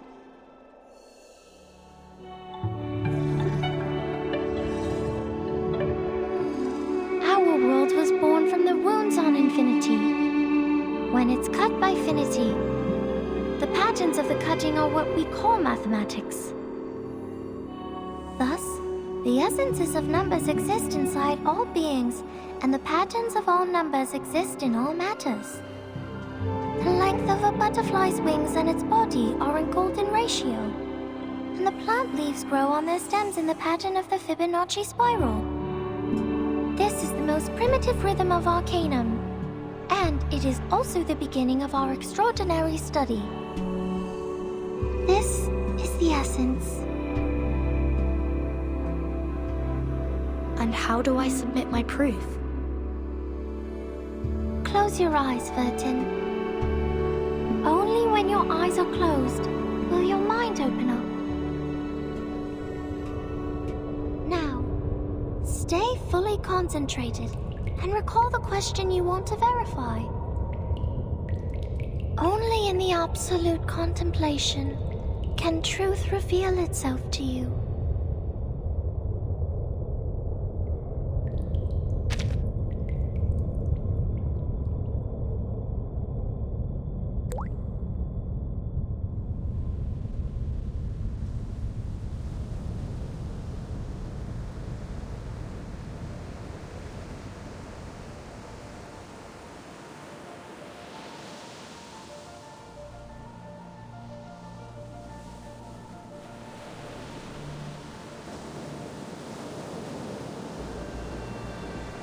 The storm, the emanation, the storm syndrome. Where are they from? Foundation, Manus Vindictae, Aperon. What roles do they play? Why does the storm fall when history trembles? Why doesn't the storm fall into the misty land? What is the ingredient of asymmetrical nuclide R?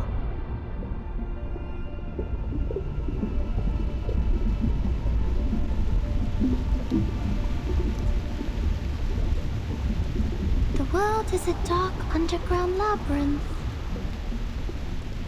But Numa can guide us to go beyond all things and reach the exit. Vertin, can you see it?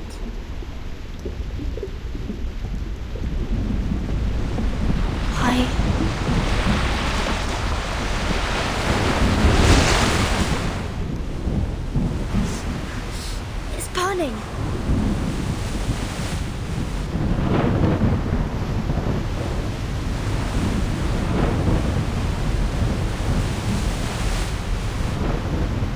What's going on? Is somebody fighting with the Manus now? What's happening outside the cave? Vertin, why are you straying? The meditation goes beyond control. You will be thrown out of here.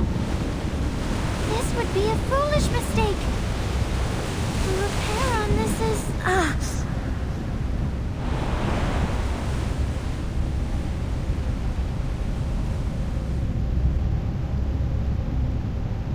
Alas, no man shall bravest the storm and live.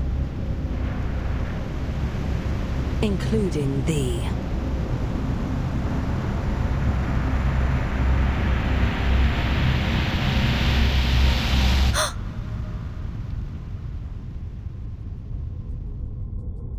"37! 37!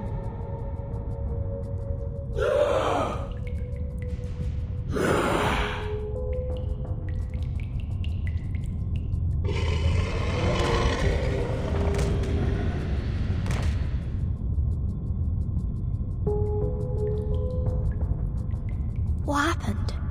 Were all those illusions? If it weren't for the heat of the stone bangle that wakes me up, would I go as crazy as they did? This stone reminds me of the spinning wheel.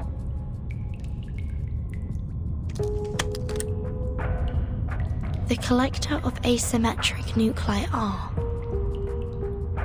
If the reagent turns gold after reacting with the fog here, that means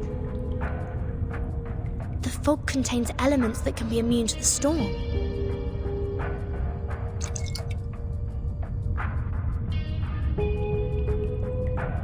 The color changed faster than I thought. The concentration of R is hundreds of times, no, thousands of times higher than in the Manus' masks. In other words, whoever owns this cave can produce the protective equipment of the storm in big numbers. Is that the reason why Arcana is here?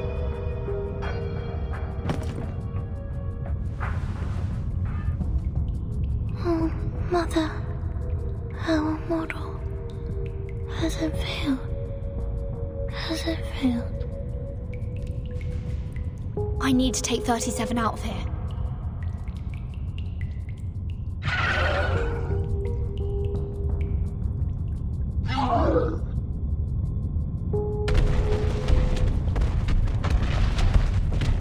So the Abraxas were people from the manors.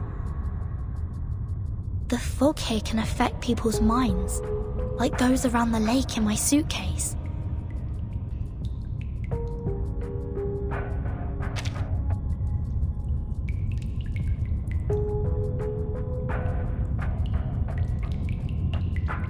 Have the manors found a way to launch attacks without being punished by the Bangle? Or don't they care about the price they will be paying anymore?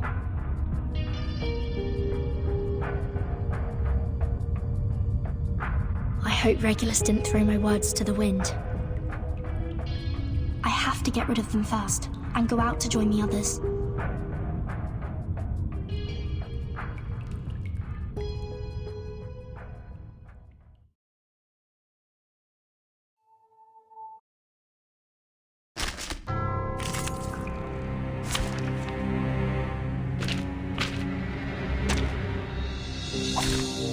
I can't wait anymore!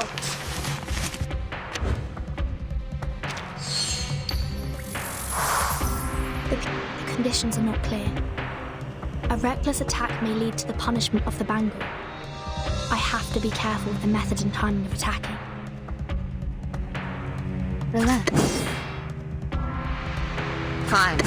Wanna watch the aerial stunts? It could be found. A little trick. Right wing. Uh-huh.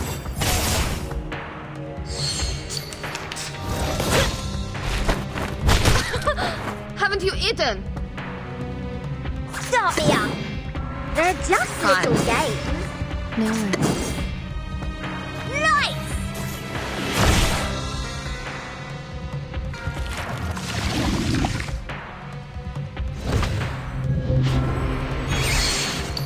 I smell the scent of mint oil. Wait. The body is melting. It turns into a seed. So this is how the manors fight against the restrictions. They sacrifice one man to feed another.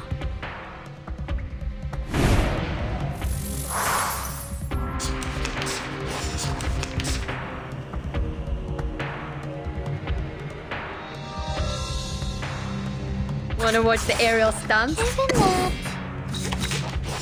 It could be found. Don't blink. Are you a rational members? Intersect and divide.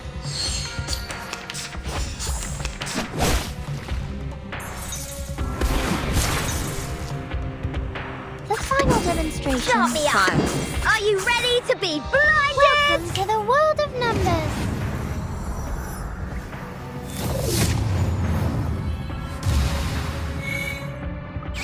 Woohoo! Release!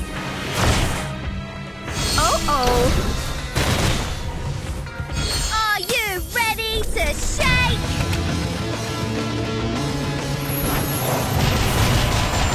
Woohoo! Release!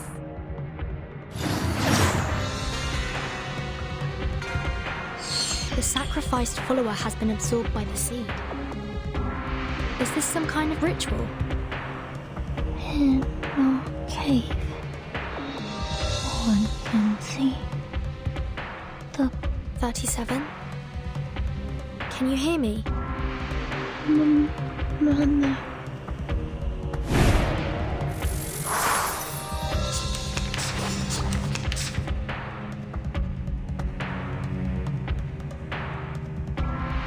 ВДВ.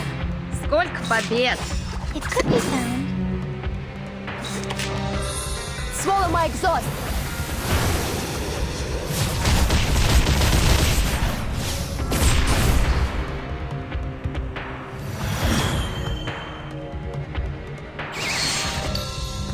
The dead followers turned into geometric symbols.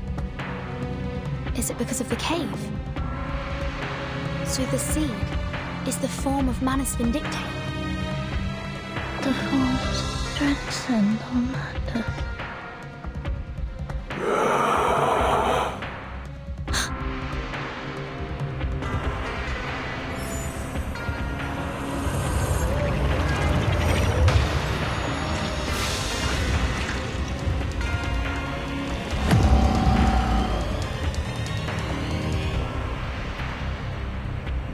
Things are not as simple as I thought. I must make a plan and exercise great care. Relax.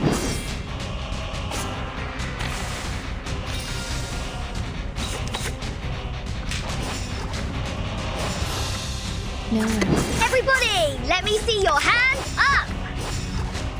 Wanna watch the aerial stunts? Thank you for your cooperation.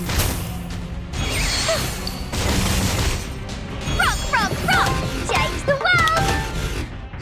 Oh.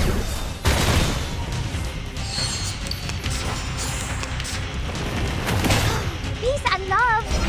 Peace and love!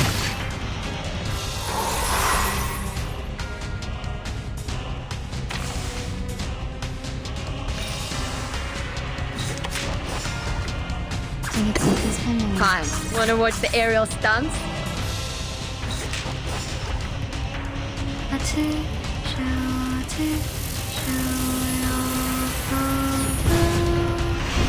A little trick. Don't blink.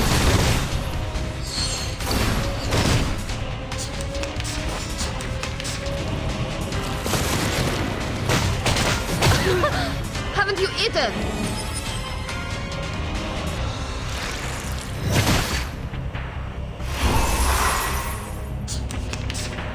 It will all be fine. Fine. Are you ready to be blinded? I smell the scent of mint oil. Right wind. Are you ready to shake?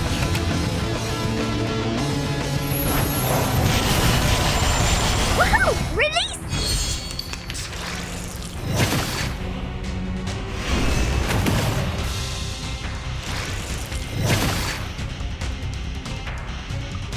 Wanna watch the aerial stunts? Don't blink.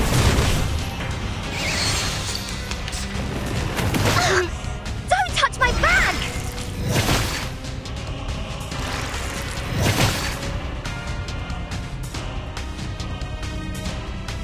Whatever. Everybody, are you ready to be blinded? Swallow my exhaust.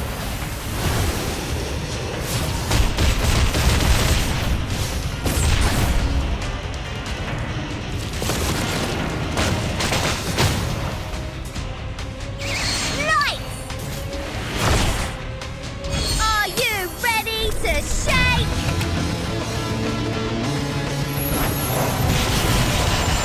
Woohoo! Release!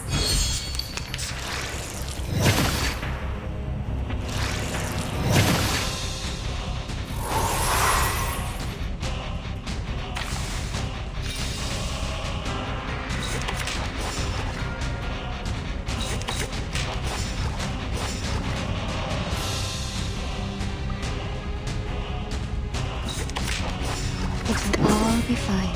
I smell the scent of mint oil. Shit! Stop.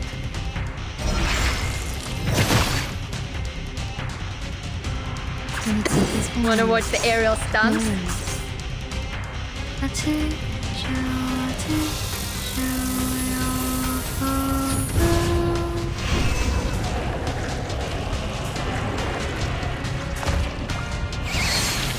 Form of Manus Vindictae. It's more distorted than I thought. It's all over. Victory? Okay, but what does it mean to us? I mean, what?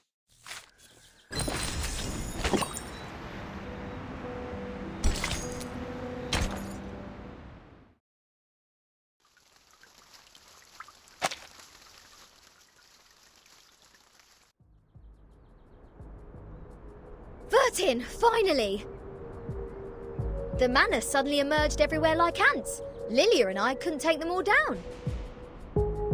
I would have acted sooner if you hadn't told me not to pick fights.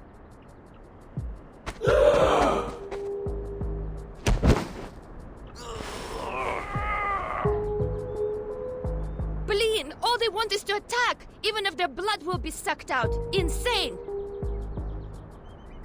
Back when we were spying on them, I told Sanetta to screw the peace agreement through the radio. I knew those geometry psychos and the Manus would go mad sooner or later.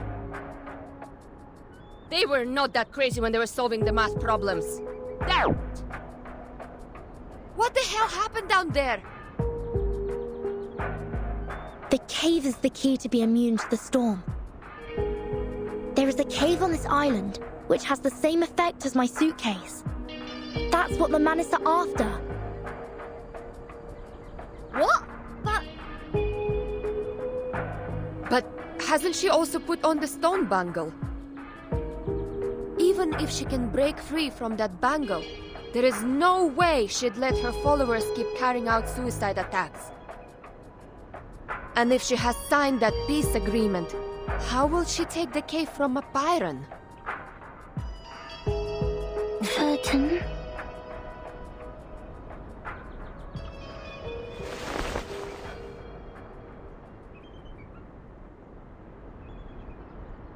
What's that?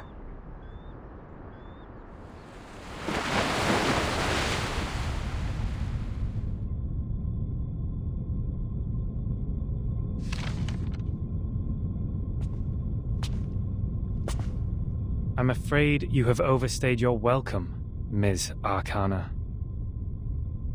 I have to regrettably remind you not to overstep the boundaries, despite the great help you've given to us. I take not thought for needless disputes. But to ask a simple question.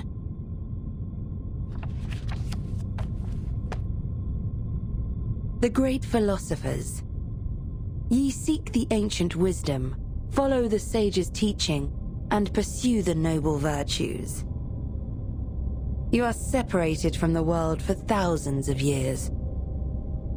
And you have not gained the human's understanding, nor have you sought for it.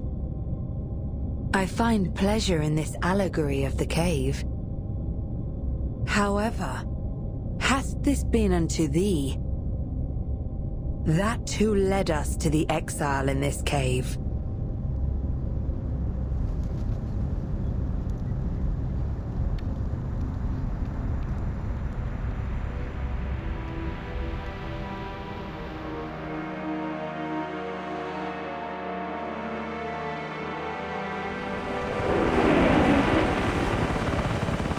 What are they? I've never seen these before. Why are they here? These things should not appear on this island.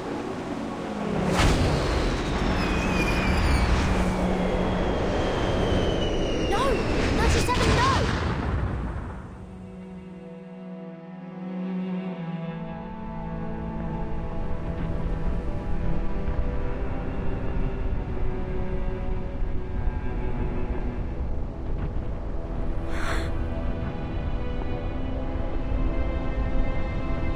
Sinetto. Did you bring the humans' army here?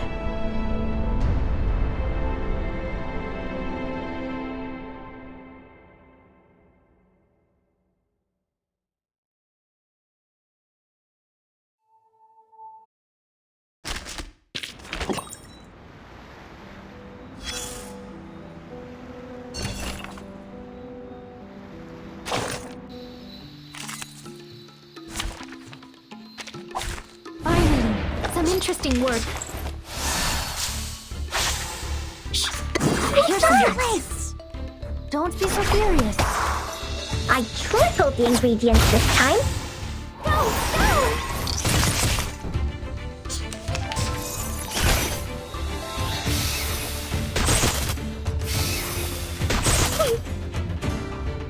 What's this? What's that?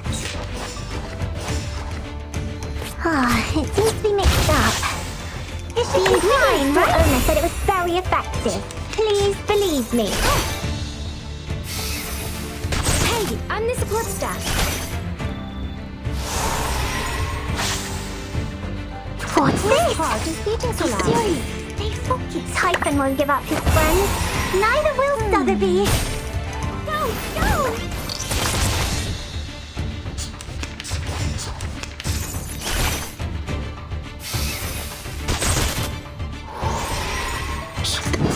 I know what this is. Oh? Oh, don't worry. I have prepared it all. I have prepared it all.